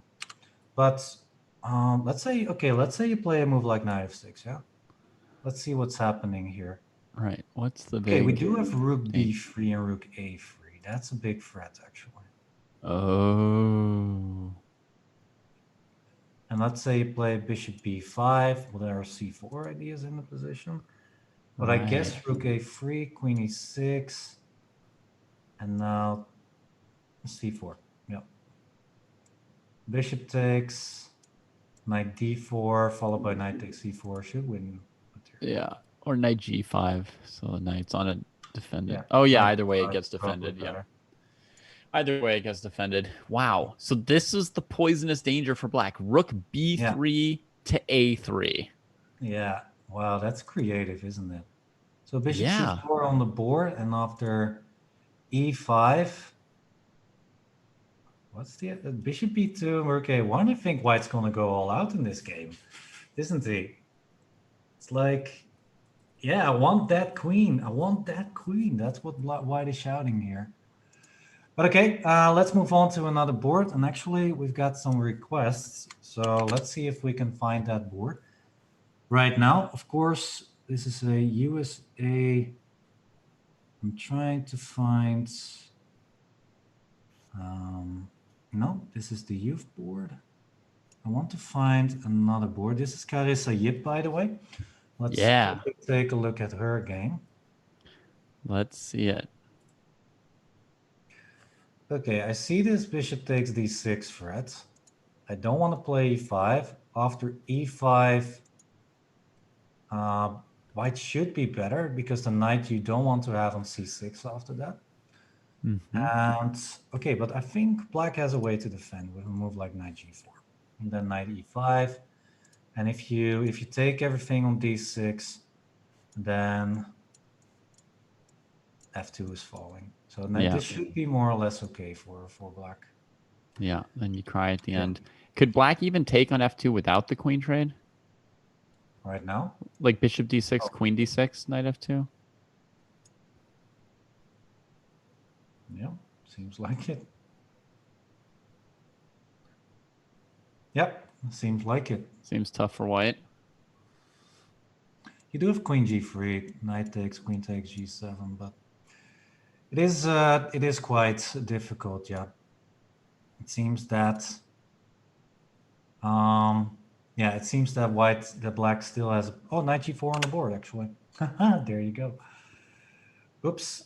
All right. So let me see. Okay, let's quickly check. I'm trying to find a certain game. What game are you looking for? No. Well, all right. Well, actually, I just got a message. So, chat, I hear that you want to see a specific game, if I'm not mistaken. And yeah, you've been shouting for one person in particularly that you want to see. So, okay, yeah, you've convinced me. Let's get to Nemsko's games. Come on, okay. Shout out to Bigfoot for helping you guys out there. Let's take a look at man, you're such a Nemsko's pleaser. games. You're such a pleaser, Roland. I was I like, am. no. The more you ask, the less I'll do it. It's all about the crowds. It's all about the crowd. How is you she shall doing? be loved and I shall be hated. You shall be loved too. How is she doing here? She doing? Not good. Her fans are probably going to ask you to take the position off the screen quickly. I don't know. Maybe it's okay. But yeah, the big question is how's white going to react to this a4 plan, of course. Yeah. Yeah. I mean, so superficially, it looks like white's weak on dark squares and has a bad bishop. If white had time to attack e7 and play f4, f5, it's not actually that simple. So a lot of these positions, you know, we say, oh, there's this positional factor, but really it's about time, you know, and you give one player one extra tempo or one less tempo and it changes the whole thing. But here it does look like black's going to come with a4 before white plays f5. Yeah, a4 is actually already possible. Queen e3, I think that Kiyu was aiming to play queen takes e7. But then you got rook f8 and the bishop only will fall. So I'm actually kind of worried for Kiyu there. I think that I'm not too sure. I would try to solve this position in a different way. I mean, I'm even considering playing this extremely passively. For example, with a move like queen b2. If king g8, then maybe even rook b1. With the idea if you play a4 that I can answer that with a3. And if the queen moves, then we got b4. And if the queen takes here, then I was thinking queen c1, trying to trap the queen somehow. Ooh, that's evil. She doesn't have many places to go. Yeah. Oh, black can go here though. But okay, after rook a1, it seems. Oh, the bishop is hanging. Bishop again. No. Yeah, it's that bishop that is. Yeah. I don't know. And this position is already really hard to defend. It seems. And queen e3 definitely did not help after a4. Yeah, black is in the driving seat, unfortunately. Yeah, black is in the driving seat. All right, but who knows? We'll keep an eye on her game chat. We still have a lot of other matches to cover, so let's move on to another game. Actually, of course, the USA has a big lineup. I think you shouted Shanky Shanky before. So let's take a look at how Shanky is doing. Did I? His position's pretty weird. His position's pretty weird here. I think he's doing all right though. Yeah, so USA playing against Greece. I mean, he's very solid. The bishop usually is not on d6, but it's doing a good job here because now there's no d6 breaks for white. This pawn's construction looks very solid. F4 ideas in the air. Okay, never mind. E4 ideas, I meant. After they were both in the air. He just had to pick one. Yeah. if bishop e2, then I don't know, f4 ideas are always in the air. Then yeah, bishop e2 and f4 at some point, g5, f4. As Joe ST has noticed, Pavlidis is sporting a 29.45 rapid rating, which tells us what I extrapolate from that is that in the qualifying pool, where Greece qualified comfortably, this guy must have been one of their leaders. He must have racked up a pretty big score in the qualifying at 15 minutes and 5-second time control, you know, in this format. So he's somebody to be taken very seriously. Yeah, I agreed. Or actually, I'm going to check what his score was in the previous pool, real quickly. So he played in Pool B. Actually, Greece won that pool in at first place, and actually by a clear margin in front of Romania and Slovakia. Actually, they won all but 2 games, 2 draws. So they did very, very well in the previous division. And let's see how Pavlidis did. Yeah, he scored 100% score, 5 out of 5. Yeah. There you go, 2,608 player. Very strong. Yeah, not someone to take lightly. So Sam Shankland, of course, 2,700 player, still has more rating, but yeah, a strong opponent here. Yeah. And weird position. I mean, not obvious where he wants to go next with his e4 move. Maybe just queen a8 and grab this pawn or something. Yeah, but white can defend it with rook d1. Yeah. And even if white didn't defend it, bishop takes d5, there would be rook to d1 anyway, lining him up with all the hanging things on the d file. So you could put a bishop here. Maybe the bishop on d6 is the piece that needs to be improved. You could also play bishop c5, then queen d6. One of the first moves I was thinking of was bishop e5 here. And then I thought of either bishop d4 or queen b4 for white. This might lose a pawn with bishop takes d5. Yeah. And queen b4 also probably doesn't win a pawn because, again, black probably has bishop takes d5. Yeah, so, but I would rather not exchange those pawns if I can. But on the other hand, I think you have to if you want to improve the bishop on d6. It has to move if you want to. Yeah. Well, Sam has found another idea. This looks reasonable. You know, as I thought about it more, I thought, I guess that could be okay. But Sam just put his rook to e8. No, just push f4. That's the idea. I think he just wants to push f4 with the e pawn defended. So he's getting very aggressive here with the rooks. e5 and rook takes d5, actually. Oh, that could be a good idea too. Yeah. Yep, I think white needs to play c4 in order to try and protect this pawn. So c4. If rook e5, the pawn is defended. If b takes rook e5, then you get c4. Yeah, and then you're doing something too. You have eventual c5 ideas. Yeah, but black is very fast after f4. I don't know, very double-edged position simply. Yeah, so Shanky still doing okay. We've got the first result in this pool. We've got Alexander Fier drawing against Guillermo Vasquez. Very symmetrical position, not much going on.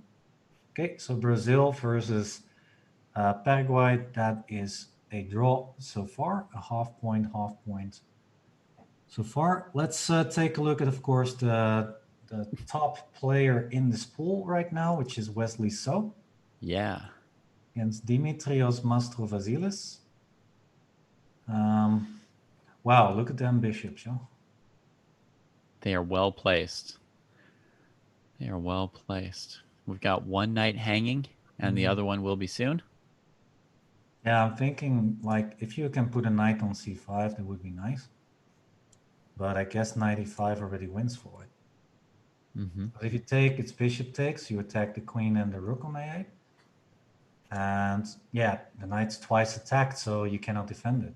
This is already over. So is there a way for black to save this position? Now look at the time difference as well. I think that Dimitrios is more or less calling it already. Maybe like queen e7 or something, so that when knight e5 gets played, at least if you trade, you know, bishop e5 won't hit your queen. Yeah, Although but queen I'm e5 is hitting still your going to win knight enough here. material. Jeez.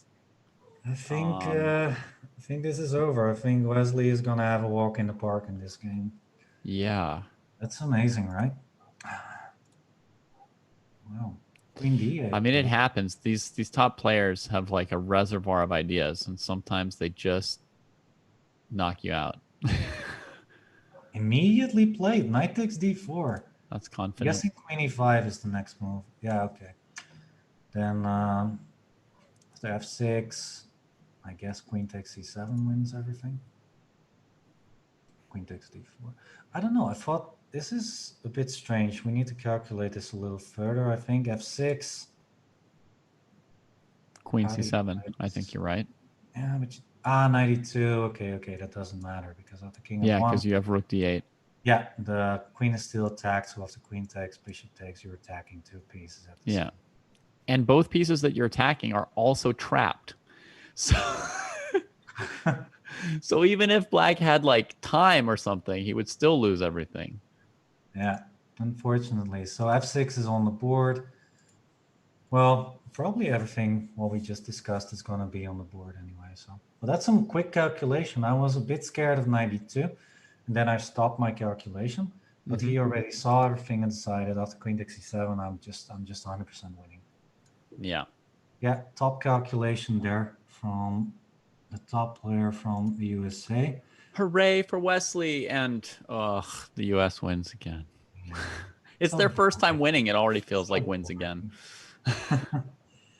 Okay, we saw Carissa Yip. Let's take a look at actually the top youth board in this pool.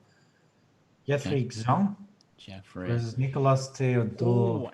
And this is a strong opponent. Theodoro is good, but Jeffrey has been in some incredible form. So I expect good play from him, shall we say? All right. Yeah, Nicolas Theodore, who actually has a 2600 rating, everybody. 2559 rating. He's an international master from Greece. So definitely an opponent to not underestimate, let's say. White is better. White has a pawn, but all the pawns are on the same side. So that does give black good drawing chances. Mm-hmm. Yeah. And black's light squared bishop is pretty nice for trying to set up blockades. Yeah. It's hard for white to push here. Mm-hmm. And the queen trade may be forced. Not 100%. You could play queen e2, but then rook I was a2. thinking rook c1, rook c1, rook a2, but then the queen can go to d1 and still defend f3. So it's not totally forced. Okay, so yeah, this is what we're looking at. We're trying to see if a queen trade is necessary. After rook a2, queen d1. f3 is still protected, but okay, your queen is very, very passive. Like this. Maybe it's okay, but I think it's just easier to trade them off. Yeah. That's what happened. Bishop takes, 95.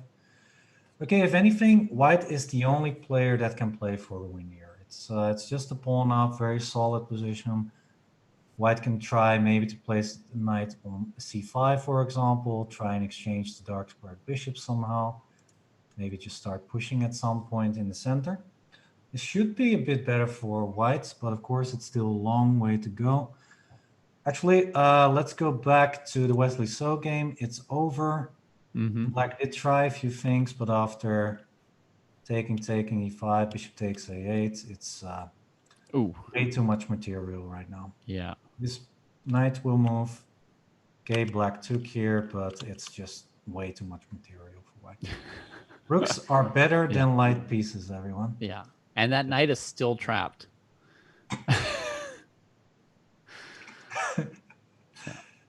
Yeah, that's amazing. All right. Fun with Wesley So is over. Let's move on to the next game. Okay. Because she is a fan favorite, let's quickly take a look at how Kiyu is doing. All right. She got a pawn at least. Yeah. There's a lot of action here. I think she's more or less okay now. I definitely prefer black still, but just for example, knight d3 looks like an interesting move. I'm not sure about this one though. Wow. If you take That's here, a you daring take here, move. queen takes d6. This Mhm. might be okay for white. Just takes, queen takes d6. Yeah. Knight d3 probably. Not Okay. not queen c4. Yeah, that's actually better. Attacking this guy. Okay, But queen I e5, mean, bishop e2. yeah, now that the dark squares are so weak, it doesn't seem too bad for white at all. No, I think queen takes b3 was not the best move there. I think black could have played something else. Like, for example, I mean, I would have tried to grab some initiative over the second file. So, for example, takes something like rook a2 or queen d2 at some point. This looks really scary still. Maybe queen d2 is a bit better. Or queen c3, perhaps. Yeah. Still looks very scary. I mean, but yeah, queen takes d6 is also a big threat here. Nice. All right. Yeah. Yeah. Quickly taking a look at this game. It looks like everybody, she's doing okay now. And after queen takes, rook takes, she's having good chances at least to draw the game. And if she finds here queen e5 and bishop e2, I'm absolutely sure that she's doing okay. Yeah. Totally got out of it. All right, let's move on. We still have some matches that we have not taken a look at. So let's, for example, take a look at Argentina versus Canada. Or Peru versus Poland, by the way. Duda is playing, so that was the big question. Ooh. And all right, his name is Polish Fighter. Yeah. See if I can find him. We got him on the board right now. You got him. Cool. There's also a player whose username is the Happy Farmer. Is that yours? So we should check that player out at some point. Annie Wang. It's a good name. Oh, great. Right, so what's going on here? Jan Krzysztof Duda, of course, the prodigy from Poland, doing very well in recent years. He's now #1 Polish player. He is not looking too hot here. I'm really concerned about white's position with knight takes a3 and b4 ideas for white. It looks horrible. It looks like white's king is on the wrong side of the board. Did he already lose his c-pawn somewhere? Oh, white's a pawn down. I think so. I'm looking all over for his pawn. I don't see it. I also don't see it. So that means white doesn't even have an attack on the king side yet. So one idea would simply to push these pawns, perhaps to push b4 at some point, or just play knight d5 and try to get something going against this b2 pawn. Right. I mean, just play knight takes b2, and then whichever piece takes on b2, you play knight d5. Oh wow, that might work. Okay, I'm gonna try and get that on the board. And knight d5 perhaps. Maybe a bit too ambitious though. Yeah. Because knight takes, bishop takes, queen a2. Oh, bishop f6. No, falling. So queen a2. But here, just a5, a4. A5, a4, since nothing can move. That's Yeah. unfortunate. One, you can't move anything. Yeah, and even after a5, e4, you got bishop c4, I think. Because the queen. This looks absolutely terrible. Yeah, queen b6, not a bad move. The queen is doing very great on this file. Yeah. So looking good for Poland. Yeah, Peru actually not a team to underestimate as well. They got a pretty good lineup. Yeah, I So just don't know about their like female junior board or their, but definitely, Jorge Cori and Emilio Cordova are extremely capable and dangerous grandmasters. Yeah, so here we got board 2, Radoslav Wojtaszek against Jorge Cori. Jorge Cori is, I think, also a very young player still. I think just in the 20s or something. Mm-hmm. And Black is doing very well. I mean, White just played F4. I think Black simply needs to take that, even though it could be quite dangerous. Oh yeah, if it's legal to take. But E4, F2. F2 might work here, yeah. Trying to find, maybe Rook G5 is also interesting. You're looking for something even better, yes. Of course. Yeah. Oh, you know, I know that about you now. You had a mate in 2 and you looked for a better move. So I know you're always looking for something better. That was just dumb. No, that was fine. It shows what you're going for. Yeah. Even though it's wrong sometimes. But I think F2 will get us out of losing a piece at least. So that's not pretty too good. Sure. I mean, no, because he's still going to take on D5 here. Oh yeah. Pawn takes D5. Shoot. Wait. So what? I mean. Yeah. This is. Can we not do this? Can he just take on E4 and then play F6? How's that? I do have D5 ideas. I know C takes simply attacks the queen. I have bishop B6 to save my bishop too if I need to at some point. Yeah. Or the bishop go to E5. Yeah. Yeah, this looks good. Oh, that's my move. That's a bad move. Okay, but actually Black played Rook F6. Now the knight is very solid on E5. And after bishop C3, Rook E8 on the board, bishop A5. White's doing okay now. There's not much problems for White, I believe. If the knight ever gets pushed away by F6, then the knight can go to C4, which is not a big deal. Yeah. Bishop D6. I was actually expecting another grandmaster draw with bishop A5. You were. Yeah. Yeah. Okay. Wojtaszek played on with bishop B8. Yeah. Actually, why wouldn't he? I mean, I don't think White has any breakthroughs in the position. G4 is definitely very risky. If you play Rook F2, Rook H6, this is now the position on the board. I think Black is going to try and push this with F6 and maybe some kingside initiative. Yeah, even G5, right? Once he gets rid of that knight. Yeah, provoking G4. Not a good move. We got another result. If G4, he'll play HG, HG, Queen H7. It's a high-level trap. Oh. Boy. But other than that, I'm not sure what the point of Queen F5 was. Maybe it other was than that it makes your opponent feel like they gotta play G4. Yeah, I fell for that at some point. Not in a position like this, but in an opening trap, I fell for pushing my kingside pawns a bit too fast there.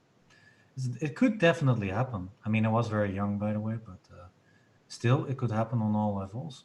Who knows? Cori played knight c4, though.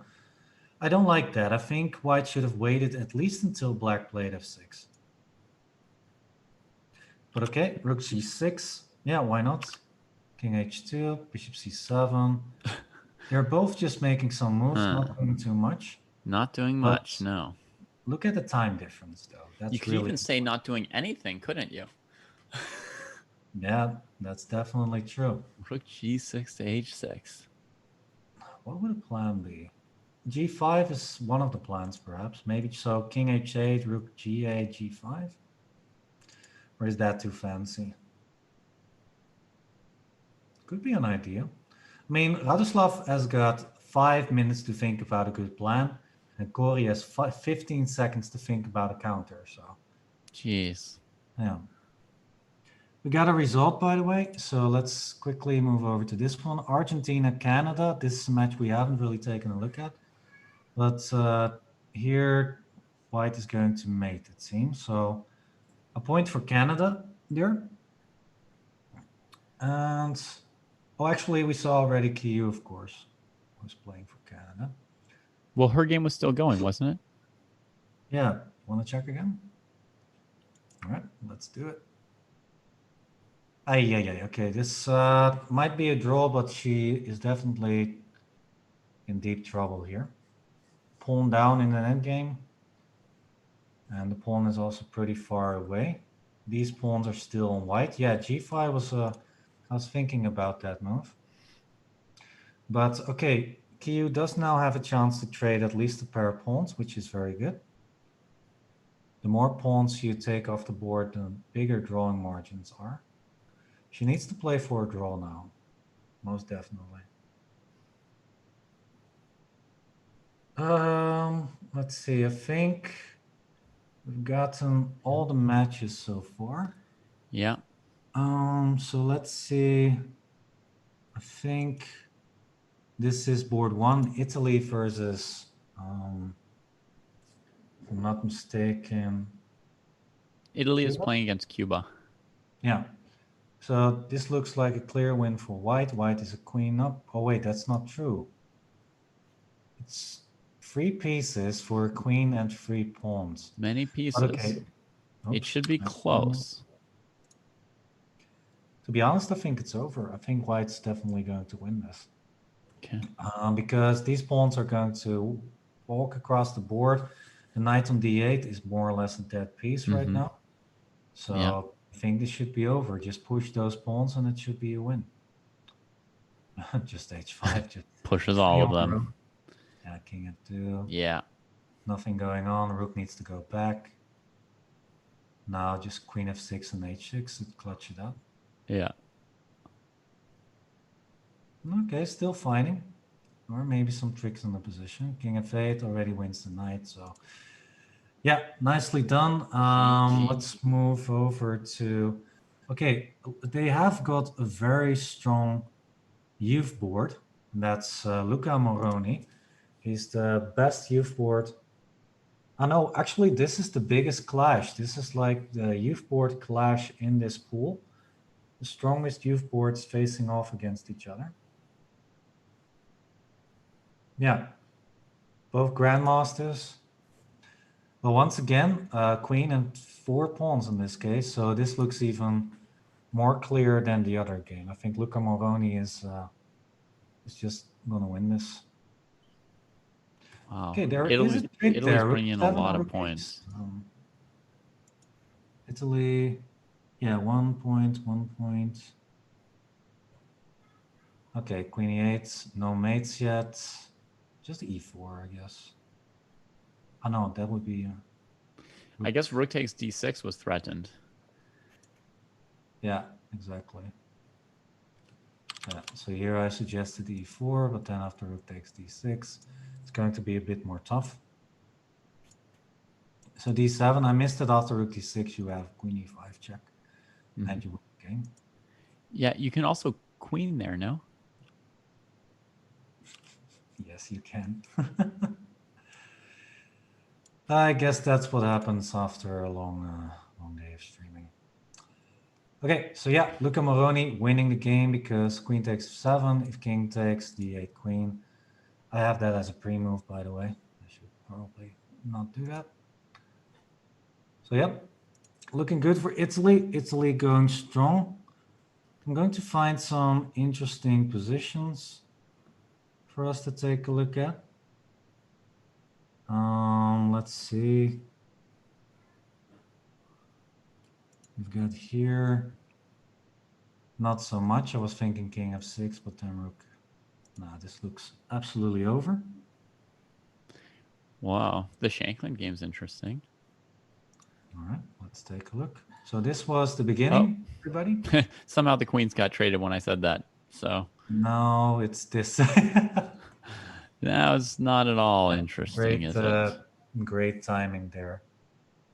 Yeah, just a drop, unfortunately.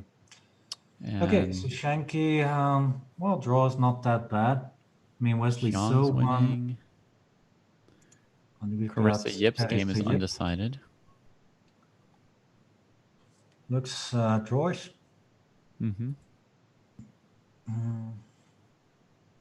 She has a little bit more time, Carissa Yip. Yeah, she's playing well. I mean, her king and knight are very well placed for now. The bishop is stronger than the knight at the moment. It can range to a lot more squares. But yeah, these active king and knight are making up for a lot of things. So yeah, I would not dare to play on as white though. I mean, rook f2 is in the position, trying to grab pawns. And if it's going to be a pawn race, then black is always better because of the bishop versus the knight. Yeah. So if I could take a draw here, then I probably would. Rook c5 is very risky though. I mean, rook f2, right? Not sure that I like this decision. Yeah, rook takes b5, rook takes g2. I don't know, white is a bit faster, so maybe that's more or less clutching it. Actually, also after rook takes a5, rook a7, h7 might become weak. Oh, wait, it's This two pawns move- against one.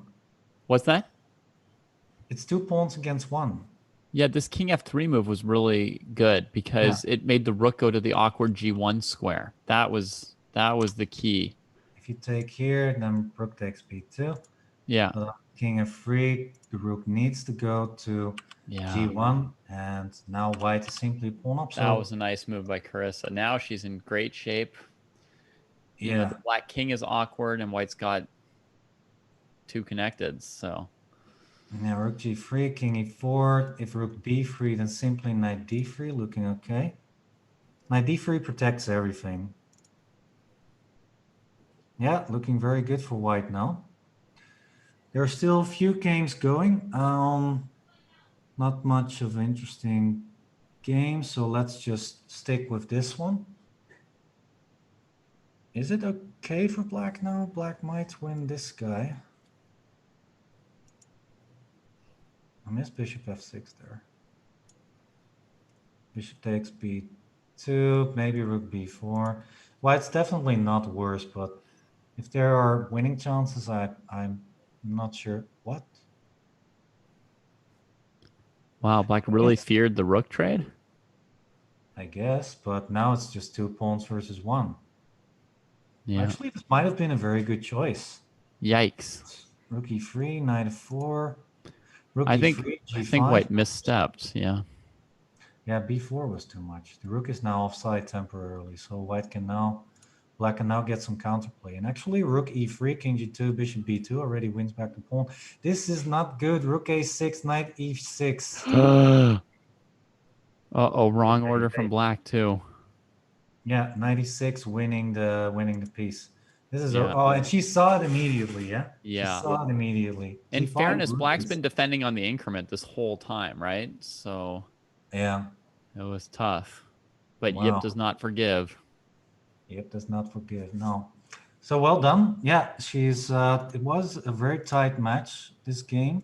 I think black had maybe some chances in the end, but white was just a better player. There's only 4 free games left. This one's not so interesting. This one looks over. This one might be something. So we got Peru versus Poland. Alicia Sliwicka drawing. I guess because of drawing. I don't know. Isn't white just winning? Just winning. Threatening rook g6, rook g7. Anything you want.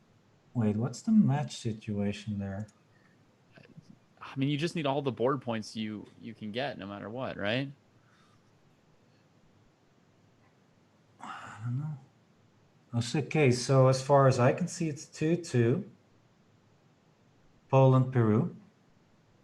So my guess is that maybe Peru upsets Poland. If white is playing this as a draw, then it must mean that Poland has won this match. I mean, white's clearly winning here. Just king d3. Yeah. The king can simply run over here to b6, and there's no problem whatsoever.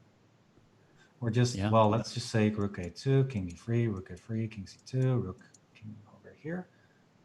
If the rook moves, rook g7 wins a piece. It's simply over.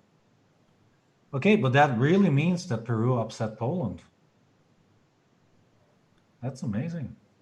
All right, and actually with that, all the games are over. Okay, for all you fans out there, Kiyu managed to make a draw, so that is good for her. She was having a hard time in that game, but making a draw was a good result there. And actually, guys, we are going to go on a 15-minute break. This one is scheduled.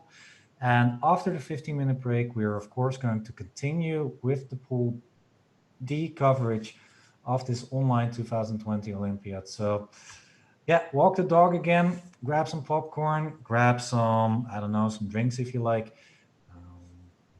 Yeah. Stretch your legs, and we'll see you back in about 15 minutes.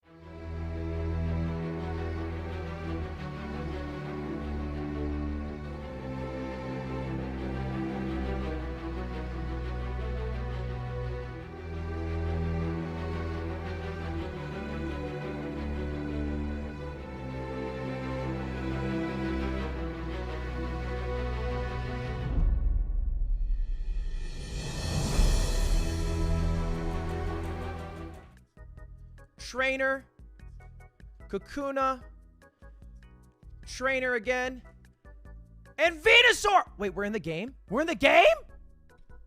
Oh, fuck! Juice liquor. I don't know. Don't know what to do. Mike is throbbing. Throbbing. Did we deserve that game? I think we did, didn't we? Oh, what? I checked him. Because I think his opening is kind of bad. Listen, Moist, if you're watching, make sure you call me. Boy is the winner. Somebody wrote to me. So I've been playing like 50 chess games a day.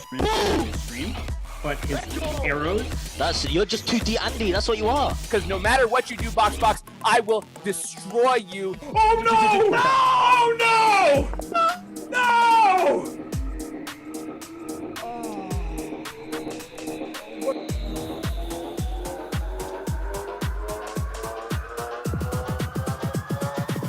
And it's too soon.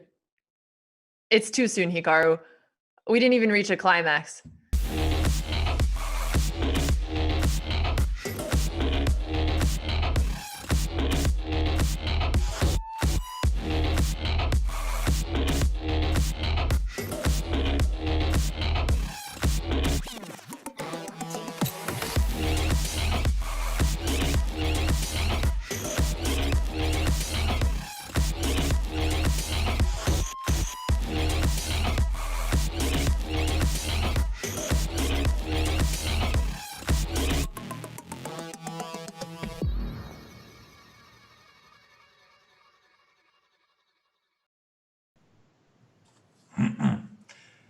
Hello everybody, and we are back with, of course, more coverage of the Online 2020 Olympiad.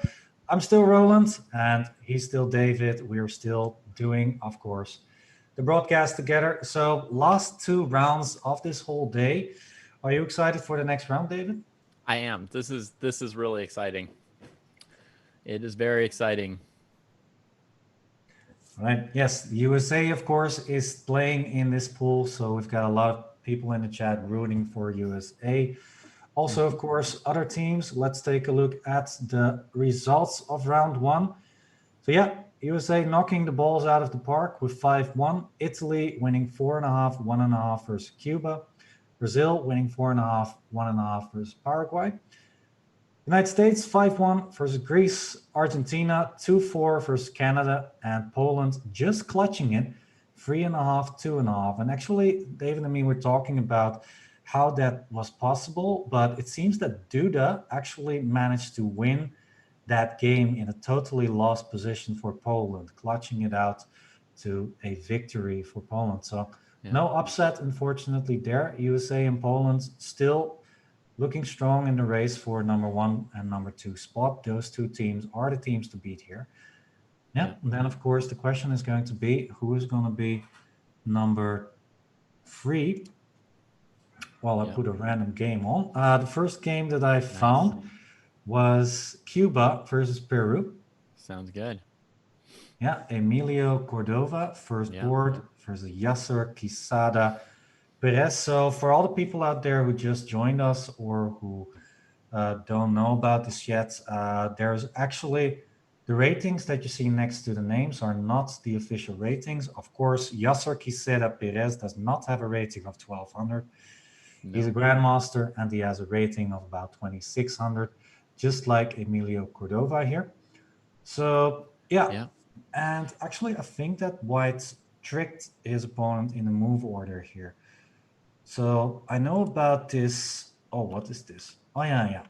That's how they got to the advanced French. That's how they got to the advanced French. Yeah. So knight c6, knight f3, knight g7, that's normal. a3, knight f5, that's normal.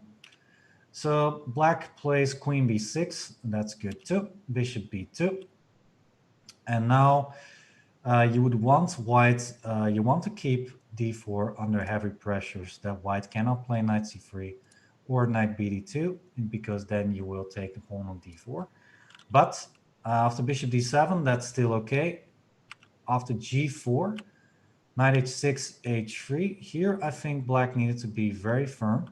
Instead, played rook c8, and now after knight c3, white is already in really good shape because knight a4, knight c5 is going to come. Mm-hmm. Knight a5 on the board, though, also very logical to play knight c4. Uh-huh. But I think that after knight a4, queen c6, I thought that white was doing very good here, but actually I may have misjudged it a little bit because this knight is going to come to c4 as well. I feel like I've seen this entire position before. Really? Yeah. So after knight c5, wait, this knight looks really good here. Black has knight c4. This knight looks really good here. So Yeah. maybe this whole ordeal is just boringly equal. Well, it may not be boring. There's still some pretty weird features of the position. White's permanently messed up their king side. The knight on h6 is struggling for air. There's a lot of interesting things that could still come of this, especially if either player has to trade on c5, then the center will open up a little bit more than in some other advanced variations. Yeah. I was thinking that the position is equal. That's boring. But, yeah. Oh, just that it's equal is boring. That it's equal, it's boring, yeah. Yeah, but I mean, from a human yeah. perspective, as long as there's stuff to do, somebody will mess up. Of course, yeah. Okay, then a question. Do you think white needs to take on c4, or do you think that a move like bishop c1 or queen b3 would be better? I would prefer to trade my b2 bishop over my f1 bishops. So I would be inclined to play a move like queen b3 as long as it's not terrible. Seems that it's not terrible. You aren't threatening to take here because d takes and queen takes f3. Yeah. I'm not even trying to. I just want to play like, you know, rook c1 and bishop e2 and castle or something of that sort, or bishop d3 or g2. I don't know where my bishop's going, to be honest. b3 looks like a good square. Maybe black wants to play f5 at some point to get the knight to f7, where it at least has some potential. Yeah. But yeah, interesting game. Knight c5 played, knight c4, rook, bishop c1 on the board though. Now knight g8. Just chilling back on g8. Yeah. 5 next. So after a lot of fancy maneuvers, they still have all their pieces. They've avoided any trade. Yeah. I mean, knight g8 is a very logical move. You can play h5, trying to put some pressure on the king side. Right. You can put the knight maybe to g6 or something. Yeah. Yeah, really weird opening. But yeah, because also with the knight on h6, it could be hard to play f6 sometimes. White will be able to then trade on h6, then take on f6, and it's awkward to recapture your pawn. Yeah. So exactly. that could be a real annoyance or problem for black. So he just accepts and reroutes the knight. Yeah, he decided to play knight g8. And now I guess the bishop needs to go to d3 then. I think white is slightly better. I don't know. It's mostly or mainly. I was doubting to make a choice there. Mostly because of the developmental advantage. I mean, white has already got 2 knights out, got all the pieces out, while black still has bishop on f8 and a knight on g8. So I would consider maybe pressuring the c4 pawn somehow, maybe with knight d2. And then white should just have a stable advantage there, I think. Mm-hmm. But okay, we'll see. Let's move on, of course, once again to one of the big guns in this game. I would be inclined to go knight g5. Probably leave the black knight on c4. Say you're on a good square, but at least you're blocking the c file. And I'll play knight g5, and then maybe h6. Maybe knight h7. Oh, that's fancy. Yeah. Just chilling like a villain, threatening bishop takes h6 perhaps. No, not really, but try to go trade that other bishop on f8, and I'm just getting out of the way of f4, f5. That's all I really want. So now I'll trade and rush the f pawn and let the knight on c4 block the c file. Why not? After knight g5, there's also knight g6 perhaps, but then f4 and you start running. Yeah. Yeah, looks very good. I like. Knight g5. Okay, we've been stuck on this game for quite some time now. So let's move on to another one. I want to check, of course, the strongest player in this pool. in this round. Also, Wesley So playing against Neres Delgado Ramirez. And wow, am I mistaken? These are actually their... No, not really, but these are more or less their official ratings. So there These you are go. very close to their actual ratings, yes, Yeah, coincidentally. Yeah. So how's So doing? King of Fates. Certainly no opening difficulties. No, I think this should be absolutely fine for Black. Don't really see a way to play this. I mean, Bishop C5 is met by Bishop E3 or Bishop C3, not a big deal. I think White's a little bit more comfortable. I don't know, because it's the difference in the knights. This knight on F6 has no potential there, while the knight on D4 is doing a lot of things. For example, if C5, then knight B5, the knight's very strong on B5. Mm-hmm. And if Black ever tries to push over here, then yeah, I mean, the knight is just very solid on D4. It's not doing that bad of a job there. So I would just try to play G4, King G2, maybe play H4 and G5 if we got the opportunity. But it's not really that much, no. It's not really that much. It should be more or less okay for Wesley So. Also, Ray Robson is playing on board too. That's not this board. Let me see if I can find him. Seems that he started a little later, and that's why it's harder for me to find him. Okay, let's move. Oh, here he is. Oh yeah, his username is Spicy Caterpillar. Spicy, that's right. Spicy stuff. Okay, this is a different Caracan. White played the E5 Caracan here, which is a big opening discussion. Just Bishop B2, C5, Bishop E3, Queen B6. Yeah, this is a very topical line nowadays. Knight C3. I thought they used to... Okay, Knight C6, Knight A4, Queen A5. I thought that Black usually takes on B2 at some point, but... Okay, Queen A5, C3, C4, now B4, and weirdly enough, the knight is looking pretty good on A4. It can jump to C5 at some point. But once again, we've got these knights and the bishop on F8, and that will be a problem if White knows how to deal with this position. White's got some time to grab some space or improve some pieces. I think White's already slightly better. Knight B2 on the board though. The problem is after Knight C5, Black has B6 ideas perhaps. So Knight B2, trying to play A4, perhaps. It's an unusual square for the knight. When we first saw the live position, the first thing I did in my head was think, now how did a knight get to B2? I tried to guess the route, and yeah, there it is, C3 to A4. C3.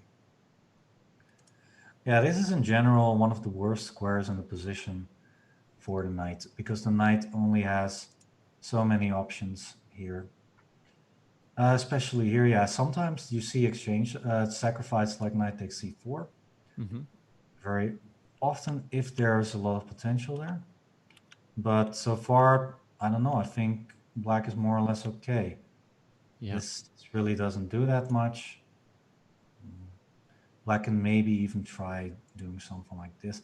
I think with White, I want to play knight E1 and F4 as soon as possible to try and grab some space. But Black's pieces are so solid that it's really not so easy to break through here. Yeah, I think my approach, which might be wrong, would be I would sit here thinking Black is going to play G5 or F6. And I would try and think prophylactically about what do I want to do to be ready for those moves. Because right now, Black doesn't have enough space, in my opinion. Like, they don't have enough room with where their pawns are to play this game. And eventually, we'll play G4 and F4 and stuff like that with White and overwhelm Black. So I feel like they have to play F6 or G5. So I would try to think, how do I make those moves not that good for Black? All right. How would you play against an F6 break then? Usually with like rook E1 and maybe bishop F4 kind of moves. But bishop F4 really walks into G5. So rook E1 more or less, yeah? Maybe rook e1. A move possibly against g5 is h3. H3 does also have a downside, especially in this position, but we'll see that later. If you ever play g5 and h5, then g4 becomes extra strong, opening up some more lines. Usually you want to keep the pawns as much on their initial square so that black does not have any targets to create some attacking chances from. Yeah, I think I agree there. It's not a bad idea to play against f6 or g5 because white's got more space, at least on on both of the sides actually, because of the pawn here on b4 and on a4. But yeah, I mean, definitely the game is going to continue on the king side here. Although rook c8 does have some point here, because if you play h3, then knight takes b4 and c3 is possible. It's something really to take a look at. And so white played queen e2 here to stop that. So after knight takes c3, there's no double attack anymore. A prophylactic move, by the way. Yeah. Not aimed at f6 or g5, but aimed at knight takes b4. Yeah. By the way, this knight takes b4 is very interesting strategic idea as well. I mean, if black can have two passed pawns on that side, then sacrificing there is definitely on the tables. But yeah, with a pawn on a4 and no pawn on b5, it's going to take a while for black to do that. Okay, bishop c2 played, short castle, and this is now the current position. I don't know. Very interesting. I would pick white slightly over the black position simply because of the space advantage. But yeah, still a lot of fight left. Yeah. The fact that black can trade two minor pieces with knight e3 alleviates a little bit the concern I had about black's total space. Yeah. Would you do this though? I mean, after bishop takes, king takes, even f takes looks interesting.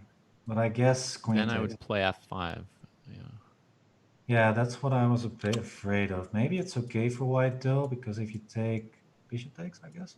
And then you're going to play e4 again anyway. Or pressure over the e file. The rooks are perfectly placed while this rook still has to get over there. Yeah. Big potential with queen c2. I really like white here. Yeah, I guess white's still good there too. Yeah. Yeah. It's like white is playing very prophylactically against the knight takes e3 break here. And actually also against an f6 break, because the e6 pawn could become very weak after that. So in a sense, white is doing more or less what you had in mind, to play prophylactically against black plans there. Right. Like if black played f6 here and white played the move bishop f4 in response, you know, on g5 we would play pawn takes on f6. Yeah. Rook takes. Yeah. And then we can come into e5 at least, I imagine. And yeah, this looks perfectly okay for white. The e6 square is going to be a big target for throughout the rest of the games. By the way, let's switch over. We got a result. We got Wesley So with a draw against Nunes Delgado Ramirez.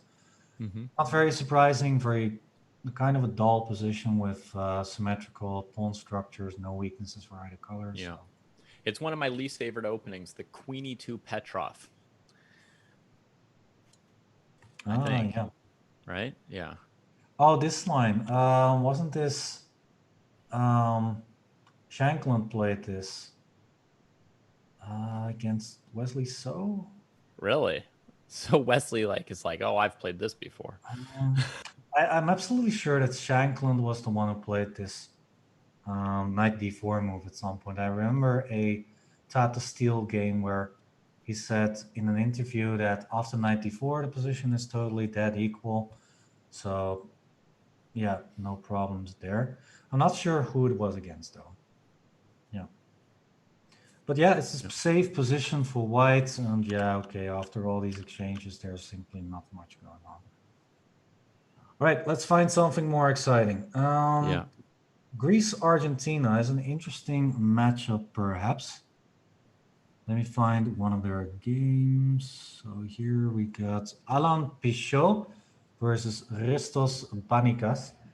They are both about, well, Ristos Banikas has 2600 rating. Alan Pichot also more or less FIDE rated. Who's better and why? So these are two teams that qualified from the previous division. Yeah. And they are doing,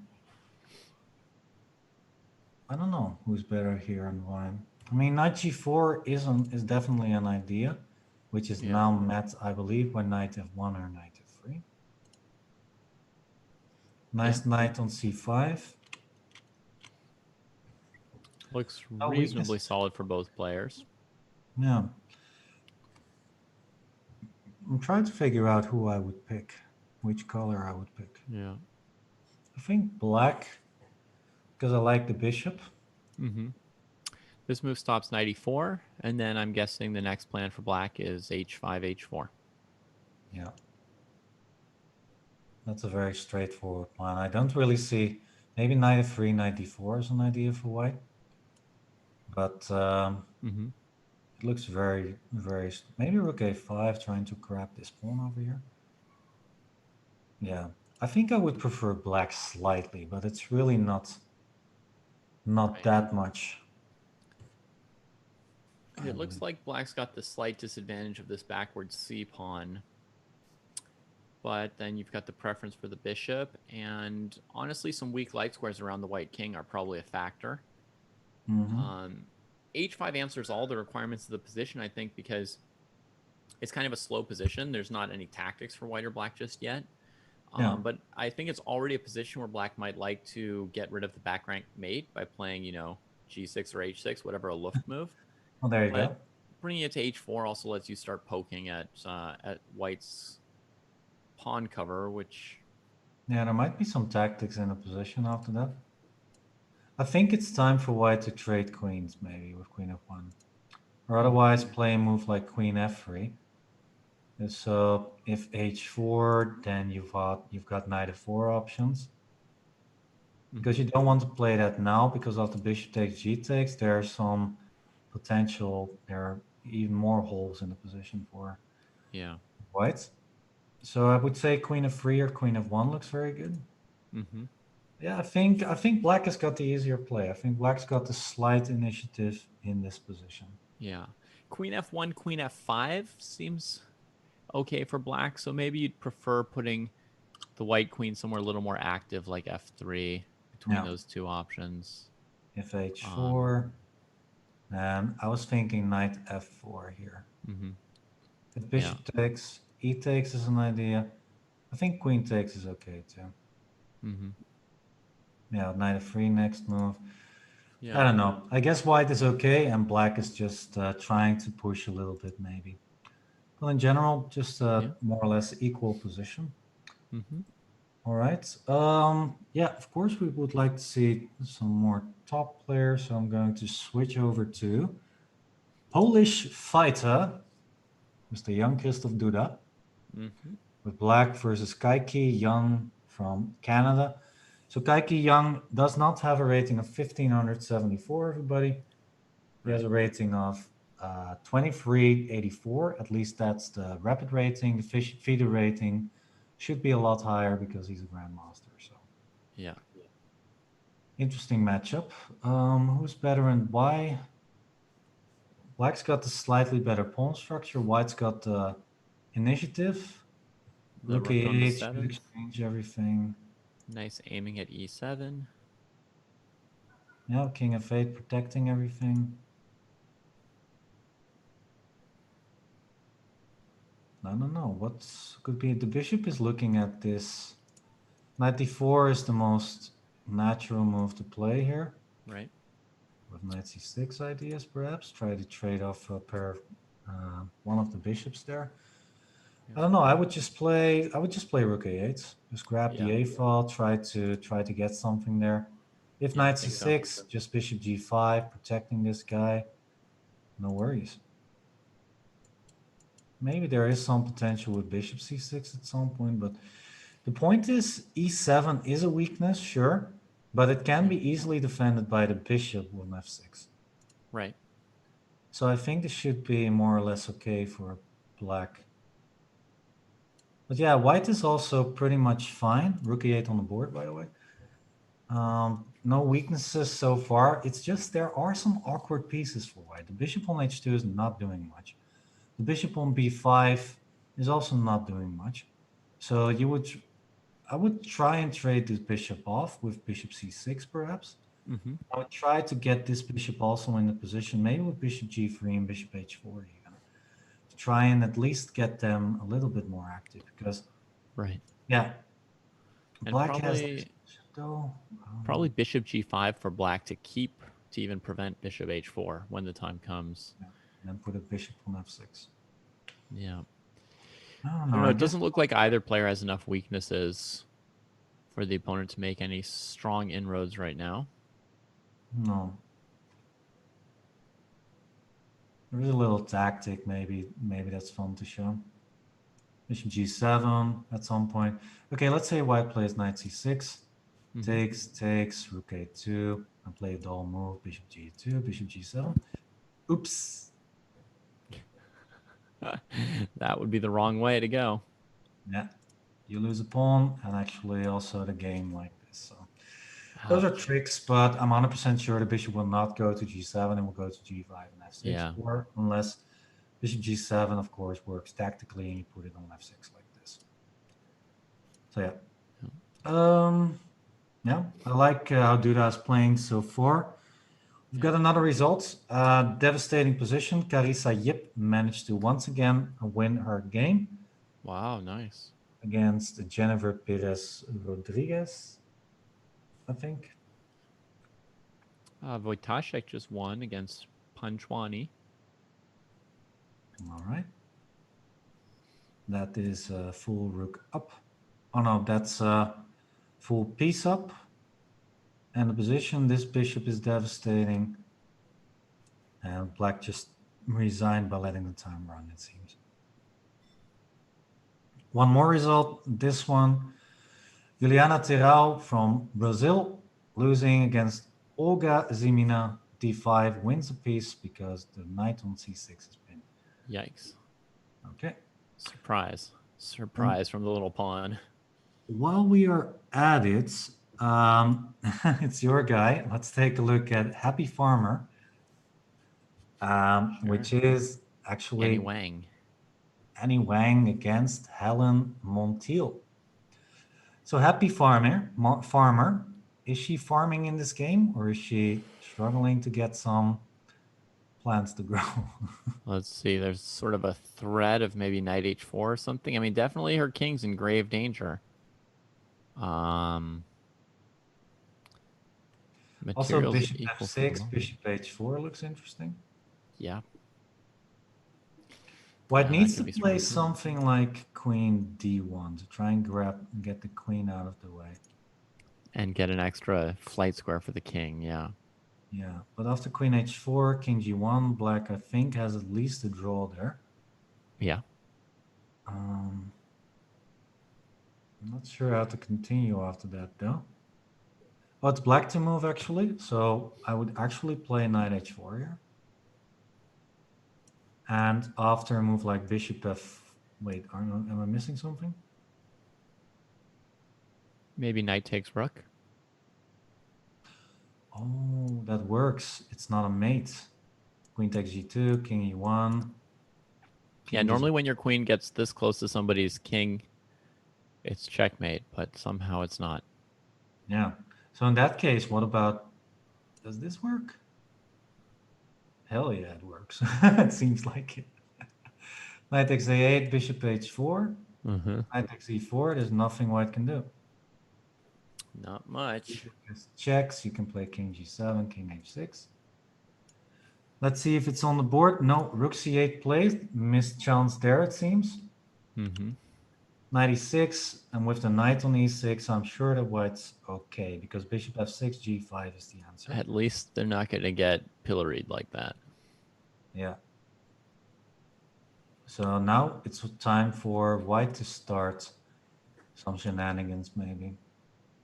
Wow, that was a missed chance really for black. Let's take a look at it Yeah. again. So bishop f6. If queen d1. Mm-hmm. What about take here?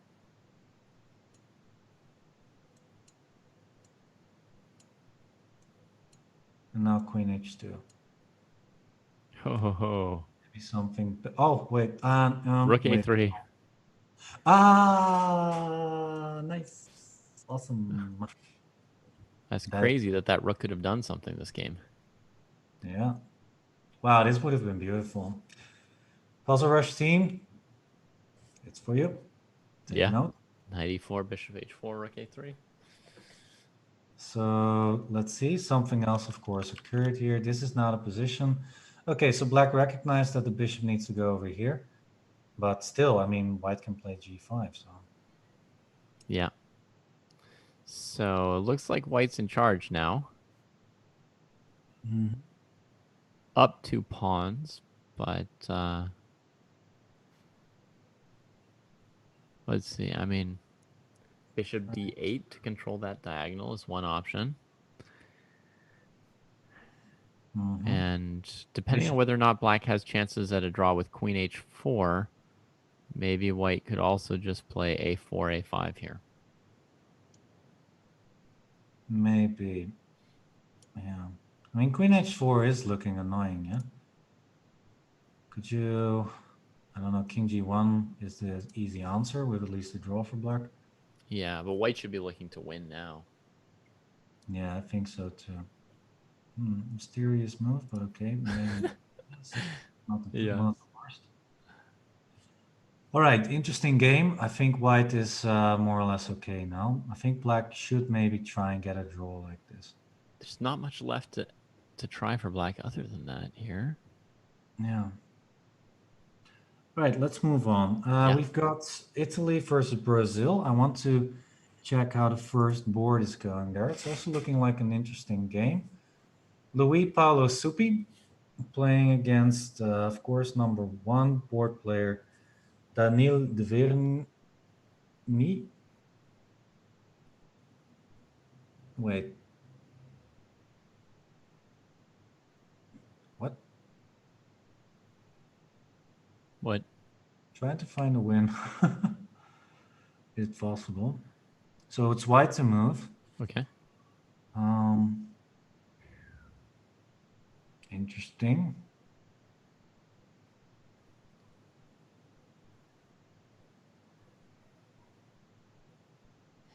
I don't know. I was trying to find a win, but maybe there's none in the. It was maybe knight c8.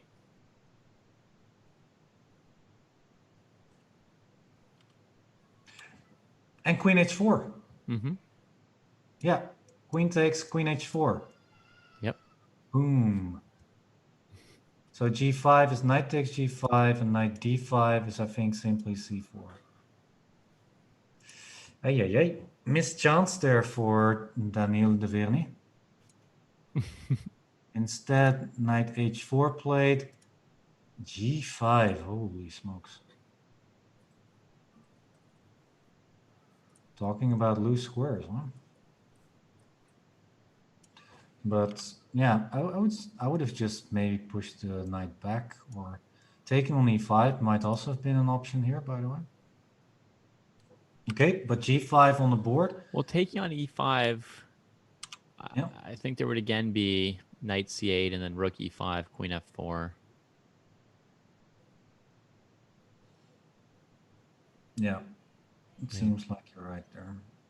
Yeah, so maybe just a move like knight d5 then.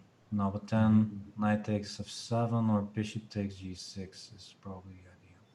Yeah, I think with knight h4 they were looking at taking on g6, and that looks like the move.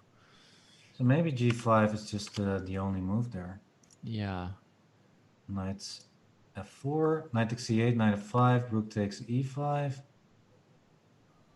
Does that work? Let's see. Okay, so you can take and take this pawn.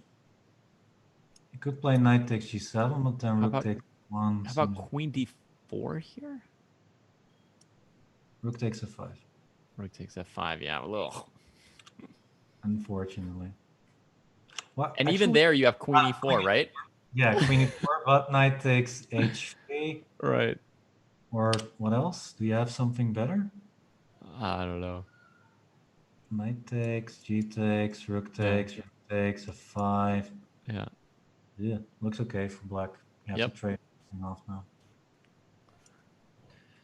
Nice. Okay, so rook takes e5 on the board, bishop takes, queen f3, not even grabbing the h6 pawn. I would have definitely grabbed that thing. It's a tempting pawn. I mean, why not? What's the deal there? A pawn is a pawn, so why not take it, yeah? Yeah. I guess he thought that pawn was of no value. Maybe white just wanted to play queen f3 and queen f4. He's got the knight on the square he wants, and he's just looking for the checkmating attack. Yeah, g3, knight d5, queen h5. Okay, this is looking very good, actually. But there's not the queen time, g6? though. Oh, that works. Yeah, that works. Probably the queen has to move backwards then. King bishop g7 on the board, rook f2, okay. 21. Both players are in huge time trouble. 10 seconds, 16, 14, 13 for black. Oh, yeah. E6 back, just making some moves. Rook f2, draw offer maybe. Is black going to take it? I would, I think. This is very scary for black. You could play rook e8 perhaps, but I really would not try to. This knight on f5 is such a beast. I would definitely take a draw here if I were black, but with white, I definitely would like to play on. Okay, draw. Yeah. Right, exciting game, definitely. Which games are still going on? We still got Polish Fighter, Jan Christoph Duda. So, whoa, a lot has changed. 4 pawns there, all nicely connected. Yeah, the bishop is still really awkward on b5. I think black is more or less winning here. I don't know. Can you already push this pawn? Yeah, I'm wondering if he can push f4. And then c7, he'd have to take it with his king. But that seems like it would hold. Yeah, this looks over. I think knight f4 wins. Now go on the offense with the knight. Knight d3. Boom. All right. Nice. Yeah, so white did not manage to get the bishop to a good square, and in the end, everything was in black's favor. So a win for Jan Christoph Duda. Let me try and find some interesting stuff. Alicia Sliwicka versus Miley Jade Quila from Canada. I'm probably butchering the names. Please don't hold me to it, everybody. But the queen on d8 looks stuck. A little bit, yeah. Looks like it's over. Looks like the king is also a bit stuck. F takes. Yeah, I would even take on e7 here. Yeah. Just no reason not to. The more queens, the merrier. Okay, we got an interesting endgame over here. Stelios Halkias, the grandmaster, playing against Pablo Ismael Acosta from Argentina. White has a pawn up, but there are 2 rooks for each side on the board. Right. Threat rook a8. Yeah, there is this mating net idea. So black needs to be very, very careful here. How do you deal with that, though? It's not so easy. Really, yikes, this is over. Rook a8, and the king is going to be mated, it seems. He won. Yeah. Oops. Is there a way for black to try and hold this? I mean, maybe you have to move the maybe g pawn since your king's getting mated. You need to make a flight square. I guess just g6 then, yeah. No, yeah, or g5. I think g6 looks better. If rook a8, then you can take. Well, if king takes rook f1, shouldn't be a problem. If e takes rook b4, should be very much good enough. A lot of checks on the board.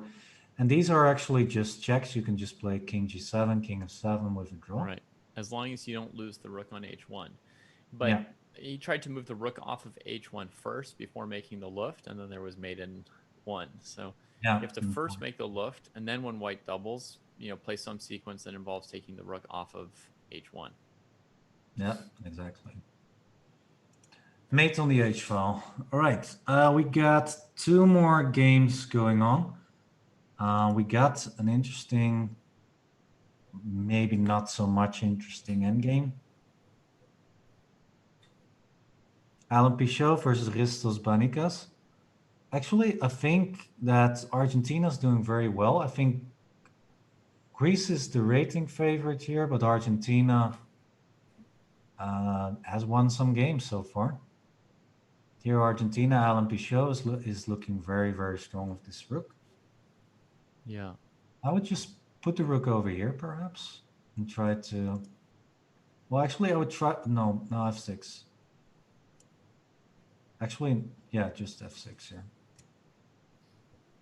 King d7, rook h5. Yeah, maybe actually this is a right decision. f6, king d7. If the knight moves, you can put the rook here and start attacking with... Maybe not, but king d5, rook h6, or rook h1. The king needs to come over here, this way. Yeah, king d, something like this. Maybe rook a5, and then with the king over. Black's got all the time in the world, but yeah, it's still some work to do. Oh yeah, I see his main goal is he's trying to push the white king to the 4th rank. He was looking for a chance to do that. Yeah.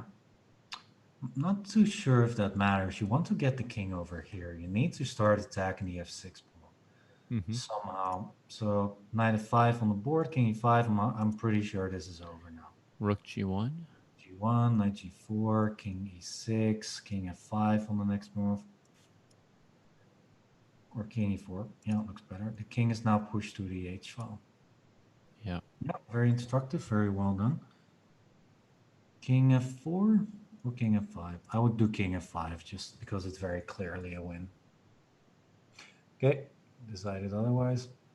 Black won. Yeah. Right, and with that, we've got 1 more game left to go.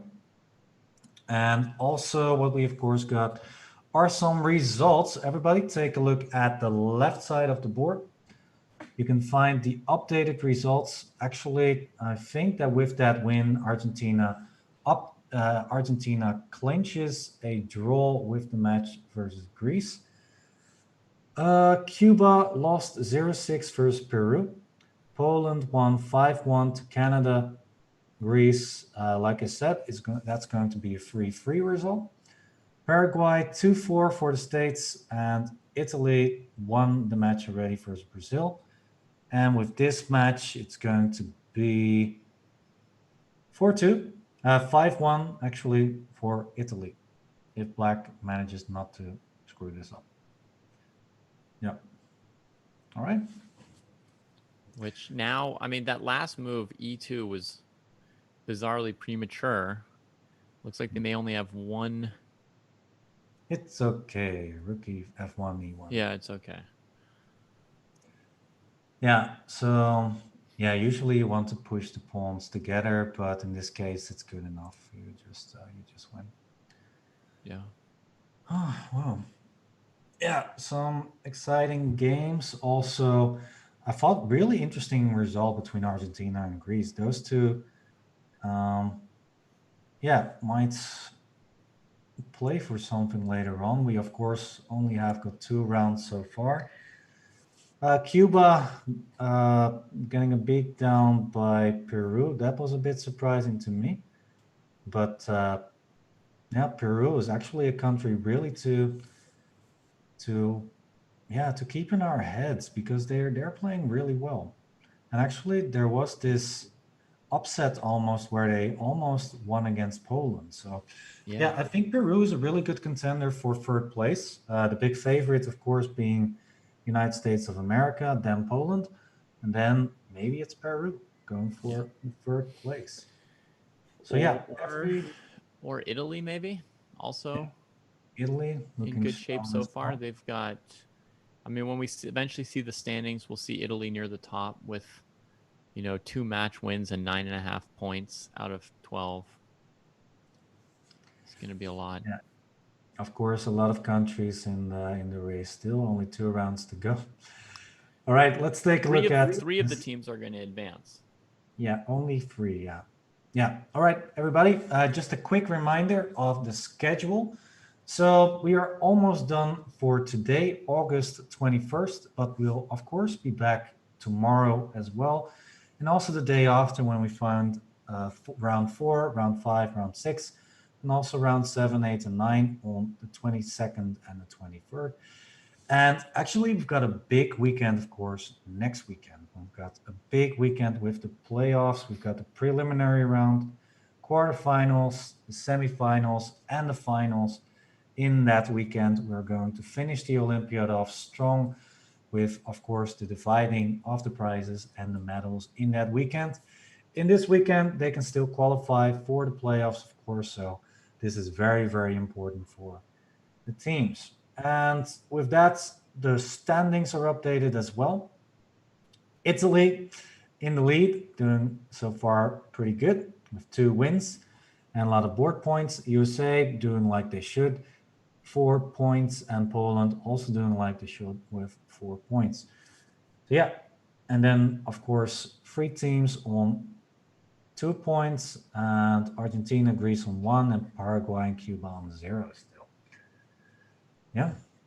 All right, everybody, we're going to go on a short break. And after that, there will be more lights in my room. And there will be, of course, more chess action going on with the last round of the day and of Pool D. So don't go anywhere. We'll be back shortly with more games and more action.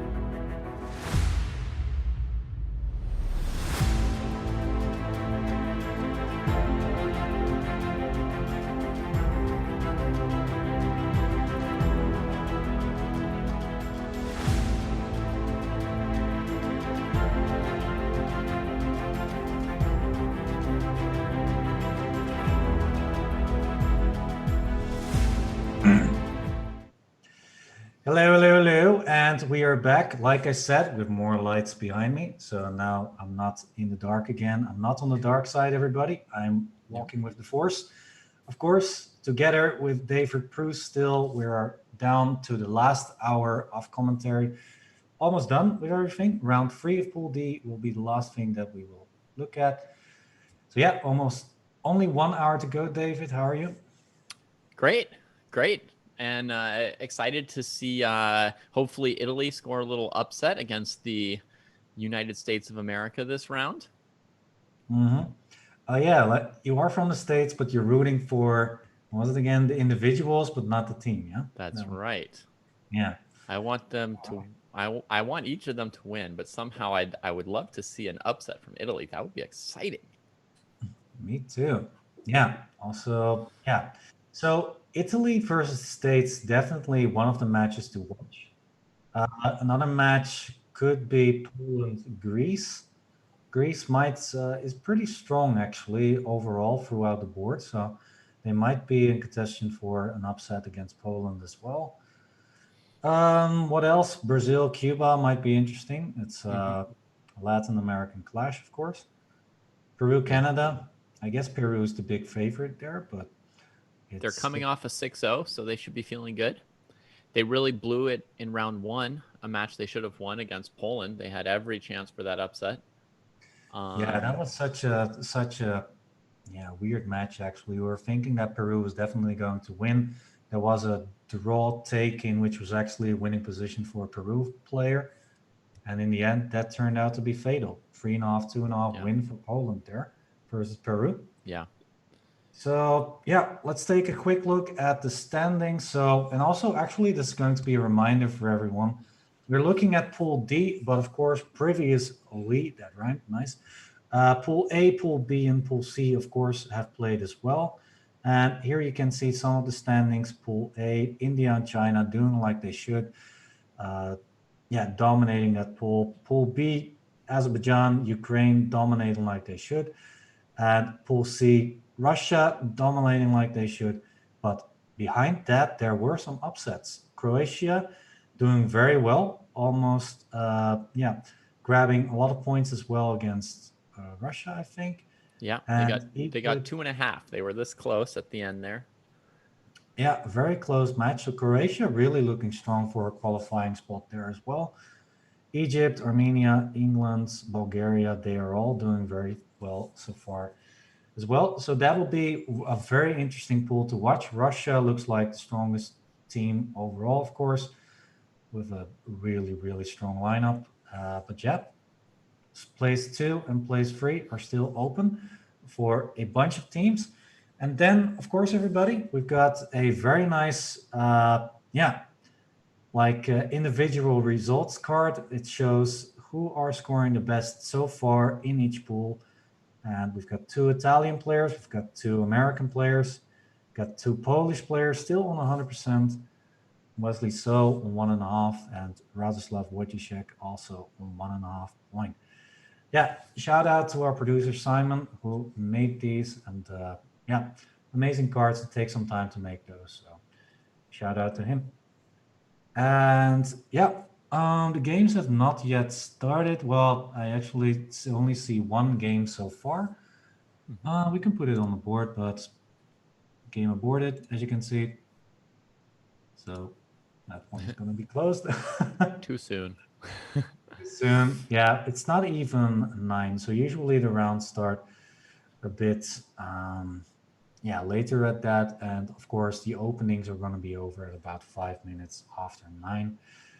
At least it's 9 o'clock in my time, but let's say 5 minutes after the whole hour for everybody that is looking.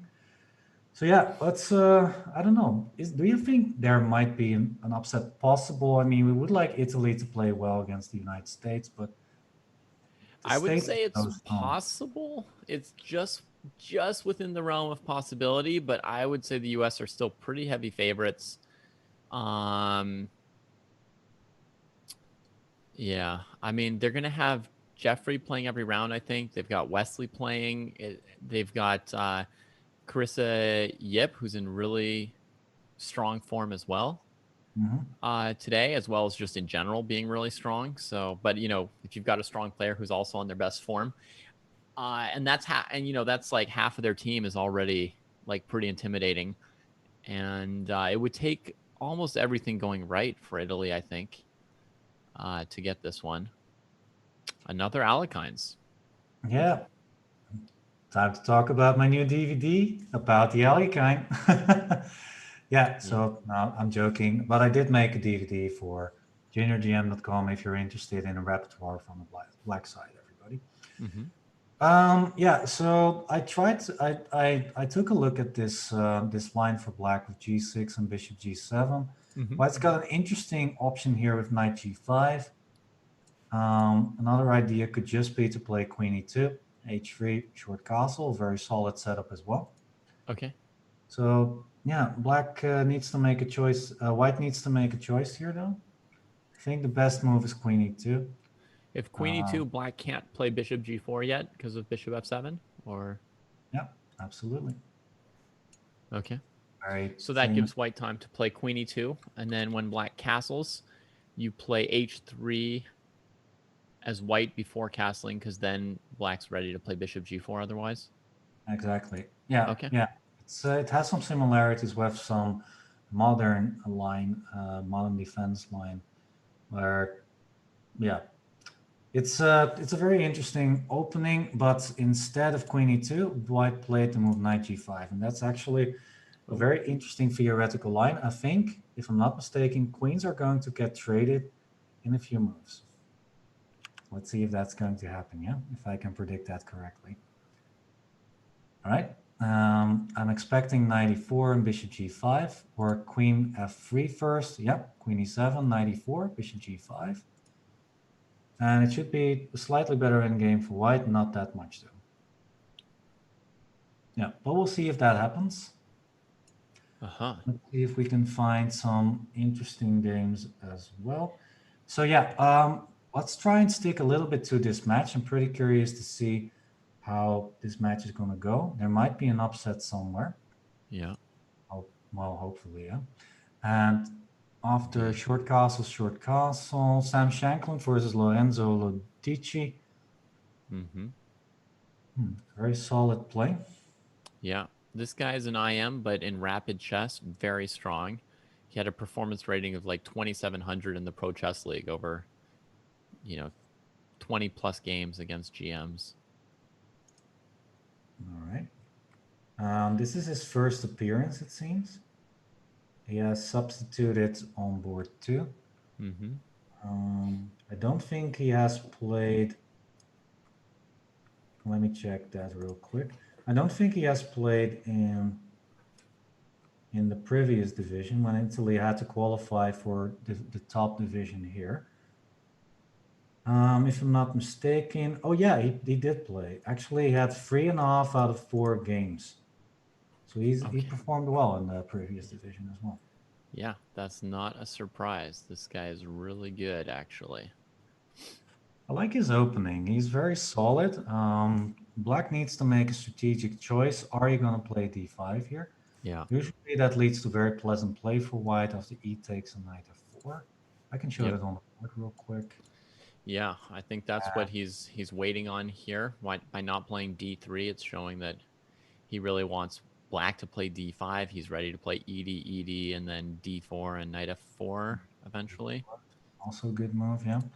Aiming for that isolated d pawn. I like knight f4 usually, maybe not in this position. Yeah. After d4, you don't even have to take, but let's say you do. Okay, then just d3. straight up take that. This is a move I'm a little bit concerned about, because if you take it, the bishop on c1 will be not the greatest. Black has a permanent square on d4 for its knight. These pawns will be permanently weak. So I would be a bit concerned about that. Maybe there's an easy way for white to deal with that, but I don't know. It looks very unpleasant. So maybe d5 is a really interesting option. No, black goes for d6, but now I think that after d4, I think white looks very, very good there. Yeah, or maybe d3 just with the idea to play g4, f4, g5, knight g3. Looks Yeah, very now that solid. Black spent a tempo on d6, I think d3 is quite logical from White. Yeah. In theory, White could still play d4 and play an open Sicilian and say, you know, I tricked you into maybe not exactly the setup you had in mind. But honestly, h3 and g3 from White is not that amazing. And, you know, Sam's very comfortable with a normal Scheveningen style of Sicilian. So Yeah. I don't think he's going to go for d4. All right. All right. Let's move on to, let's see if I can find actually some more games. Yeah. Not all the games have been updated there. We've got a very similar opening to one we saw last time between Sedina and Abrahamian. Elena 1668. This one. All right. Yeah, so this is the second women's board. Yeah. They have been switching around a lot. Okay, you played in the first round, then she did not play anymore. I think they've been really switching those boards around. Now on board 3, Anna Zatonsky is playing, making her first appearance in this top division. Mm-hmm. Yeah, knight of 5. Yeah, White, this is an interesting move. The idea is, if you're taking here on d4 is a mistake, by the way. Mm-hmm. And the knight's forever pinned on d4. Yeah, king h1 is a nifty move here, with the idea that black cannot entangle himself with knight takes f3. Although, even in this case, you could maybe already take, and play something like queen g4. Yeah, that's also good that also looks good enough already. Yeah, so taking on d4 is a little trap here. What you need to do, I think it's time to take on e3 at some point and then just play bishop e7, but it is pretty risky. There are some tricks in the position for White there. So, okay, let's see what's happened. Knight takes e3 played, all right. Still on fire, very good. And then After g6. g6 with bishop h6. Huh. I was expecting bishop e7 and f6 from Black. Yeah, So this is another approach. I'm not sure g6 is the main move here. I don't know. The first thing I'm looking at is knight g5. Does that work? I mean, you do have knight takes e5 as a nice trick. D takes, queen takes e3. You win the knight back and one a pawn, or two pawns actually. Yeah. So that doesn't seem to work. Maybe my second thought was queen e1. Just try to put the queen on h4. But after bishop h6, the queen cannot go here. But maybe we can play king h1 first, and somehow trick with queen h4. I'm just guessing out loud. I mean, there must be a bunch of theory right here. Oh, okay. I'm really on fire. Queen maybe e1. Knight b2, knight b3, knight c5 is a good idea as well. For some reason, I do like Black's position. You like Black's position? Yeah, after long White's position. Sorry, White's position. Okay. I was like, you're guessing all White's moves as if you really knew what you wanted to do for White.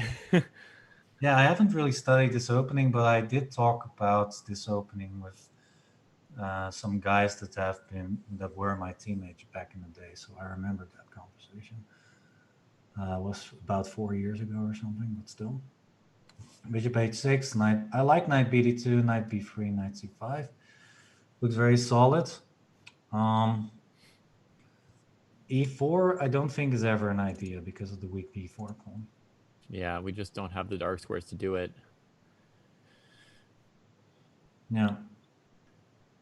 All right.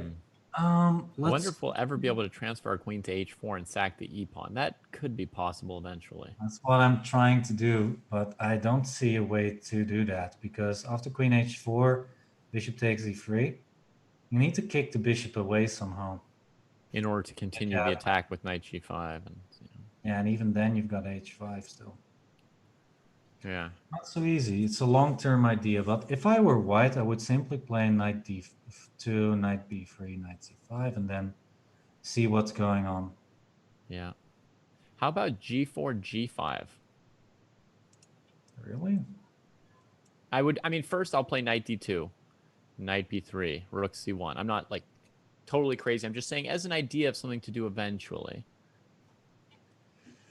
Might be okay. I mean, you are preventing F6 ideas here. Right. I'm trying to lock that away and then just play the whole board. There is one drawback of that, and that there's going to be a knight on F5. Maybe. And what's the plan after that? Maybe you can put a queen on H4 and then king H1, rook G1, rook like this Yeah, or something. I was going to eventually rook lift, probably. It's not that bad of an idea. You do lock away the black position with that move. Yeah, we'll see. Okay, oh, oops. We've been stuck with this game for a while, and we've got a lot of other interesting matches. Of course, I'm interested in Poland versus Greece. Let's see if I can find it. Nope, but we can check this real quickly as well. Yeah, we've mostly been sticking towards the top games, but maybe it's a good idea to check also, of course, some lower boards as well. So we've got here Jersey Jesus PSS. Let's see which board this is real quick. This is actually board 5. This is the youth board between Brazil and Cuba. Interesting opening. I like the pawn on F5, and that's going to be a hassle. I like the bishop on G5, and that's going to be a hassle. How to continue though, because black is really solid at this point. Maybe the idea would be knight e2, knight e4 to try and create some more pressure, or just queen d3 and queen h3. Right. The idea is to put pressure on this pawn somehow. Yeah. From black's perspective, what do they want to do? Maybe play rook e8 so the rook can defend e6 and e7, even though you also want your rook defending the f file. And you can always play queen c5. Yeah, queen c5, trading off the queens would be a good idea. White but then will surely retreat. And then we need more of a follow-up. So maybe b5, b4 at some point also, or yeah, b5, like, a5. Yeah, I like if queen d3, then you've got b4 options, which look pretty good. And so we can look at trying to trap that bishop on b3. Not that we're going to like trap it and win the game, but like the threat of trapping it might provoke some weakness on the queen side. Yeah, I agree there. Okay, interesting position. Small sidetrack there. I want to try and find the Poland Greece games. Yeah, Polish Fighter is a very easy name to find, but yeah, after that, it's a little bit harder. Let's see.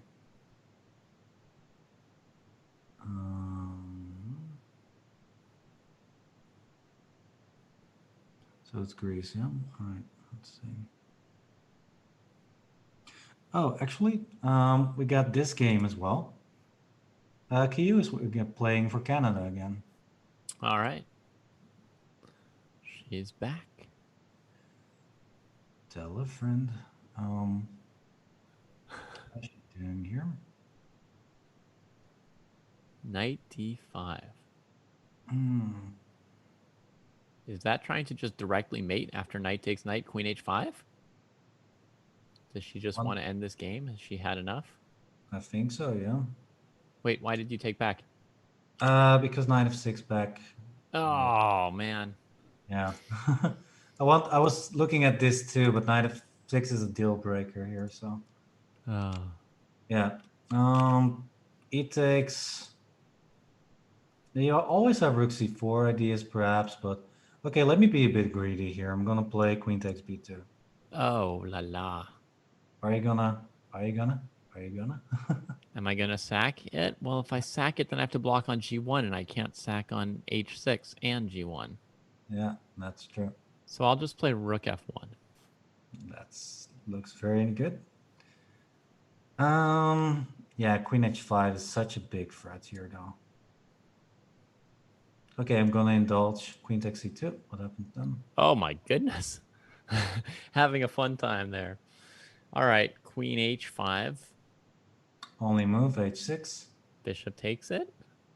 Are we just showing the fans what a checkmate looks like? Yes, we are. Okay, I was like, when is he going to suddenly uncork a defense I've never seen before? I was just gonna indulge you actually, so that you can find a mate. I see. I thought you were indulging in pawns, but you were indulging us and I'm grabbing the pawns. I'm indulging the victory for white here. indulging us and bishop takes h6. Very nice. So queen takes b2 is I think maybe rook c4 is the best idea. But let's talk generally. I think that Kiyu is doing very well. Yeah. She is her mating attack on the king side looks very strong against Anne Lindsay Chumpitas. There are also f6 ideas sometimes. So for example, if you play a move like rook c7, queen h5, very good, I know. But I just want to show this idea. Queen f5, you're threatening mate. And if you play g6, you've got queen takes f6 ideas. And at h6, of course, bishop takes, and still mate. Yeah. So black has got a big task ahead of her. It looks like she's in a world of trouble against Kiyu. Right, let's take a look at the first results. Nicolas Theodoru won the game against the Polish opponent here. Exchange up, strong knight, looks like a mating attack, actually a mate in... No mate, okay. Darn it. No mate. Okay, but enough material for black, so it should be over pretty soon.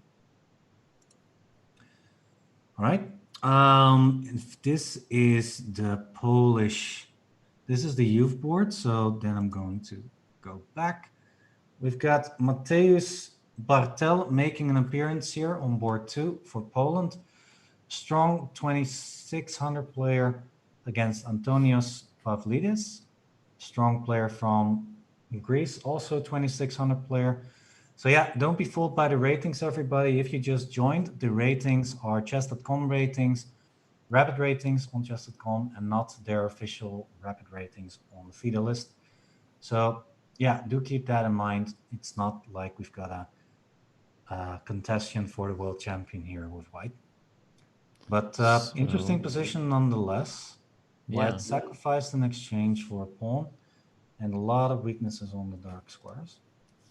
So bishop e7 would be the most obvious move. That should be played in the upcoming moves.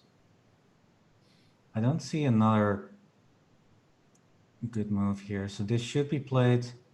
Yeah. I think I would maybe try to play this positionally, like try and plan knight on d6, blocking all the rook files so that the rooks won't be worth much. Then bishop f4. Maybe start pushing these pawns perhaps at some point, because I don't really see a way to break through on the king side. I mean, you do have those nice dark squares, but there's no way for this knight ever to enter, unless you want to go for a mate like this. Seems unlikely. Queen h3, queen h6, but there's an easy answer after that.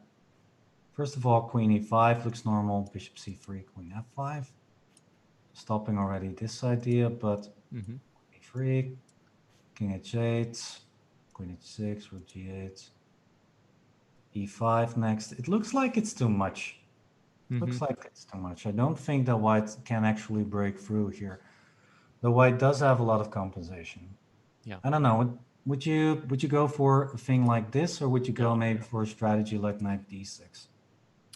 I wouldn't want to play that knight f6 move.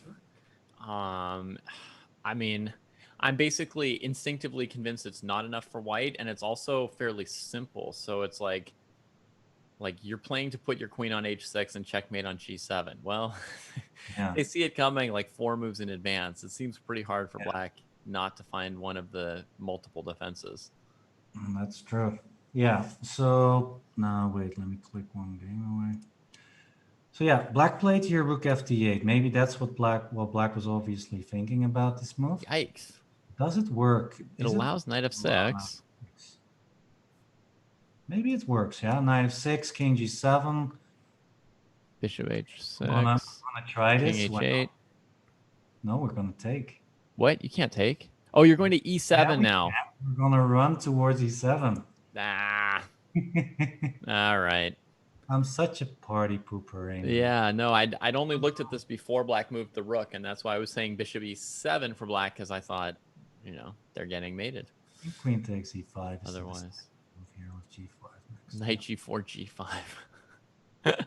Ouch. Solid as a rook, like they would say. All right, so.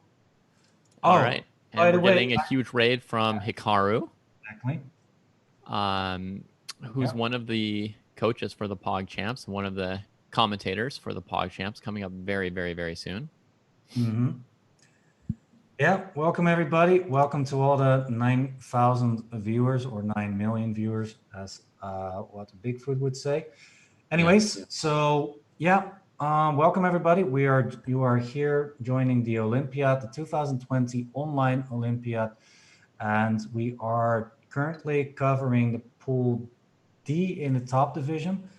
So as you can see on the left, we've got a few countries playing against each other. This is an official Olympiad, and they're trying to qualify for the knockout stage, which happens after these pools are done, after the final standings. So we're currently looking at round 3 with 9 rounds to go. So yeah, if you are here to support your country, then let us know in the Twitch chat. And we can, of course, cover also some of the games that you would like to see. So let us know in the Twitch chat if there's a game you really would like to see. For now, we are stuck with this Mateusz Bartel from Poland versus Greece. That's a very interesting matchup because Poland is one of the favorites in this pool, together with the United States of America, two of the big teams here. And Greece might be one of the underdogs here, trying to upset the big teams here of the United States and Poland. So that's why we're taking a look at this match. Still, knight of 6 looks so scary. I mean, to allow that, maybe we need to be a bit more careful. What if we first play, for example, a move like, I want to check, but after king g7, I'm 100% sure that it doesn't really work. Maybe after king g7, you could play queen h3. Well, that's more or less. But then, that's clever. Yeah. Then, among other things, there's also even queen e5. There's a lot of things. That's a good idea, this one. Yeah, but queen e5 maybe breaks it instead of taking the bishop right away. Yeah. So queen e5 with the idea of bishop c3, bishop d4. That doesn't really help. And if you take on h7, then king takes f6 is probably winning a full knight there. Yeah, so looks very good. I'm also trying to find a mate like this, but once again, g5 saves the day for black. I guess that Mateusz is just okay. I think maybe this exchange sacrifice was a bit too much then. Like black can, for example, try and undermine this e5 pawn right now. Yeah. White can play knight g4 and bishop h6, but I mean it's less dangerous than it looks, and you also have got this bishop e7. Yeah. How do you say? Bailout move. Yeah, defensive resource. But I think your bishop d4 is very strong, and if knight g4, black probably has h5, and there's not much that white's really doing there. I don't know. Yeah, I was thinking maybe knight g4, but maybe simply h5 or grabbing the pawn. All right, doesn't look like much. It seems that black is doing very well. And then let's move over to another one of the top players. We've got, oh, not this game though. Shankland already won.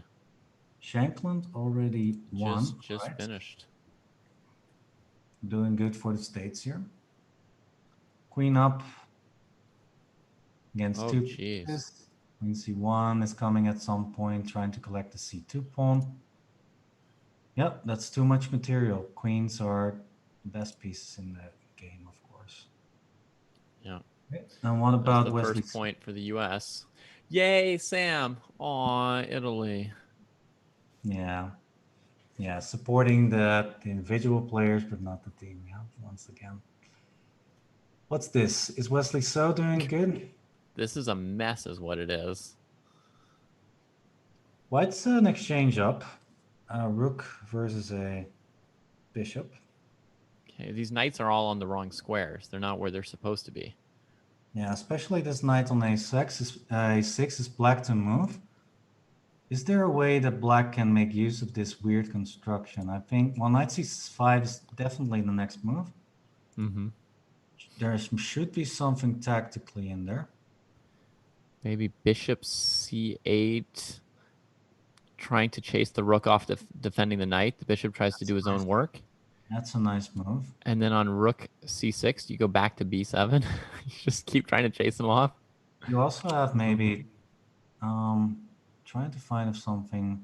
You always have knight e3 as an in-between move, by the way. Mm-hmm. So, but okay, yeah, bishop b7 looks very good here, and just a draw after bishop c8, bishop c7. So, after bishop c8, is there a way for white maybe to continue this fight? Maybe play something like, well, rook e4. Nah. I mean, let's see. White's got like a pawn or two, so they're a pawn, one pawn. There could be weird resources. This wins a pawn, it seems.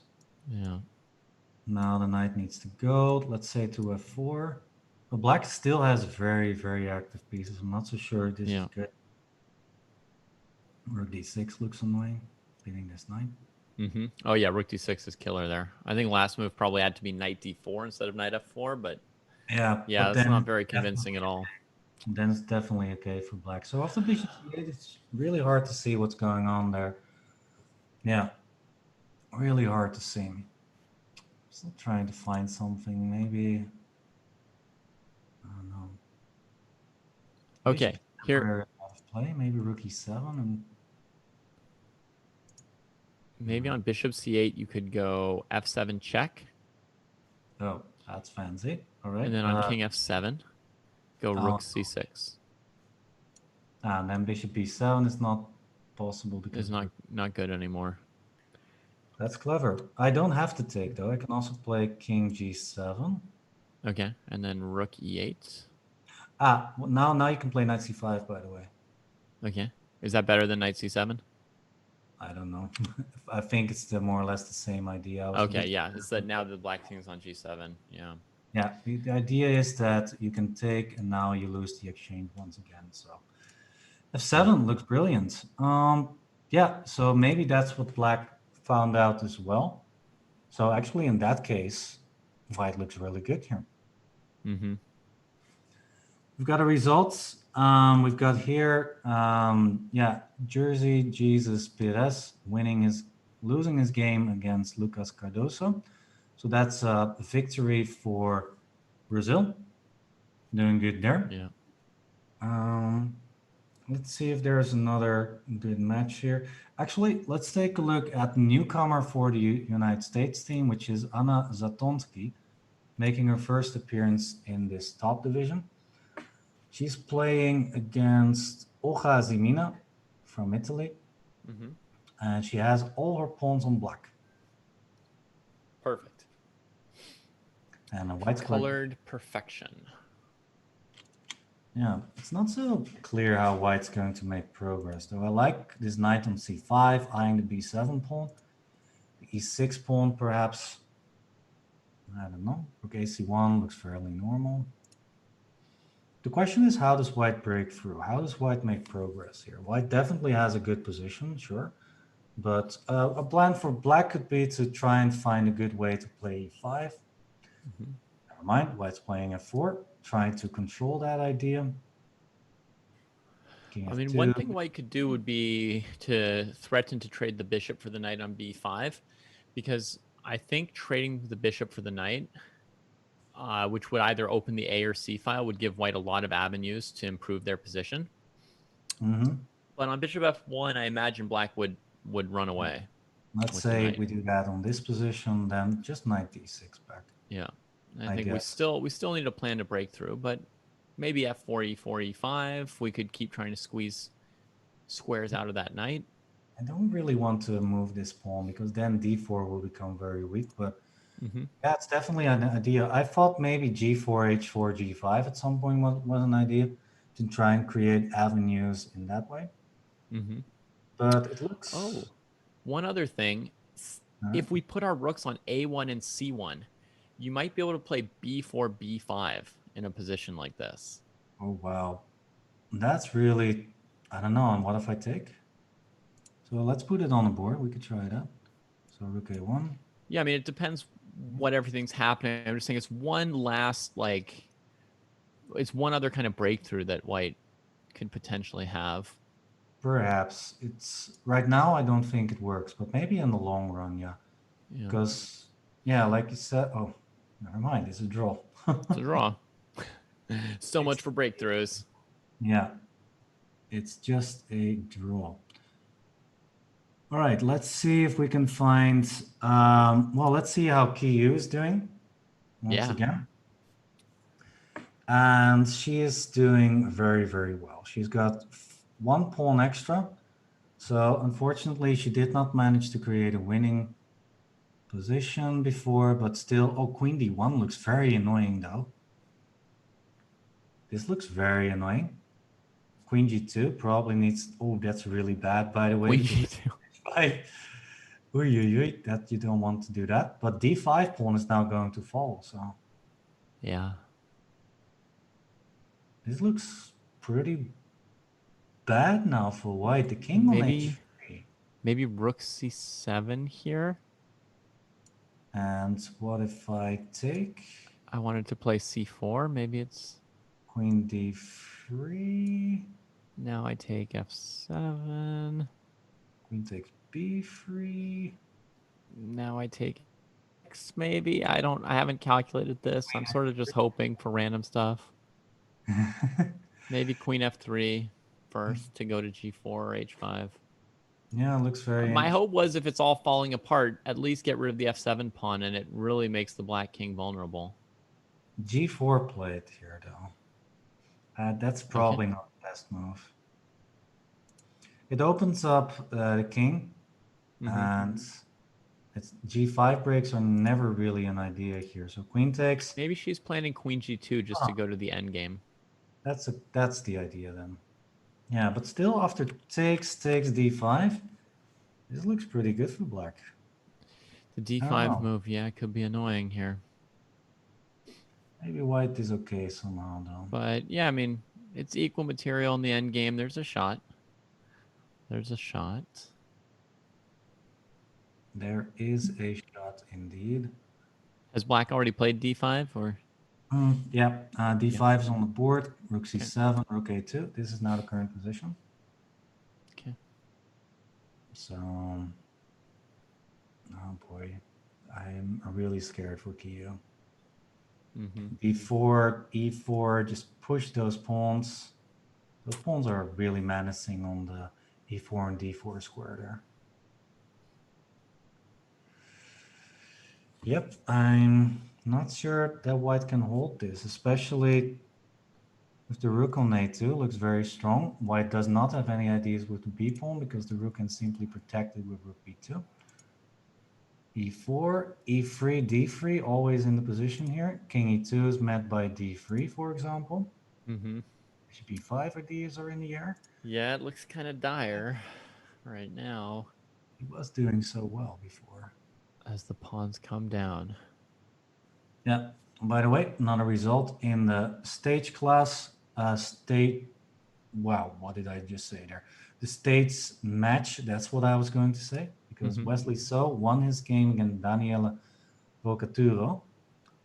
So that means it's a 2.5 advantage for the states. We got here Tatev Abrahamian. This is where we left off. This is the current position right now. big difference. Opposite color bishops, 2 pawns extra for black. Mm-hmm. Enough. It's a tough defense for white. Is it winning, really? I mean, the bishop on e8 is doing a really good job. You want to play g5, g4, and then start pushing these pawns. But g5 is met by bishop takes h5, and if you play h4, then, okay, yeah, there you go. On bishop e8, h4, still the same. Mm-hmm. And then Then bishop h5 to h5, g4. bishop g4, everything is blocked. Yeah, that seems like a draw at this point. Yeah, and we've got here board 5, I think. Jeffrey Xiong doing some work. 3 pawns up, soon to be 4 pawns.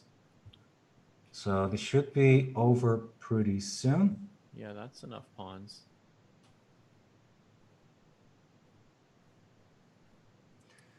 That's enough pawns. And actually, everybody, I got a message that we have to make room for another stream, unfortunately. So yeah, I wish we had more time, of course, to check if the states are going to clutch it in this match. They seem to do that. They seem to win the match against Italy, the big match. And of course, we will continue next weekend, of course, with more, actually tomorrow.